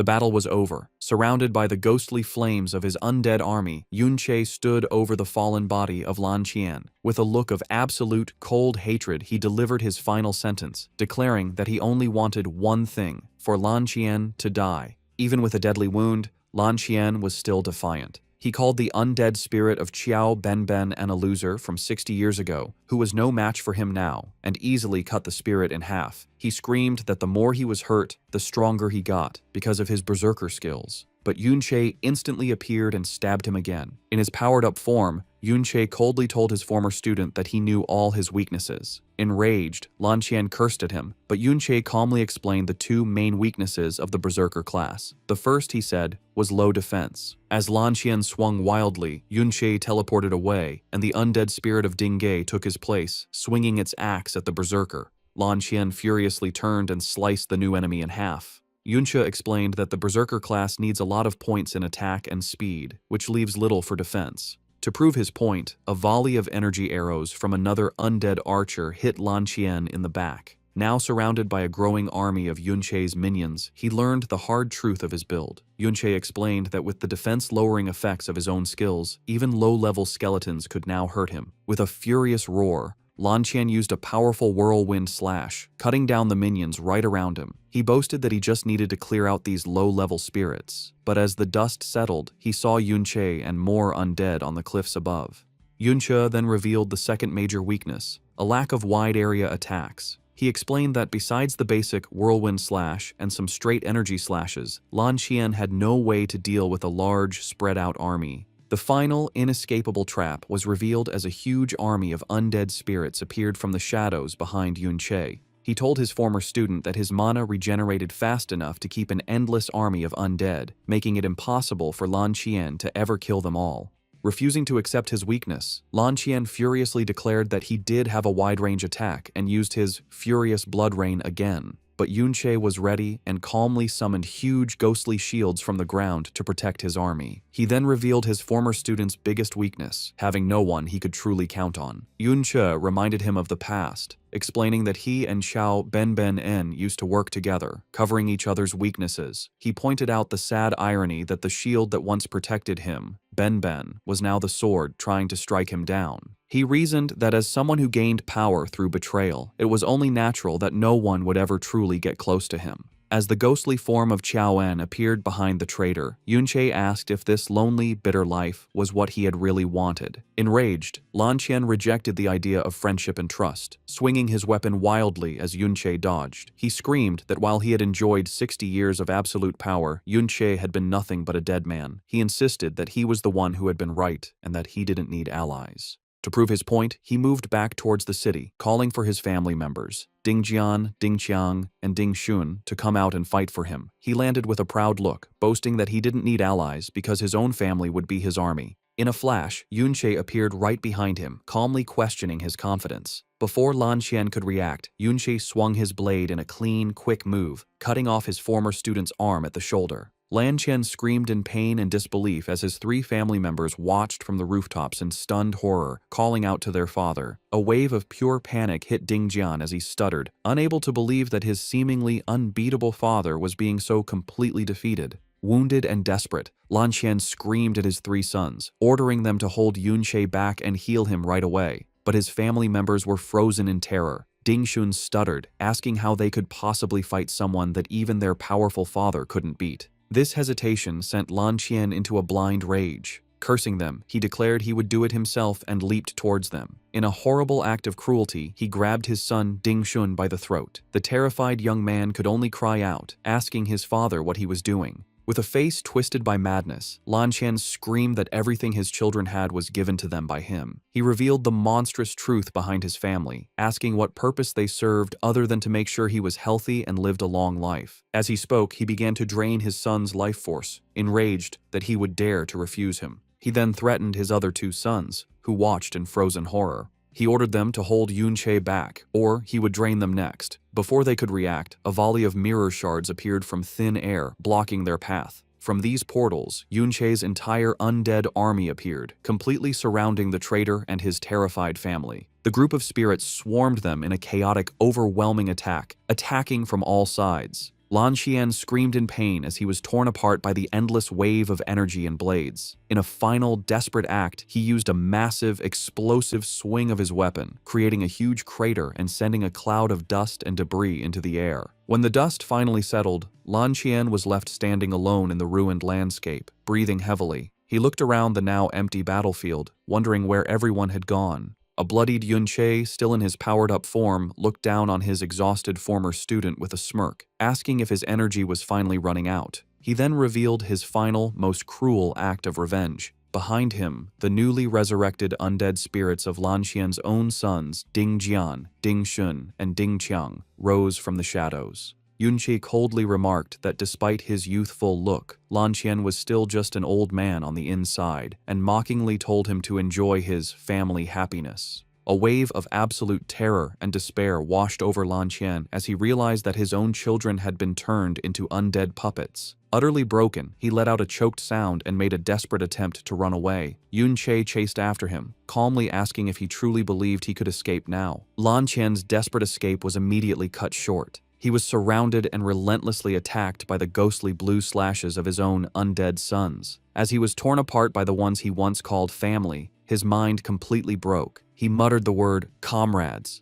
then master, and finally, with blood pouring from his lips, children. Yunche appeared before him one last time. As Lan Qian's fingers were cut off in the brutal attack, his former master told him with cold finality that he could have had it all: loyalty, family, and honor. With that, Lan Qian finally collapsed, his body and spirit completely shattered. Yunche looked down, his face a cold, emotionless mask.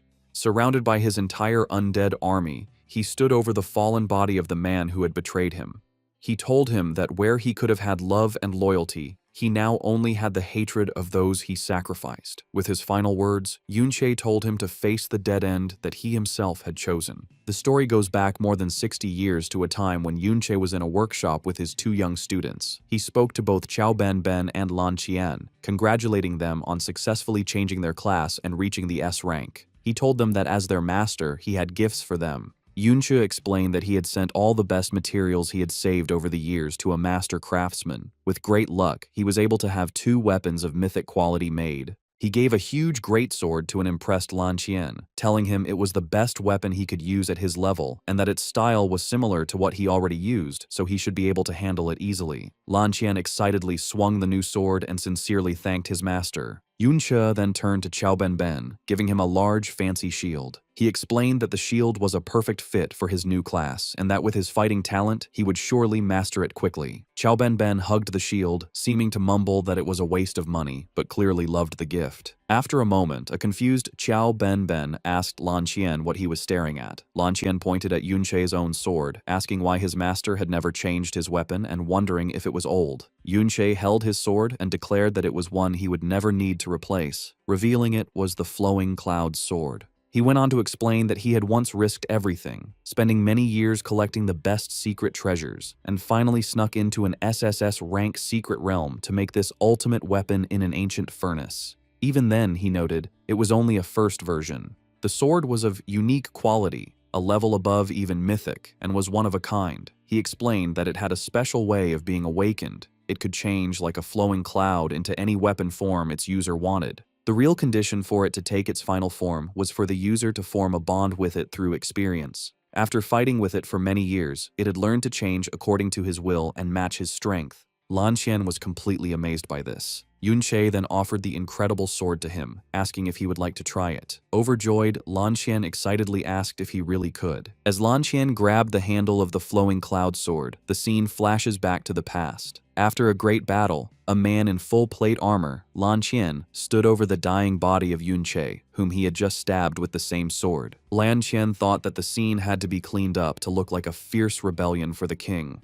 With a crazy laugh, Lan Qian celebrated that he had finally gotten the one-of-a-kind, unique quality weapon. As he claimed it, the holy sword began to change shape, becoming twisted by a dark power. The scene shifts back to the present. A powered-up Yunche, his hair glowing with a white energy, stared forward with serious determination. He began to walk forward, thinking about his past life. He remembered that when he faced dangers on the front lines, he never hesitated, even when the path was hard. He believed he could overcome any problem. He grabbed the twisted Flowing Cloud sword from the ground, its blade now burning with a fiery aura. As the sword began to change shape in his hand, he thought that all his struggles had been for one simple goal: to live a peaceful life with his friends. But now, holding the weapon, he saw that their greed had badly damaged his beloved Flowing Cloud sword. Yunche then pointed the broken blade at the defeated and bleeding Lan Qian, who finally admitted that he was wrong. Yunche told him that he never cared for the fake title of hero. Terrified, Lan Qian begged for his life. In response, Yunche transformed the sword into a huge, heavy scythe. He looked down at his former student and asked if it was for this power that he betrayed him, and, most importantly, betrayed Qiao Ben. Desperate, Lan Qian reached out, asking if his former master did not want to know the truth of what happened. Yunche ignored his plea, telling him only to face the dead end that he himself had chosen. With a final, quick move, he swung the great scythe and cut off Lan Qian's head, whose last words about the truth were cut short. Standing as a dark silhouette, Yunche made a final, chilling statement, saying that everything Lan Qian knew, he would come to know as well. After the battle, Yunche sat on a throne, looking down at the newly formed undead spirit of Ding Kun, who was once Lan Qian. The spirit, now tied to him, spoke in broken sentences, revealing a shocking truth. He was just bait, used by Luo Wei. Hearing this, a look of cold determination crossed Yunche's face. He realized his path of revenge had only just started. The undead spirit of Lan Qian held up a proof of advancement, a rare item, and seemed to promise that for this revenge, it would become stronger. The story then explains the power system of the world. Because of the strict control over dungeons, ordinary people like miners might only reach level 30 in their whole lives. Even talented people who join official groups and get promoted can, at best, reach level 60. This is because level 60 is a huge barrier, class advancement. Only by meeting certain conditions can a person's class evolve, which unlocks better equipment, stats, and special skills. Only those who complete this advancement can break the level 60 barrier. As Yunche looked at the proof of advancement he had taken from Lan Qian, he remembered how important this item was for the process. These proofs are incredibly rare. Even in his past life, when dungeons were open to everyone, only 1 in 10,000 people managed to advance. In the current time, the government controls them completely, making them even harder for ordinary people to get. Yunche thought about the fact that within the entire hero family, only Lan Qian himself had a proof of advancement, meaning none of his family were able to advance their class. The power difference between someone before and after advancement is huge. Lan Qian, for example, advanced from a simple warrior to a berserker, learning powerful special skills like Berserker's Brand and increasing his strength several times. Looking at the kneeling spirit of his once very powerful enemy, Yunche knew that if it weren't for his unique SSS rank skill, Mirror World, he would have had no chance of beating Lan Qian. Yunche considered his next move. Having seen the huge power boost that class advancement gave to Lan Qian, he thought about what would happen if he, with the powerful base of his SSS rank skill, Mirror World, also went through the process. He activated the proof of advancement he had gotten, his mind racing with the possibilities as he wondered just how strong he could become. The system began the advancement process, scanning his stats and confirming that he met the requirements to advance. It then showed him 3 possible advanced classes for a chanter, war dancer, bard, and forest musician, asking him to pick one to begin the advancement quest. Yunche reached out, his decision already made. He had long ago decided on his path. He would choose the War Dancer, a very rare advancement that only a few chanters could get, and the only one that had powerful attack skills. With strong determination, he made his choice. However, just as he selected his new class, an unexpected message from his own unique skill appeared. The Mirror World system asked him a shocking question. Did he want to reverse the War Dancer class? Yunche was left completely stunned, realizing with disbelief that his ability could even reverse the nature of an entire class. Yunche explains the class system. The 8 basic classes branch out into many advanced options. While most focus on certain strengths, there are exceptions called hidden classes. These hidden classes are much stronger, but their quests are incredibly hard to finish. Yunche focused on a hidden advancement for the Chanter class, the War Dancer. This class is very difficult because it needs high speed and spirit, stats most chanters ignore. The quest also requires a very rare item called a Slaughter Blood Core. This crystal is formed from the energy of mass slaughter, making it almost impossible for a support class with no attack skills to get. Because of this, few ever succeed, even though it's the only chanter path with attack skills. Yunche decided to choose this path, but his Mirror World skill stepped in. Just as it reversed his skills, it reversed the class itself. The War Dancer was changed into a new, unknown class, the Peace Dancer. The system said, true peace requires absolute martial protection, making these dancers able to use both healing songs and destructive ones. But the requirements were also reversed and increased. Instead of the Slaughter Blood Core, the quest now needed 5 life saplings. Yunche was stunned by how absurd the request was. He tried to understand the logic, realizing that a life sapling is a legendary treasure that can create endless potions that fully restore health. A single one would be fought over by top professionals because it could replace a healer. To need 5 of them seemed impossible, but Yunche knew that such a high cost meant the Peace Dancer class would be incredibly powerful. He wondered how to find them, thinking about his skill's recent upgrade. He entered the Mirror World and found that the level 3 upgrade was more than just a map expansion. Standing before him was a huge orc chieftain, Copy, a dungeon lord. He realized that the Mirror World now created copies of dungeon lords, giving him the perfect targets to farm the legendary items he needed. In the Mirror World, Yunche summoned the undead spirit of Ding Kun. He noticed that this spirit seemed more aware than the others he had summoned before. Having leveled up twice, Yunche thought about his abilities, realizing that since he could even reverse class advancements, his skills still had a lot of potential. Behind him, the huge orc chieftain, Copy, roared, but Yunche just turned his back, saying it was time to leave the Mirror World. He ordered the undead spirit of Dingkun to attack. With a single powerful sword slash, the spirit cut the huge dungeon lord in half. A series of system messages confirmed Yunche's victory. He gained 2 more levels, got a piece of legendary equipment called the Great Fang Necklace, and finished the dungeon clear. Opening his status window, he saw that he had reached level 50, and his stats were now high enough to meet the hard requirements for his planned class advancement. Meanwhile, in the real world, the massive energy structure of the hero's dungeon began to become unstable and fade away. The guards at the entrance noticed and stared in shock. Panic started as they questioned why the dungeon was suddenly disappearing and what had happened to the hero inside, especially since they had been ordered not to enter. The captain ordered the guards to ignore their old orders and follow him inside as the structure crumbled.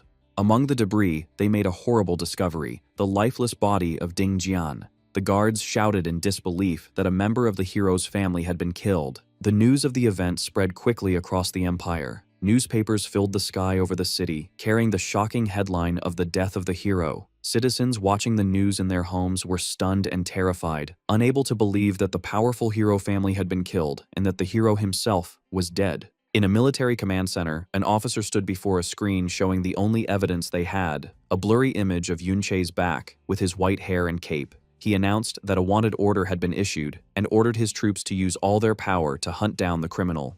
High on his dark throne, the Supreme King, Luo Wei, sat in the shadows. He said casually that little Lan Qian had died. He looked at a holographic screen showing an image of Yunche sitting in the ruins of the dungeon.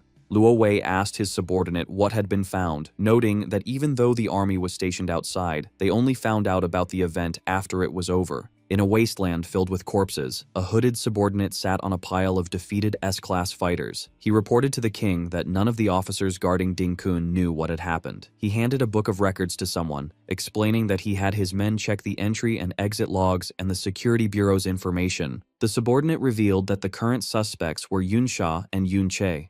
Hearing the name, the king smirked. He remarked that Yunche was a name that brought back old memories. The subordinate declared that he would handle the matter. The scene moved to the academy, where the campus was filled with rumors. Students walked through the plaza, asking if others had heard about what happened at the hero's secret realm. A group of male students discussed the news, saying it had been crazy for the last 2 days, wondering who was bold enough to attack a hero. Yunsha and Yunyin walked past the gossiping crowd. The students around them were angry, questioning how a hero could be killed, and calling the person responsible a national traitor, demanding to know what the army was doing. Yunsha looked very stressed and nervous. She realized with horror that the man she helped had actually gone through with it and killed Ding Kun directly. Sweat dripped down her face as she realized how serious her situation was. She understood that by helping him enter the hero's secret realm, she was now an accomplice in a hero's murder. She debated whether she should report this to the authorities. However, she comforted herself with the thought that after doing something so huge, she would probably never see him again in her life. Yuncho walked through the school grounds and walked past Yunsha. She froze, looking completely terrified to see him, while Yunche stared at her with a cold, intense silence. His mind began to put the pieces together about his new class requirements. He thought about the life saplings he needed, knowing that such items were incredibly rare. He figured that only someone of a very high rank or status would have them. He looked at Yunsha, realizing that her behavior and resources showed she was from a noble family. He remembered a conversation he had with the undead spirit of Ding Kun back in the mirror world. He had asked the spirit if it knew Yunsha's true identity, noting that the spirit had seemed desperate to see her before. The spirit had revealed the shocking truth. Her name was actually Luo Sha, and she was the granddaughter of the Supreme King, Luo Wei. Back in the present, a dark, murderous aura grew around Yunche as he stood behind her. He glared at her, thinking that he never expected this. He realized that the girl standing right in front of him was the granddaughter of his sworn enemy. Yunsha arrived at the school campus. As he walked, he passed Yunsha, who looked at him with pure terror. Yunche, however, was cold and emotionless, ignoring her. Suddenly, a group of students saw him and rushed over, shouting his name with excitement. The students gathered around him, asking if he had been resting because he was tired from defeating the Wandering Lord. They thanked him deeply, telling him that because of him, they had survived the dungeon, and they praised his strength. They were very happy to see him back and said that the school wanted to give him a reward. However, one of the male students warned Yunche to be careful, mentioning that the Ding family might come looking for him. He explained that the third head of the Ding family, Ding Ge, had mysteriously disappeared inside the hero's dungeon, and the family was searching everywhere for him. The student worried that because Yunche had shown such great strength, he might be targeted for questioning. Yunsha smiled with confidence and told them not to worry, assuring them that the truth would be revealed. Internally, however, he was thinking about the newspaper headlines about the destruction of private dungeons and the death of the hero. He thought about his situation, realizing that the Ding family only suspected him of stealing a pass based on his voice, but they had no real proof he was the killer. The student continued, saying that the dungeon destroyer was being chased by the police and would likely be caught soon. He figured that Yunche was safe because no one would believe a student could kill a hero. Yunche's thoughts turned to the strong police presence on the streets. He remembered his escape, how he had to use his undead minions to create chaotic distractions just to avoid the constant chase and return to the school. Looking at his classmates, he decided his best plan was to blend in. He concluded that hiding as a student was the safest way to avoid exposing himself while he learned more about this new time. The mood at the school was angry and confused. A male student shouted, blaming the dungeon destroyer for the trouble they were in. He complained that if it weren't for this criminal, neither the students nor Yunche would be suspected, arguing that the Ding family were victims too. Other students agreed, expressing their shock that a hero had actually died. One student screamed that the killer was unforgivably evil, insisting that no matter how bad things were, one should never attack a hero. Yunche turned away, listening to them defend the man he killed. He realized that the image of Ding Kun as a hero, created by Luo Wei's propaganda, was deeply set in their minds since childhood. He understood that even though he had killed the man, changing how the public saw him would be very difficult. However, the story started to change as rumors spread among another group of students. They gathered together, whispering about things they heard from relatives about the hero's dungeon. While some said the rumors were fake, a female student took out a phone, claiming to have a video. The students gathered around the screen, shocked by what they saw. The video, secretly filmed when the hero's dungeon disappeared, showed a horrible scene. It showed a pit filled with the broken bodies of people who had been enslaved and tortured by the Ding family for a long time. This new information caused a split. While some were horrified by the cruelty, others refused to believe it, shouting that it was fake news and a smear campaign by people with hidden motives to ruin the hero's name. Yunche stayed silent, watching the chaos. Suddenly, a voice cut through the arguments. Luosha stepped forward and declared that the video was absolutely true. She told the crowd that she had been invited to the hero's dungeon not long ago. With a confident pose, she told them that what they saw in the video was only a small part of the truth. As she played with her hair, she added that the Ding family's dark deeds were actually a well-known secret among the upper class. Yunche looked at her, truly surprised that she had stepped in to help change public opinion. The students were confused to hear Yunsha supporting the rumors. One student stuttered, asking if what she said was really true, while the others looked on in disbelief. Yunche stared at her, watching her get involved. Suddenly, Yunsha grabbed Yuncha's hand and pulled him away, telling him to follow her. The group of students was left completely shocked, their eyes wide as they watched the two run off together. They arrived at a quiet corner of the school. Yunsha asked why he had returned, wondering if he wasn't afraid of the security bureau looking into him. She reminded him that he hadn't just caused trouble, but had killed a hero, meaning the consequences would be serious. Looking down nervously, she asked the question that was on her mind. Wasn't he afraid that she would turn him in? Yunche looked at her calmly. He repeated what he had told her before. He believed that she was not a bad person deep down. Hearing this, Yunsha blushed, clearly flustered by his trust. She turned away, trying to calm down. She remarked that considering the evil deeds of the hero family, it was actually better that they were dead. She then turned back to him with a fake angry look, pointing out that he now owed her another favor. Yunche looked at her with a slight smile, assuring her that he remembered everything she said. Yunsha stared at Luo Sha, his mind full of questions about her real reasons. He couldn't understand why the granddaughter of Luo Wei would help him enter the hero's dungeon. He wondered if she truly hated what the Ding family did, or what her connection was to the Supreme King. A dark thought crossed his mind as he thought that tricking and using her might be the only way to eventually kill Luo Wei. However, he pushed those thoughts aside for now and told her they should focus on their current goal. He asked her if she knew what a life sapling was. As they walked through the hallway, Luo Sha replied casually that she did, describing it as the item that makes life essence. Yunche stopped in front of the headmaster's office, revealing that the old headmaster had the items he needed. Yunche activated his skill and entered the mirror world.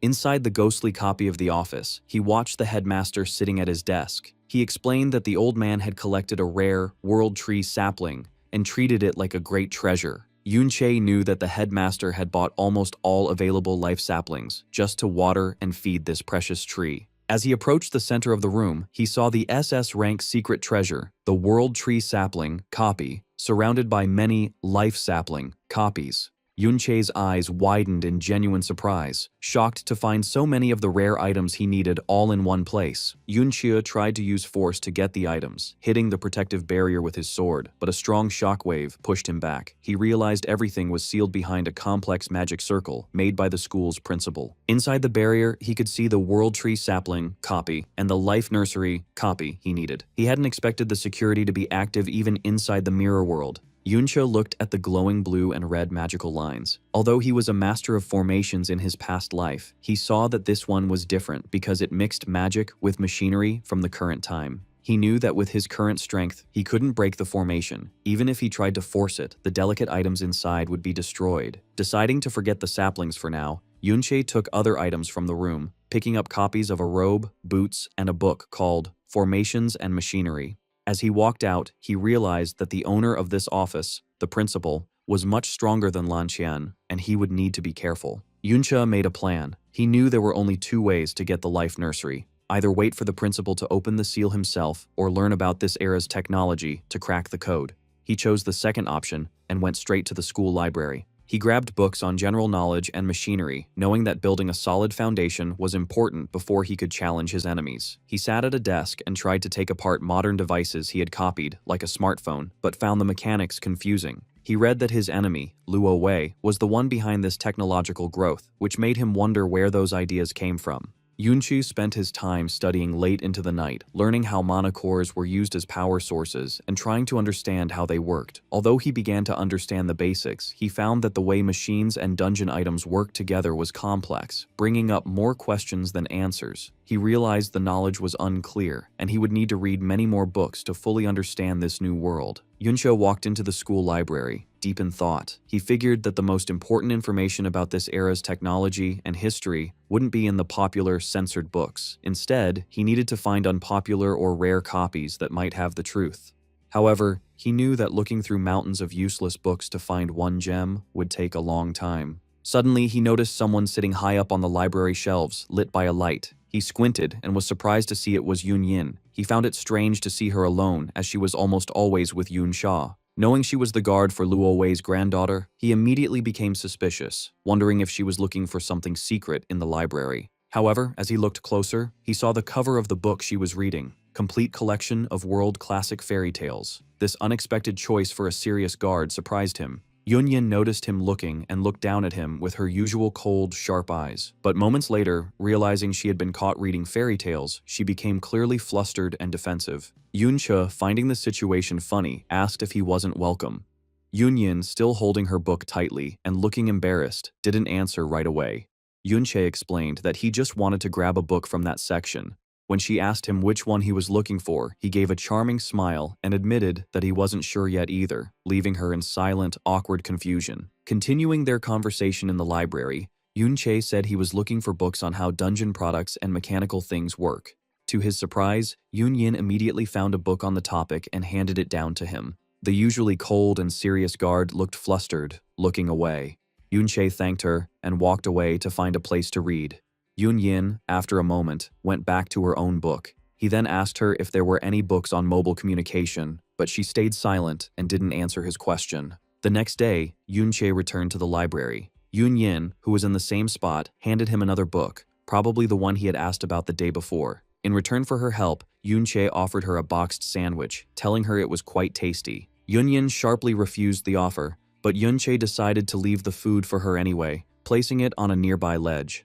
As he walked away, he thought about their interaction, thinking to himself that even though she was cold and distant, he felt a strange and unexplainable connection to her. A quiet routine started between Yunche and Yun Yin in the library. Each day, he would continue his research, and each day he would leave a sandwich for her, which she never mentioned but was gone the next time he arrived. One day, Yunche was looking for a book on mana engines. He saw Yun Yin in her usual spot and thought to himself that she must be taking the chance for some quiet reading while Yun Sha was resting. He went up to her, saying that since he didn't know the library well, he would probably be slow and noisy while searching. Yunyin was surprised, admitting to herself that she didn't expect him to be so considerate. Yunche, on the other hand, saw this as a chance. If he could get to know her, he might learn more about Luo Wei and Luo Sha. This pattern continued. He would bring her books and food, and they would study in a comfortable silence. To break the silence, he once asked her the meaning of a sentence in his book, and she simply said she didn't know. He then asked her a more specific question, wanting to know about the formation connection system. She explained what it literally meant, and he followed up by asking if she could help him find books on that subject. She didn't answer right away. They sat reading in the warm light of the library, a quiet understanding between them. After a moment of silence, Yunyin finally spoke. She asked him why he didn't just ask his little follower, meaning Chao Ji, the descendant of the traitor.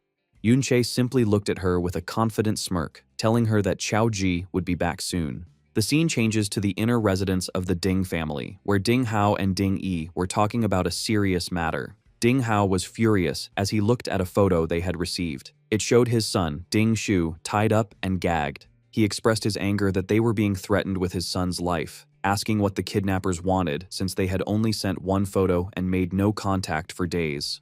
Ding A, watching from his chair, calmly asked if Ding Hao thought Yunche was behind the kidnapping. Ding Hao thought about it, remembering that Yunche was connected to Chao Zhi. He wondered if this was revenge for the Chao family members they had captured. The thought then led him to a more terrifying question. If Yunche was capable of this, was he also the one who had killed their grandfather? The hero? He began to panic, questioning if a mere student could be so strong and growing angry that the police hadn't arrested him yet, feeling they had been ignored despite their status. He declared that they were the hero family and that even with their grandfather's death, their power and influence were still the same.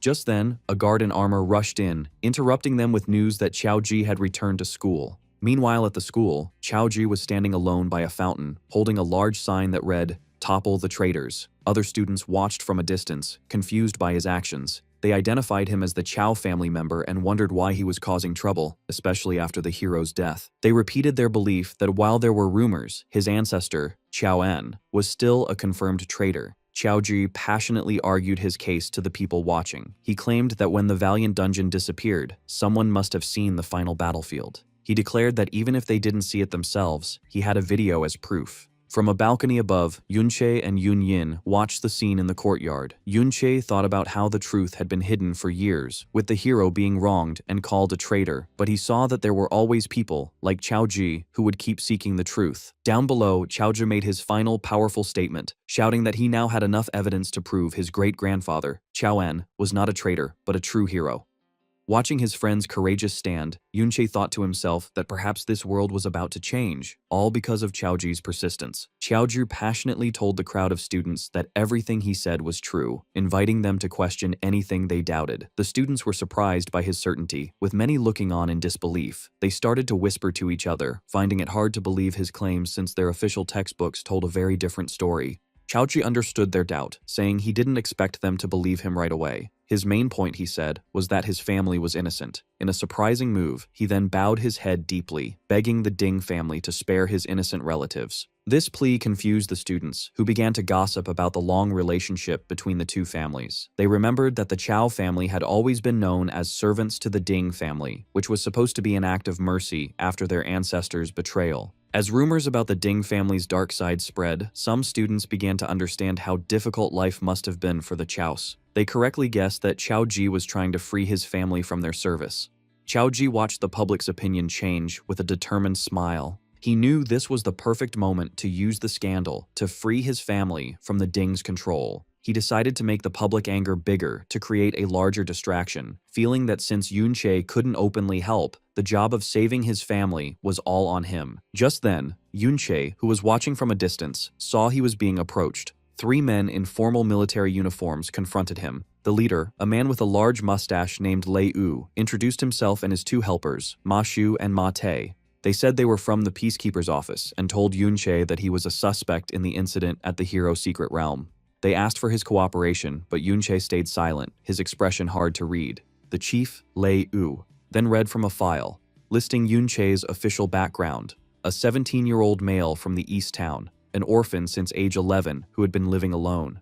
The report noted his quiet personality and always low combat scores, painting a picture of a completely ordinary student. Peacekeeper Chief Lei Yu said that the file he held was Yunche's old record. He glared at the young man, noting that his recent actions were very different from his simple past. Lei Yu listed the suspicious events. Yunche had fought and killed the powerful wandering lord, then disappeared at the same time as the Ding family's third son, only to reappear right after the incident in the hero's secret realm. Stepping closer, Lei Yu stood over Yunche, demanding to know how he had suddenly become so strong and where he had been when he was missing. After a short silence, Yunche gave a calm explanation. He claimed that the hidden boss in the valiant secret realm had been so scary that he left to clear his head. He admitted to being much stronger than his classmates, but explained that he just preferred to hide it. He then argued that suspecting him of killing a hero was a bit much. Spreading his arms wide, he pointed out that at his age, he hadn't even had a class change, so it would be impossible for him to kill a powerful, class-advanced user like Ding Kun. He finished by saying he had no reason for such an act. Lei Yao took a puff from his pipe, seeming to agree that a regular student wouldn't have the reason or the power.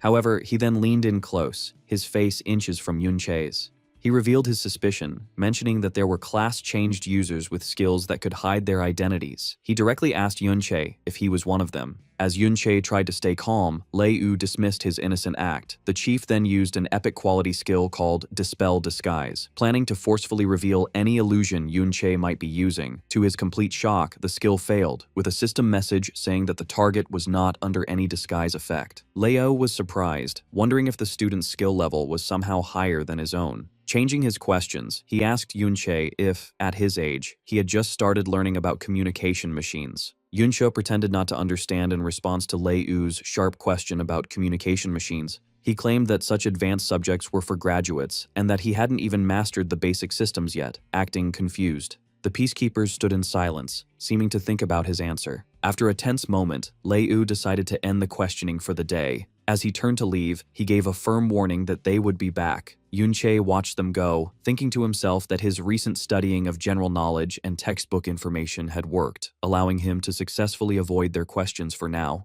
However, Yunche knew this was only a temporary break. His thoughts turned to a key piece of information he had learned from the undead spirit of Ding Kun. The spirit had revealed that he was just bait, a pawn put on display by Luo Wei for the only purpose of luring out anyone connected to his old master, Yunche himself. The spirit warned that his death would start an investigation by Luo Wei's elite shadow guards, who were much stronger than he was. Yunche understood how serious this warning was. The agents Luo Wei would send would not play by the rules like the official peacekeepers. He decided that if he didn't get his class changed soon, the risk of facing these new enemies would be too high. His mind returned to the problem of getting the life saplings from the principal's vault. He noted that the principal was only at the school for about an hour each day, and in that time, he had never seen him enter the vault where the treasure was kept. This meant it was very unlikely the principal would turn on the security formation anytime soon. Realizing that waiting to grab the items through the mirror world was not a good short-term plan, Yunche left the school building to think about his other options. Meanwhile, on a nearby rooftop, Lei Yu was reporting what he found to the hooded helper of Luo Wei. He summarized their investigation, saying that the main public suspects were Yunche and a person of interest called Her Highness Rosa. The hooded figure immediately dismissed Rosa as a suspect. However, his attention turned to her constant companion, Yun Yin, whom he identified as a descendant of the traitorous Yun clan, making her a person of interest. He added that Yun Che, having the same suspicious last name, was also a top priority target. After the hooded figure vanished, Lei Yu turned to one of his men and gave a dark order. They were to keep Yun Che under close watch, and if he showed any unusual behavior, they were allowed to kill him on the spot. As Yun Che walked through the school grounds, his sharp senses picked up on the agents watching him from a distance. He realized he was being watched all the time and would have to keep up his disguise as a normal, simple student for now. Later, he went to the school cafeteria for lunch. He decided to blend in by getting the same meal as everyone else, a plate of noodles with fried eggs and sausage. To his own surprise, he found the food to be very delicious. This was very different from his past life, where he was always on the run, eating whatever little food he could find by a campfire in the wild. He had never had the chance to eat something so good. However, his enjoyment was cut short by the loud complaints of other students at a nearby table. They were disgusted by the meal, saying the cafeteria food was even worse than usual. One of the students he had saved in the dungeon walked up to his table, leaning in with a look of disbelief. He asked Yunche how he could eat the slop so happily, asking if he no longer hated the cafeteria food. Yunche paused, gave the student a cold, serious stare, and simply replied that it was because he was hungry. The students, not wanting to let him eat the bad food, insisted on buying him a meal to properly thank him for saving their lives. They invited him to a place called the Big Crow Bar. The mention of a bar got Yunche's attention. He quickly realized that such a place would be a center for information. It would be the perfect chance to gather news about modern magic security, or more importantly, the location of another life nursery. He stood up and agreed to go. They arrived at a lively, busy place with a bright purple-lit inside. The bar was filled with people dressed in fantasy-style adventurer gear, creating a loud and energetic mood. One of Yunche's classmates cheerfully ordered drinks for the group, getting a special Difference Engine Dream for Yunche, the guest of honor. Another classmate threw his arm around Yunche's shoulder, excitedly telling him he had to try the Rivet Queen next. Surrounded by this new scene, Yunche thought about how much the world had changed from what he once knew. Surrounded by his classmates who were happily cheering for him at the Big Crow Bar, Yunche felt completely out of place, realizing that such a loud place was not where he would find the high-level information he needed. He soon left the party and stood alone on a quiet, empty street, questioning his own actions and feeling separate from the carefree world around him. The loneliness brought back a memory from his past life, a time when he was a loved little knight, warmly greeted by villagers who offered him gifts. The memory faded, leaving him on the empty modern street, showing his deep loneliness. He returned to his room, feeling more than ever that he no longer belonged in this new world. He found a book, a history of his old clan, and was filled with a desperate hope, wondering if any of his friends or family had really survived through the years of time and betrayal. He opened the old book and turned to the undead spirit of Ding Kun for an answer. The spirit gave him the terrible confirmation he feared. Everyone he once knew was dead. Haunted by this final news, Yunche looked for comfort and answers in the huge, empty school library late that night. He thought that only an outcast like himself would be there at such a time. He decided to start with the basics, pulling a book on modern history from the shelf. To his surprise, he found he was not alone. Yunyin was also there, standing quietly nearby. She asked him what book he was looking for. She then offered him a book, explaining that she had found the book on security machines he had asked about before, and revealed an important fact. It was written by their school's principal. In the school library, Yunyin came up to Yunche holding a thick book. She told him that she had found the book about formation mechanics that he had asked her to look for. Yunche took the book and saw it was written by the school's principal. He smiled and asked if she had really stayed up so late just to help him find a book. Yunyin looked away, flustered, and said she didn't do it for him, claiming she just couldn't sleep. Yunche teased her gently, promising to bring her 2 sandwiches next time as a reward. Yunyin, trying to act cool, awkwardly accepted his thanks. Yunche started reading the book right away. He was surprised to find that the book explained difficult ideas in a very simple and easy-to-understand way. He thought to himself that with his current knowledge, it was too early to say he fully understood the whole system. However, a confident smile appeared on his face as he realized that if his goal was only to damage or destroy it, it wouldn't be hard. He noted that the mechanical parts were just for support, while the main part was a magical formation he already knew about. With the problem of the formation solved, Yunche turned his attention to Yunyin. He asked her a serious question. Did she know if there were any books in this library about the original Yun family from the past? Yunyin looked at him with surprise. A look of deep sadness came over Yunyin's face as she looked down. She answered quietly that there were none. She told him that even if he searched the whole library, he wouldn't find any. Yunyin explained that before the Yun family was accused of rebellion, His Majesty, King Luo Wei, seemed to have had a very close relationship with them. She continued, explaining that because of that painful betrayal, the kind emperor had strictly banned any books about the Yun family from being shared. Yunche looked at the book in his hands, his face in shadow. He questioned the word kind and asked if, forgetting about the past, there really wasn't a single innocent person in the Yun family. He asked with intensity if truly not a single one of them had been able to survive.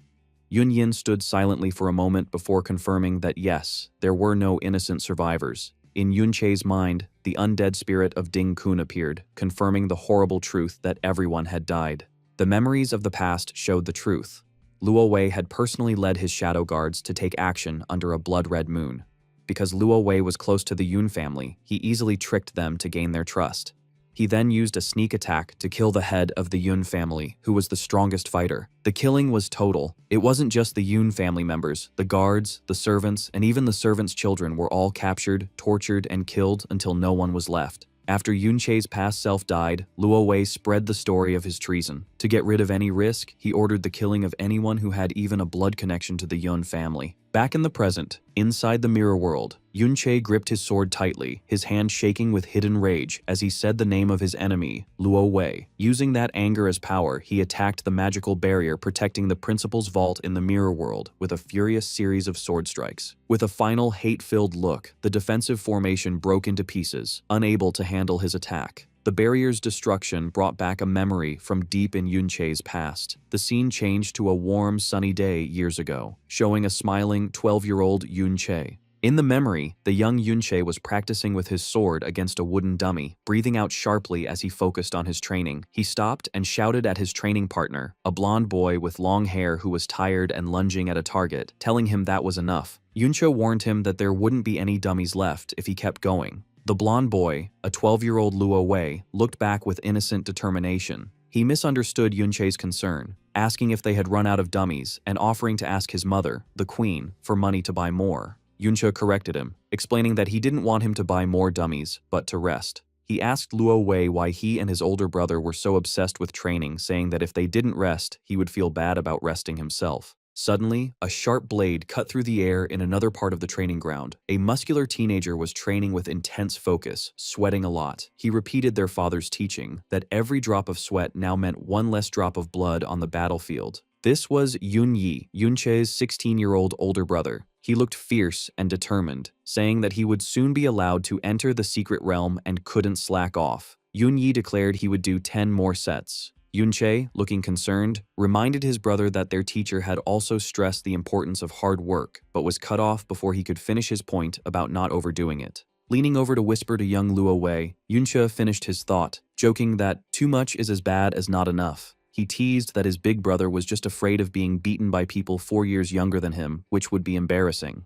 Yun Yi, tired but respectful of Luo Wei's status even then, looked at the young prince. He said that since His Highness Luo Wei had spoken about resting, he would finish just this one set and then take a break.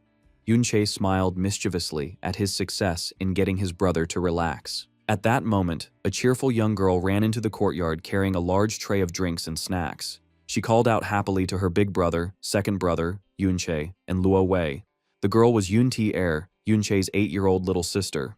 She smiled brightly as she told them she had brought ice-cold honey lemon water and freshly baked apple pie for everyone. She teased that they usually didn't get to eat such special treats. In the memory, the children were playing together. Young Yunche playfully grabbed a treat from the wooden box Tier was holding, while young Luo Wei ran alongside them, part of the happy group. Yunche took a bite, saying how delicious it was. With a mouthful of food, he told Tier that she was absolutely the best sister in the world. Beside him, young Luo Wei ate happily, agreeing. Tier then ran over to their older brother, Yun Yi, who was taking a break from his training. She handed him a large wooden mug of the drink she brought. The focus shifted to the mug as Yun Yi lifted it to drink. The eldest brother took a refreshing sip, smiling as he said how sweet it was, and thanked his little sister. The four of them, Yun Yi, Yunche, Luo Wei, and Tier, gathered under the shade of a large tree. Guests from the Southern Nights were visiting that day, and the kitchen staff had been busy preparing since morning. Tyre then revealed a secret. She had to sneak the food and drinks out, hinting that otherwise, they wouldn't have gotten such a large share of the good things meant for the guests. Yun Yi, the honest and serious knight, was so shocked by this that he spat out his drink. Yun Yi looked at his sister with a mix of shock and scolding, realizing she stole the items. Meanwhile, Yunche laughed heartily, teasing that the stolen food made it taste even better, and asked Luo Wei to agree. Luo Wei awkwardly agreed. The group shared a moment of laughter and joy. Yunche revealed that back then, he had no interest in secret realms or becoming a knight. A warm, glowing image of the four friends and siblings showed them happy together. Yunche thought that his only wish was to live happily with his family and friends forever. The scene changed back to the present day inside the mirror world. A system window appeared before Yunche. He had successfully collected the 5 life saplings needed for his class advancement. His finger pressed the button to confirm the class advancement.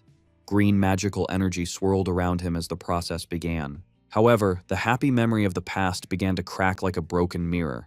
Yunche's thoughts turned dark as he revealed that not everyone shared his simple wish. The image of his smiling siblings and friend shattered completely, replaced by blood and darkness. In his mind, he screamed at Luo Wei, unable to understand how he could throw away so many years of friendship. Yuncha's face twisted in a horrible scream of rage and sadness, his eyes glowing with power. He screamed out the question that haunted him. Why could you destroy it so easily? The story briefly went back to the thoughts of the Supreme King, Luo Wei. With a cold, glowing look, he justified his past horrible acts, claiming that everything he did, including the betrayal and murder of his former brother, was only for the stability of the empire. The image of a dying Yun Che from the past flashed by, a bloody proof of Luo Wei's ruthless ambition. Luo Wei glared down with disgust, dismissing the life he took. Back in the present, inside the mirror world, a surge of dark and purple energy erupted around Yun Che. The system confirmed that his class advancement was complete. He was now a peace dancer. New system messages appeared, showing the activation of his dual class modes, healing mode and deterrence mode, giving him the power to both save and destroy. Yun Che exited the mirror world, stepping out into the school grounds at night. With his new power secured, his expression was dark and focused. He began to think of his next target. Suddenly, a voice screamed his name, breaking his concentration. Yun Che turned, looking confused, to see Luo Sha running towards him, breathing heavily and looking terrified. She begged him for help. Tears streamed down her face as she desperately called in the debt he owed her. She reminded him of the 2 favors he had promised and begged him to save Yun Yin, screaming that the shadow guards were going to kill her. Yun Che was surprised. He questioned why the shadow guards, Luo Wei's elite assassins, would be targeting Yun Yin. He reasoned that Yun Yin hadn't been involved in the incident at the hero's secret realm, so it made no sense for her to be a target. Luo Sha, terrified and crying, began to explain the real reason. She revealed a shocking secret. Yun Yin was being hunted because she was actually a descendant of the traitorous Yun family. Yun Che froze, his eyes widening in pure shock. The girl he had been studying with in the library, the one who had told him no one from the Yun family survived, was actually his own relative all along. Luo Sha looked down sadly and confirmed that Yun Yin was from the traitorous Yun family. She explained that because of this, the shadow guards thought Yun Yin was the main suspect in the incident at the hero's secret realm. She remembered the scary moment when the shadow guards broke right into her house. She watched, helpless, as a powerful hooded guard used a bladed chain to tie up and capture Yun Yin without any warning. Luo Sha explained that she tried to talk to the guard, trying to prove that Yun Yin wasn't even there when the hero died. But the guard didn't care about proof. He ignored her completely. Tears filled her eyes as she told Yun Che that she had tried everything. She had called everyone she knew and tried every way to get her friend back, but nothing worked. She admitted to him that she was helpless and didn't know how to save her.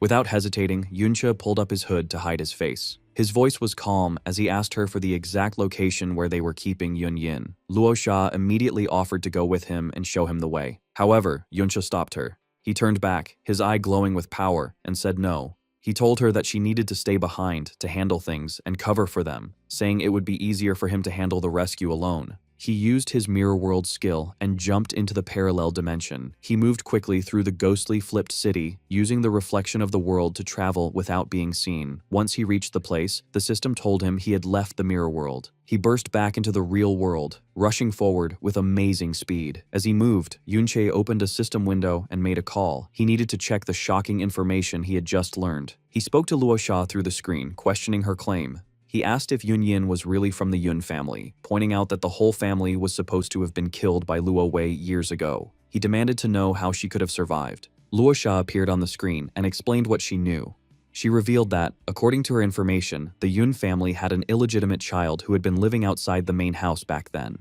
This news deeply confused Yunche. He thought about his father, remembering him as a strict man who cared a lot about his honor. He knew it was impossible for his father to have had an affair or an illegitimate child. Then, he had a realization. An image of his older brother, Yun Yi, flashed in his mind. He realized that the child wasn't his father's, but likely his big brother's.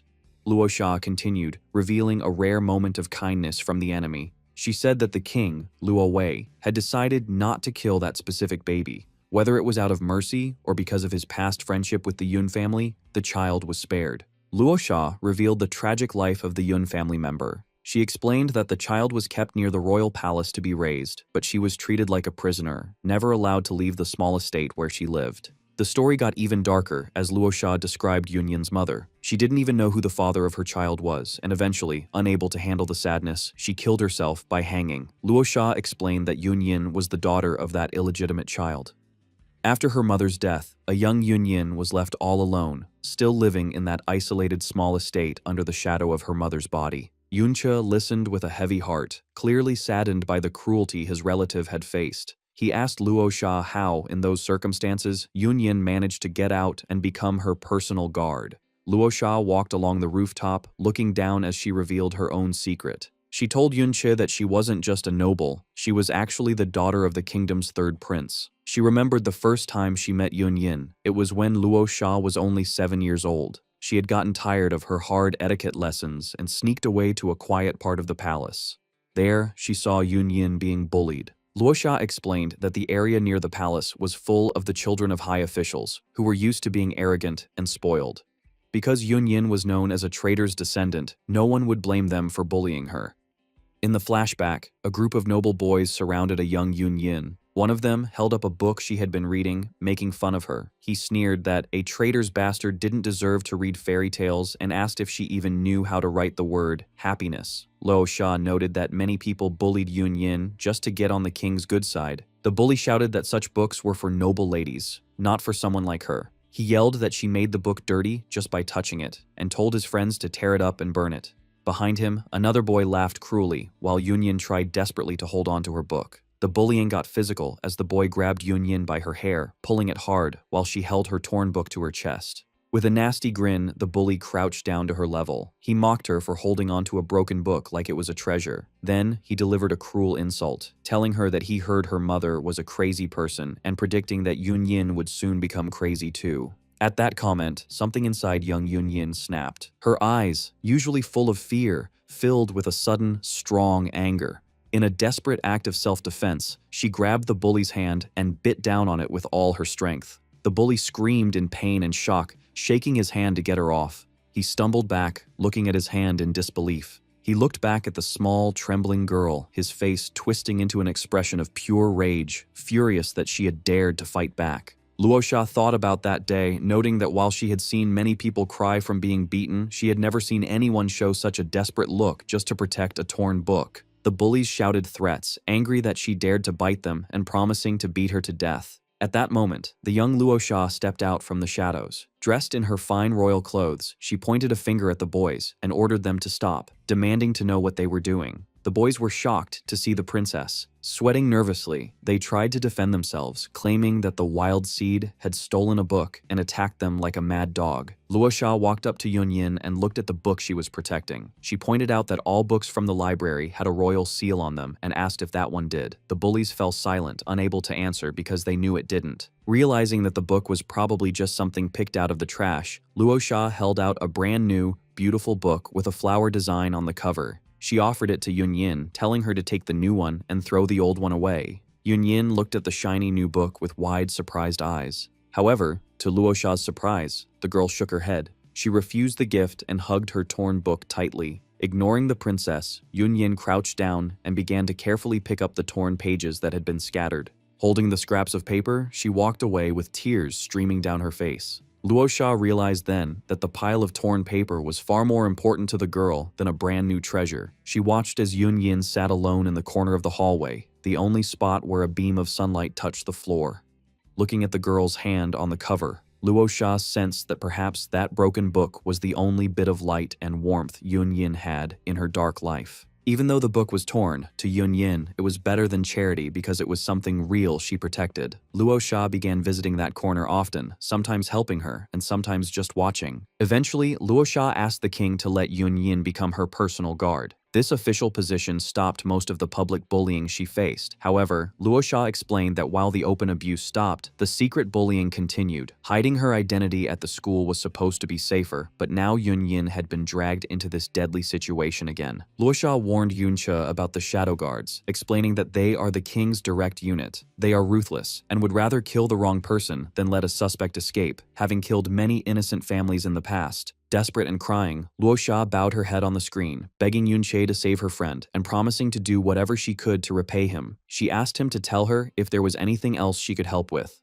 Meanwhile, in the dungeon, Yunche used his mirror world ability to break into the prison. He arrived just in time to see a horrible scene that left him shocked. The bladed chain used to capture Yunyin was lying on a floor covered in blood. Yunyin stood there, covered in cuts and blood, looking badly hurt, but still defiant. The shadow guard watching her held a jagged blade. He smiled cruelly, saying that she was surprisingly stubborn, but he was in charge of guarding her for the night.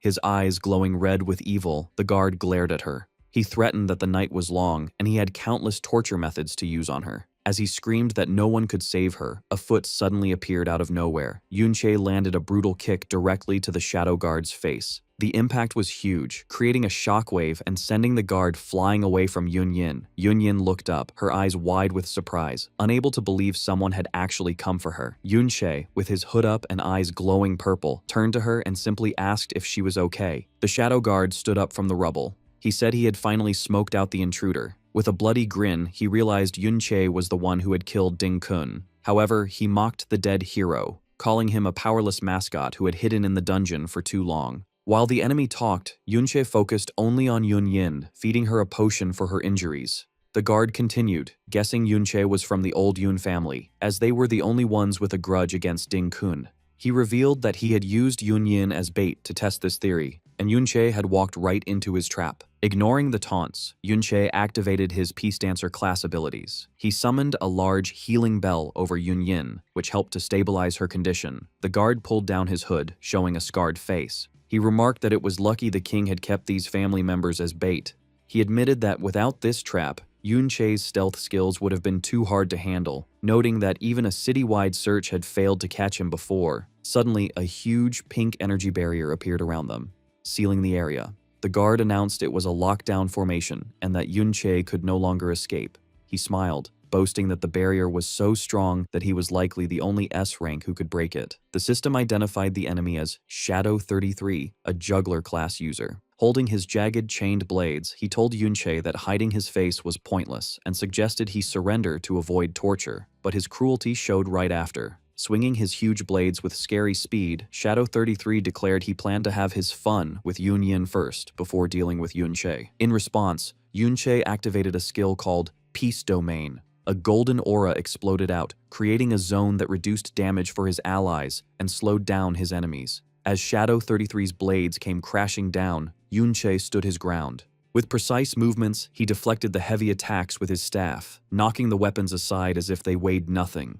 Yunche's eyes glowed with a cold, dangerous light. He looked at the shadow guard and asked a chilling question, confirming that the man had tortured Yunyin just for his own fun. Shadow 33 sneered and admitted they had tortured her. He boasted that their reputation as the Shadow Guards was more than enough to lure Yunche into their trap. He then unleashed his attack, Blade Fury, sending a storm of red triangular blades raining down on Yunche and Yunyin. In response, Yunche summoned the undead spirit of Qiaoen. The ghostly warrior stood in front of them and activated strong defensive skills, including iron armor and group shield, to block the coming attack. Yunche watched silently as his summon prepared. The name Shadow Guards made Yunche remember a painful night when Luo Wei led his forces to destroy the Yun family under a blood-red moon. He remembered the total destruction, how everyone was tormented and then slaughtered, with no one left alive. Breaking free from the memory, Yunche told Shadow 33 that he had made a big mistake. The spirit of Qiaoen successfully blocked the Blade Fury, the red blades breaking against its powerful shields. As the attack was stopped, Yunche's hand began to glow with purple energy as he summoned a weapon. He switched to deterrence mode, and his attack power greatly increased. Surrounded by a dark aura, he held a newly formed dagger and declared that the Shadow Guards had slaughtered his family, and now they dared to harm an innocent child.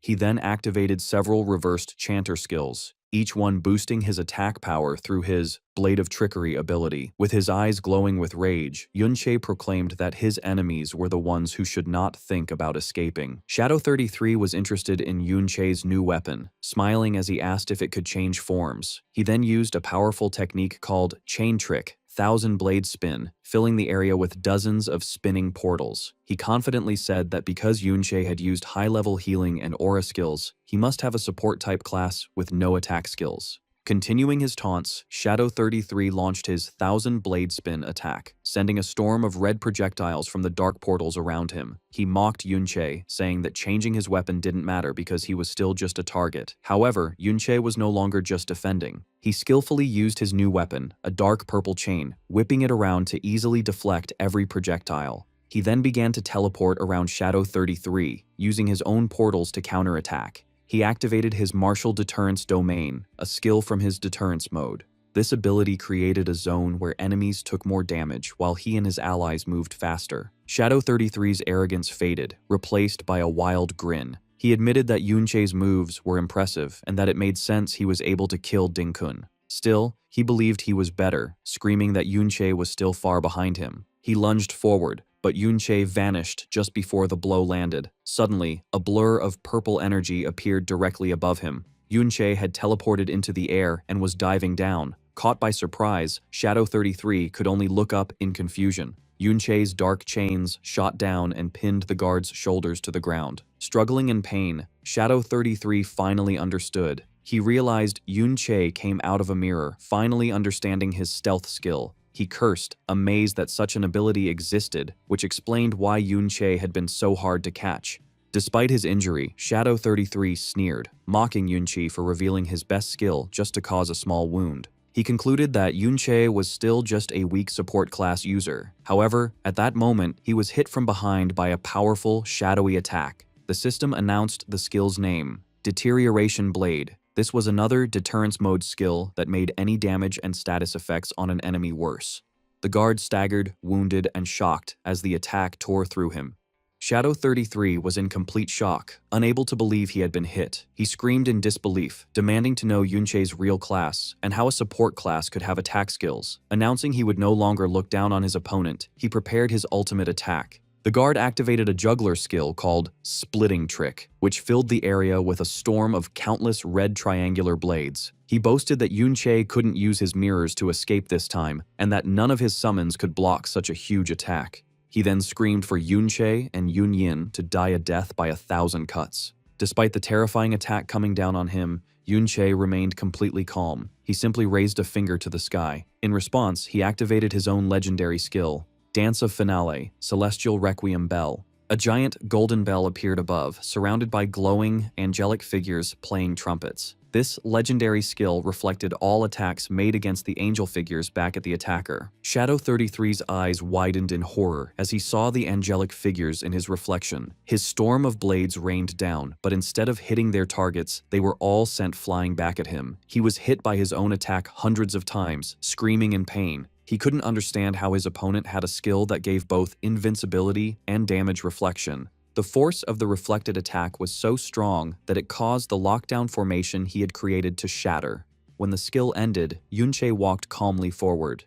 Shadow 33 was left lying on the ground, badly wounded and completely defeated by his own attack. Standing beside Yunyin and the undead spirit of Dingkun, Yunche held his blade and spoke to the girl he had just saved. He gently told her to turn around for a moment so she wouldn't see what he was about to do. Yunche held his blade to the throat of the defeated Shadow Guard 33, who looked up in terror. The guard stammered, asking what Yunche planned to do with him. From the darkness of his hood, Yunche's eyes glowed with purple light as he gave a cold, simple promise. He was going to make the guard repay what he had done 100-fold. Terrified, the guard tried to threaten him, shouting that the other shadow guards would arrive soon and that Yunche couldn't possibly fight 3 of them at once. He pleaded with him, insisting that it wasn't too late for him to leave. As the blade pressed closer, the guard screamed that he was one of His Majesty's personal guards, and if Yunche killed him, the king would surely come after him. From a distance, Yunyin watched the scene, shocked by Yunche's cold fury. The defeated guard continued to plead, begging Yunche not to come any closer and calling him a maniac. Suddenly, the wall behind them shattered, and 3 more hooded shadow guards burst into the room.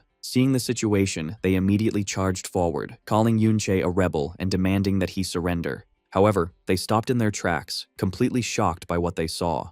In front of Yunche, the newly created undead spirit of their comrade, Shadow Guard 33, was kneeling in submission, held by a dark chain. Yunche gave the newcomers a cold, menacing glare, his eyes glowing with purple energy.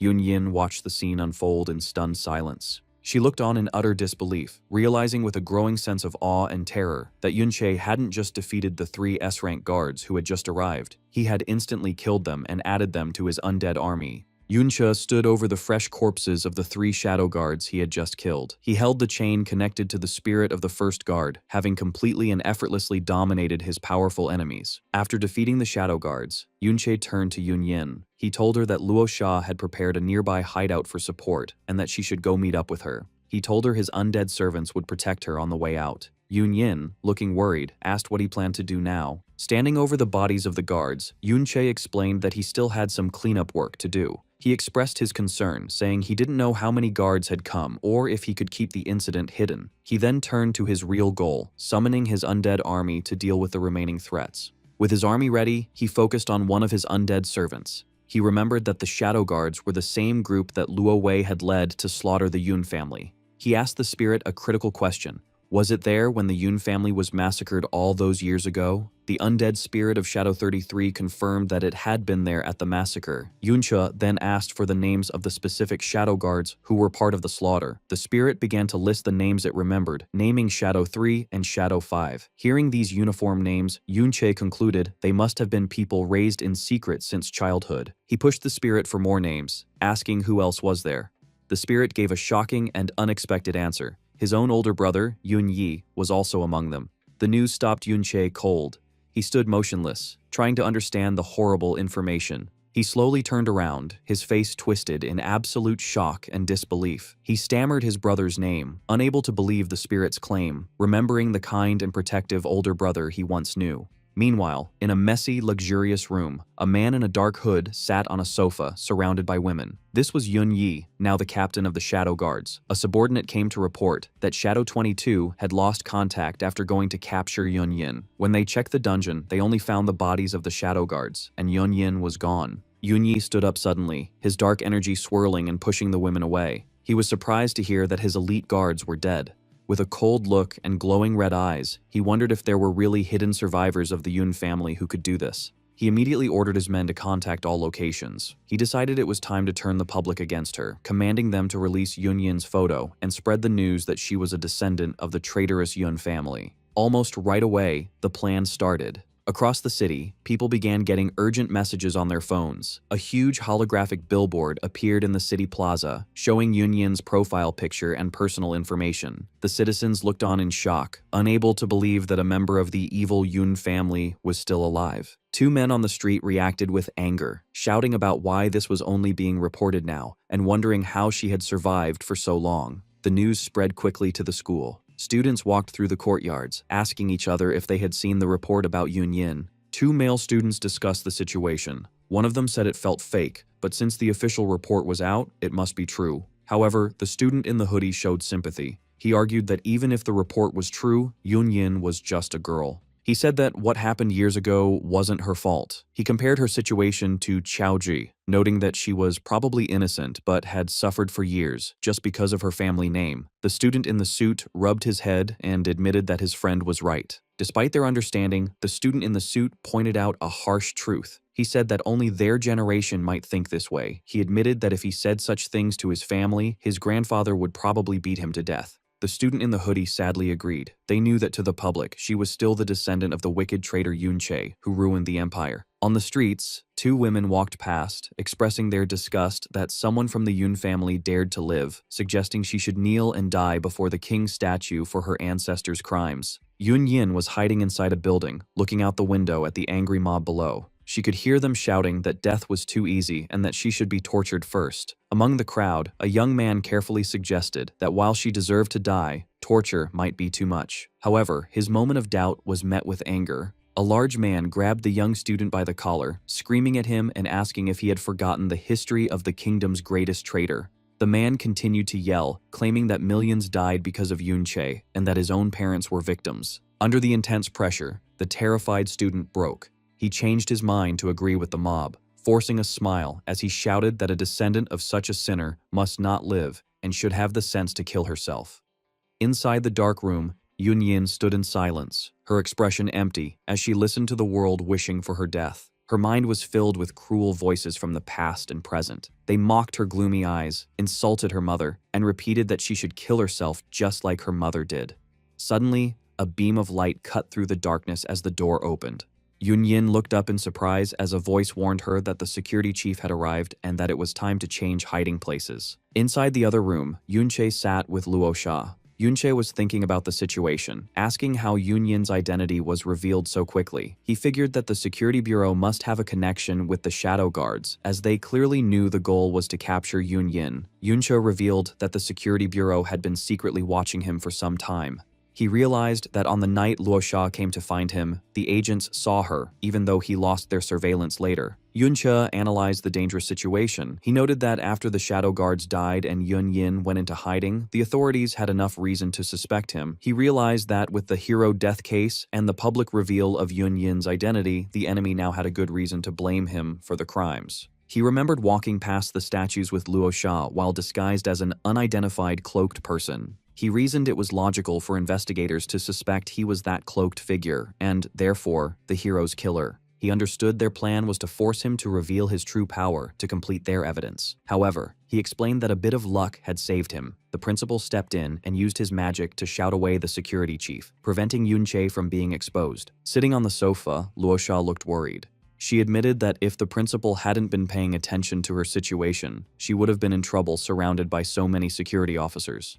Luo Sha blamed herself for the danger, thinking her carelessness was the reason they were almost exposed and killed. Yunche remarked that while they were lucky, he was surprised to learn that the principal was actually Luo Sha's great-uncle. A few hours earlier, inside the principal's office, Principal Bolin looked stressed. He told Luo Sha that she was being reckless. He explained that while he could drive away the local security chief, if the king's elite shadow guards arrived, he would be unable to stop them. Luo Sha tried to flatter her great-uncle, but Bolin cut her off. He warned her not to underestimate the shadow guards, saying they were far more dangerous than simple S-rank fighters. He sternly reminded her that he had told her long ago not to bring Yunyin with her anymore. Looking at her seriously, the principal told her to make up her mind. He reminded her that the king had already ordered her to leave the academy and return to the royal palace. However, he gave her a harsh reality check about her friend. He warned that if she tried to take Yunyin back with her, she would not be able to hide her. He described the palace as having many eyes, and that the shadow guards would definitely find the fugitive.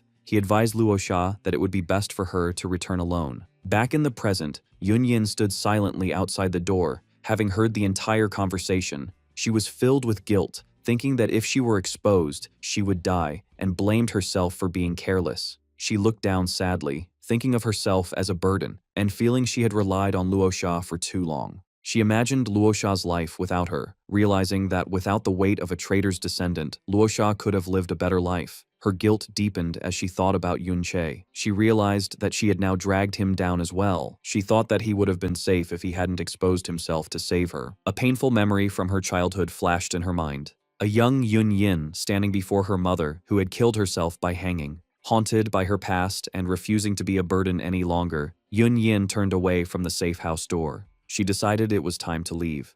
Just then, Yunche opened the door and told her to come with him, leaving Yunyin looking surprised. Yunche explained his plan to secretly leave. He revealed that he had a specific secret realm in mind where they could go to avoid the public and the authorities.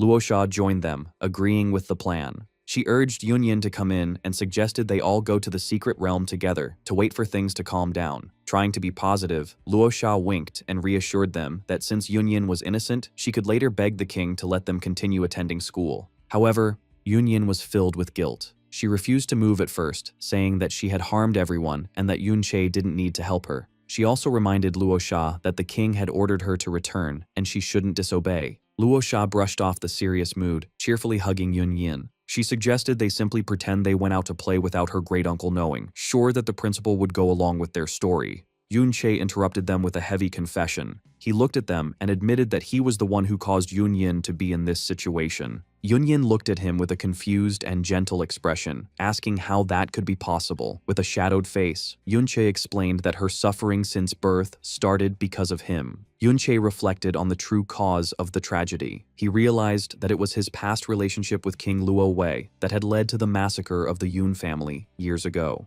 His thoughts then turned to his older brother. He silently questioned Yun Yi, wondering what role he played and why he had become one of the shadow guards who killed their own family. As they prepared to leave, Luo Sha asked Yunche which secret realm he planned to take them to. Yunche revealed that the location was something he had learned from the dead spirit of the shadow guard he had defeated. The group arrived at a massive, floating ruin shining with golden light. It was the Golden City Secret Realm, the exact place where Yunche's brother, Yun Yi, was currently located. Yunche saw a massive pillar of light in the distance. He recalled the Shadow Guard's spirit had told him his brother Yun Yi was there. He estimated they could reach it in half a day. However, looking down from a cliff, they saw their path was blocked by a group of powerful level 58 monsters called laborback gorillas. Yunchi was calm as he recognized the creatures. He remembered from his past life that this type of monster dropped gold iron ore, a material he needed to repair his damaged flowing cloud sword. Seeing a chance to fix his weapon, he drew his sword with determination. He activated its ability, making it glow and change shape. First, it became a chain blade. The system noted the weapon was severely damaged, but it could still wrap around the huge gorillas and bind them. This form boosted his agility. Then, he changed it into a massive giant scythe, which sacrificed speed and defense for a huge boost of over 5,000 attack power. Seeing him get ready to attack, Luo Sha stepped in to help. She cast a skill called Starplay Secret Art, which boosted his spirit and attack power. The Flowing Cloud Sword's unique ability, Buff Adaptation, immediately absorbed her spell, adding the stats directly to the weapon itself. With the massive power boost, Yunche swung the giant scythe in a wide arc. The attack was powerful, slicing through the level 58 monsters in a single strike. As the dust settled, Yunche landed while Luo Sha walked up behind him. Luo Sha looked at the weapon in Yunche's hand with surprise. She asked if that was really the Flowing Cloud Sword, noting its attack power was shockingly high even though it looked so damaged. Yunche smiled and explained that the power wasn't originally that high. He revealed that it was thanks to her that he had already started the repair process. A flashback revealed how this happened. The Academy's principal had originally planned to give Yunche a few skill books to thank him for saving students and teachers at the Valor Secret Realm. However, because Luo Sha had bothered her great-uncle so much, the principal was forced to change the reward. While he couldn't give away the life nursery, he handed over a lump of glowing gold material called World Tree Resin. Yunche had used this resin, which the principal had collected over a long time, as a type of glue. He noted that while it was the best material he had, it was barely enough to just start the repairs. A system message confirmed that absorbing the World Tree Resin had brought the repair progress to 11.2%. More importantly, this first repair had fixed a key feature called Buff Adaptation, which let the sword copy and use any active buffs from the user. Back in the present, Yunche picked up the items dropped by the defeated monsters. He found gold iron ore, realizing it was a common drop in this realm. As the sword absorbed the ore, the repair progress increased a little more. Yunche watched his attack power rise by another 40 points, confirming that the resources here were perfect for fixing his weapon. Yunche stood ready for battle, his high-level equipment glowing with power. He realized that unlike the rare resin, this ore could be gotten just by killing monsters. With a command, he ordered his army of undead summons to charge forward. He decided that as long as there were monsters to kill, he would keep repairing the Flowing Cloud Sword. Looking toward the Pillar of Light, he figured he could repair the weapon a good amount before he finally had to face his brother, Yun Yi. The battle began instantly. Yunche leaped into the air, slashing his sword with amazing speed to cut the huge laborback gorilla into pieces. He used the chain blade form of his weapon to make a flurry of quick cuts, slicing the monster from many angles. With a command, the chains wrapped tightly around the beast, holding it completely. Standing on top of the monster, Yunche called out to Yun Yin, who charged forward while summoning a glowing energy dagger. With a single, strong strike, she sliced the monster in half, showing her growing strength. After the battle, the group stood on a cliff as the system announced that Yunche, Luo Sha, and Yun Yin had all leveled up. Yun Yin approached Yunche, looking worried as she asked if helping them level up was slowing him down. Yunche reassured her while picking up 15 pieces of gold iron ore.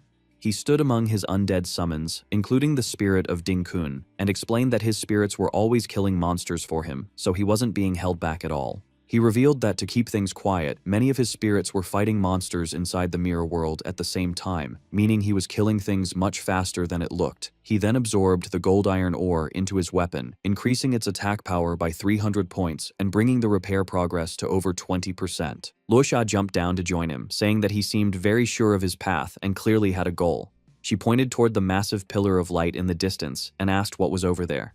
Yun Che looked at the light and revealed the truth. Those were the ruins of the old Yun family manor. Luosha was surprised and fell silent, understanding why it was important, while Yun Yin listened closely from behind. Yun Che explained that 40 years ago, the Golden City secret realm had expanded and swallowed the ruins, keeping them safe inside ever since. He then turned to Yun Yin, whose eyes went wide with shock as he told her that her grandfather might be there right now. In a small room within the Yun family ruins, Yun Yi sat by the window as a subordinate reported that there was still no news about Yun Yin, even though her identity had been leaked long ago. The hooded subordinate knelt on the floor. He explained that because people were so angry, it was hard for Yun Yin to travel, and she would likely be found soon. However, the subordinate revealed a secret backup plan.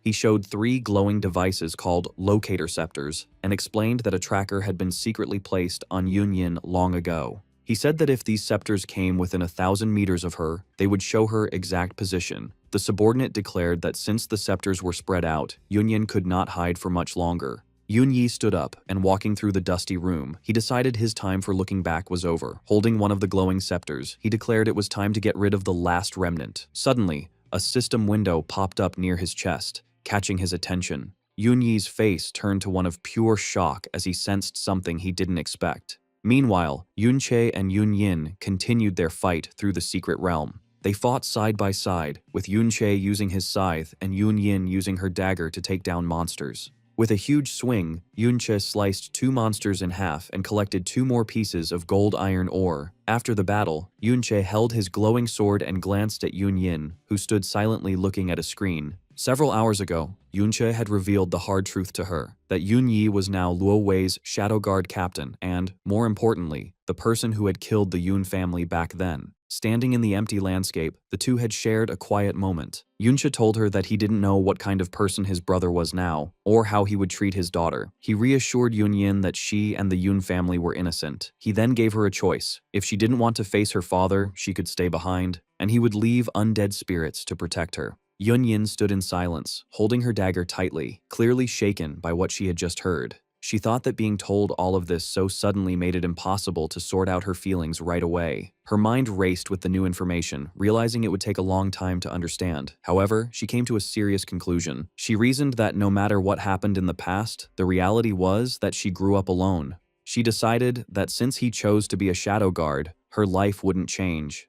Despite the pain, her expression hardened with determination as she decided she would still go forward. Meanwhile, Yun Che stood on a ledge, looking out over the landscape. He began to doubt his decision, thinking that maybe he should have left Yun Yin behind in safety. He decided it would be best to face his brother, Yun Yi, by himself first, and then decide whether to let Yun Yin meet him. Suddenly, Yun Che looked down and was surprised by what he saw below. Scattered on the ground were the remains of wooden dummies and weapon racks. He recognized the place immediately as the ruins of the training ground. As he stared at the empty site, a vision of the past appeared over the ruins. He saw a memory of his younger self, his brother Yun Yi and his sister Yun Ti happily playing and practicing swordsmanship together in that very spot. Standing there with the undead spirits of Chao En and Ding Kun, a sudden idea struck Yun Che. He activated his skill and went into the mirror world.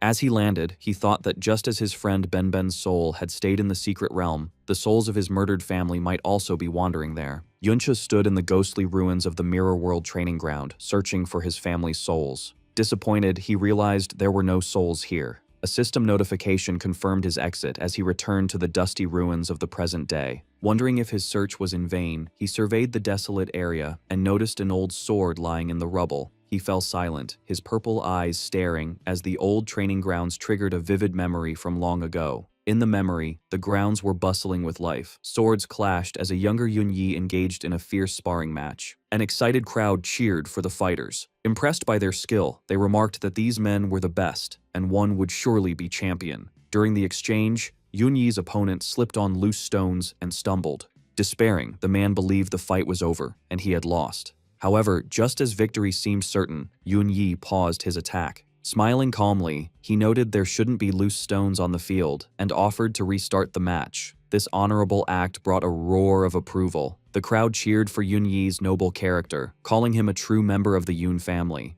When the duel resumed, Yun Yi still emerged victorious, his opponent kneeling before him. Onlookers remarked that he won even after giving a second chance, proving no one could beat him. One man disapproved, remarking that on a real battlefield, such nobility would only cost him the advantage. Confident, Yunyi smiled. He declared that if he lost an advantage, he would simply win it back, just as he had done today. The crowd roared with laughter and approval, proud of their champion. Sometime later, the situation had changed dramatically. A shocked Yunyi, covered in sweat and dirt, stood defeated. Before him stood his younger brother, Yunche, who had bested him in a fight. The crowd looked on in disbelief, unable to grasp how Yunyi lost to someone 4 years younger. They concluded Yunche was an unimaginable genius. Back in the present ruins, an older Yunyi emerged from the shadows. His expression was grim as he surveyed the desolate halls of his former home. He recalled a conversation with a young Luo Wei. Luo Wei commented on Yunyi's goodness, joking that if his own brother was outshined, he would probably want to kill him.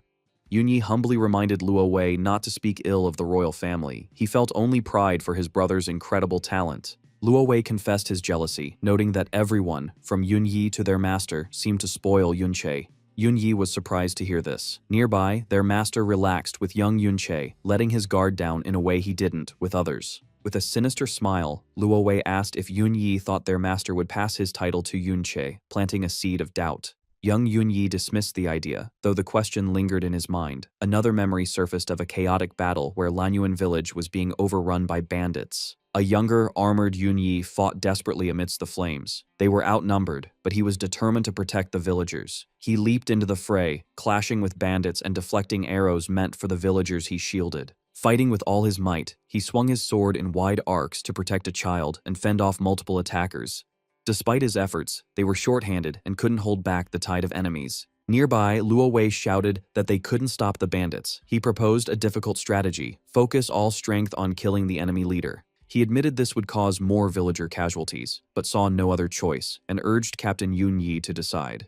The decision weighed heavily on an exhausted Yunyi, with the villagers' lives resting on his command. Faced with an impossible choice, he hesitated, realizing the terrible sacrifice required. Just as he was about to order it, he was startled by a sudden movement. It was Yunche, leaping over the defense line and charging headfirst into the bandit horde. Yunyi watched in shock as Yunche plunged into the enemy, cutting down bandits in a whirlwind of violence. Yunche charged fearlessly toward the bandit leader. Though wounded with an arrow in his cheek, his face remained a mask of pure determination. In a flash, he leaped and swung his sword, decapitating the leader. Standing on a rock, he held the head aloft. He shouted to the bandits that their leader was dead, but they would be spared if they surrendered. Witnessing this, Yunyi was left speechless, stunned by his brother's power and bravery. Later at dinner, their master proudly ruffled Yunche's hair, praising him as being even better than his big brother. Meanwhile, Yunyi stood alone, troubled. He admitted to himself that he had almost chosen to sacrifice the villagers. Luo Wei approached to justify the choice.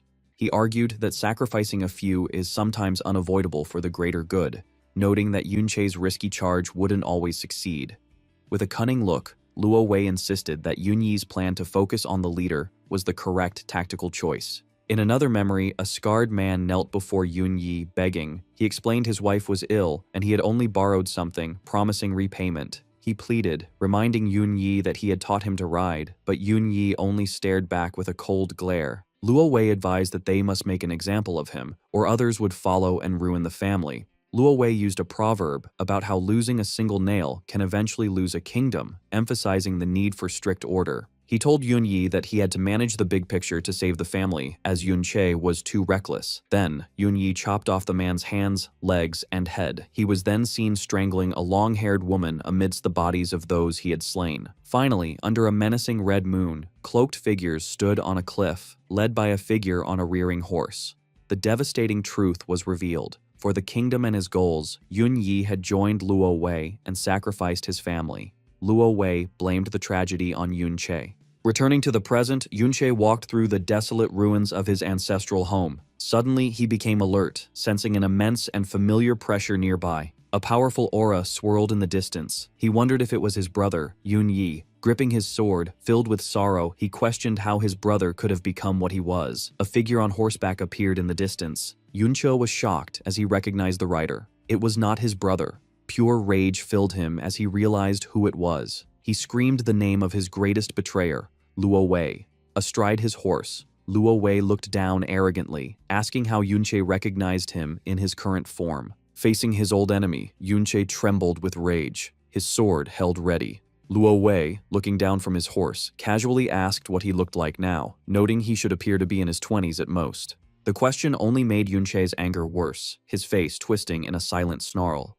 Luo Wei continued with a smug smile, explaining that all official portraits showed him in his 40s, which was how Yunche recognized him despite the age difference. Suddenly, a huge army of armored soldiers appeared, surrounding the area and blocking all escape routes. Luo Sha and Yun Yin landed gracefully among the soldiers. Yunche stared at them, his expression hard to read as he took in their arrival. From his high position, Luo Wei spoke to him, remarking that his name was Yunche and calling it an interesting name. He then began to connect recent events, explaining that his Shadow Guard captain had used Yun Yin as bait to lure out the rebel who had killed the hero, Ding Kun. He told how that person had rescued Yun Yin from their dungeon, killing several of his elite Shadow Guards. He looked down at the two, noting that now, this Yunche and little Yun Yin were both here, putting all the pieces together. Luo Wei gathered a bright, shining light at the tip of his finger. With an air of total authority, he pointed directly at Yunche and declared him to be the rebel he had been hunting. He dismissed Yunche as a mere pest that should be returned to dust.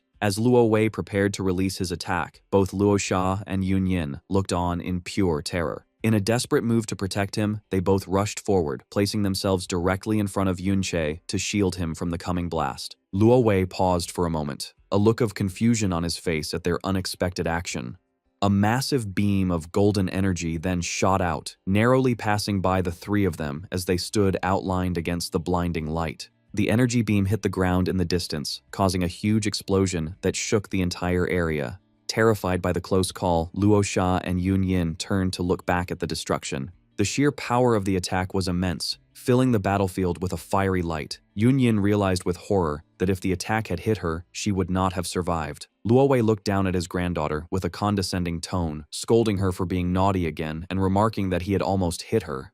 As the two girls looked on, their faces pale with fear, Yun Yin wondered if Yunche could have already been killed in the blast. Luo Wei smiled like he was talking to a child, telling Luo Sha to be good and not cause any more trouble. He then commanded her to follow him for now and prepare to return with him later. An armored guard stood silently behind him. As Luo Wei gave his command, Yunche appeared from nowhere, stepping out of the mirror world with a threatening pink aura around him. A system message confirmed he had activated his intimidation mode. His eyes glowed with pure raw fury as he glared at his enemy and roared his name. As his rage and power grew, his weapon changed into a massive, jagged sword, and several attack power buffs appeared around him. He shouted that Luo Wei was a poisonous scum who didn't deserve to set foot on the sacred ground of the Yun family. A huge wave of energy erupted from Yunche as he continued his angry speech. He yelled that the kindness and years of friendship he had shown Luo Wei were not just chips to be thrown away like trash. Declaring that Luo Wei would pay for his betrayal that very day, Yunche leaped into the air, his weapon raised high for a powerful strike as the system confirmed he had fully left the mirror world. He brought the massive blade down with all his strength, but Luo Wei met the attack with a calm, steady stare. Luo Sha and Yun Yin could only watch in stunned silence at the incredible clash of power. With a gesture, Luo Wei summoned a massive, explosive barrier of golden energy that easily blocked Yunche's attack. The force of the counterattack was so strong that it wounded Yunche, who clenched his teeth in pain as he realized his opponent was an SSS-class user. The blast sent him flying backward through the ruins. Unfazed, Luo Wei raised a hand and summoned a giant hand of golden energy, which shot out to grab the airborne Yunche. However, just as the hand was about to close around him, Yunche vanished in a flash of light. Luo Wei was surprised for a moment, wondering where he had gone. His surprise quickly turned into a sly smile as he realized Yunche had a stealth skill so good it could even get past his own senses.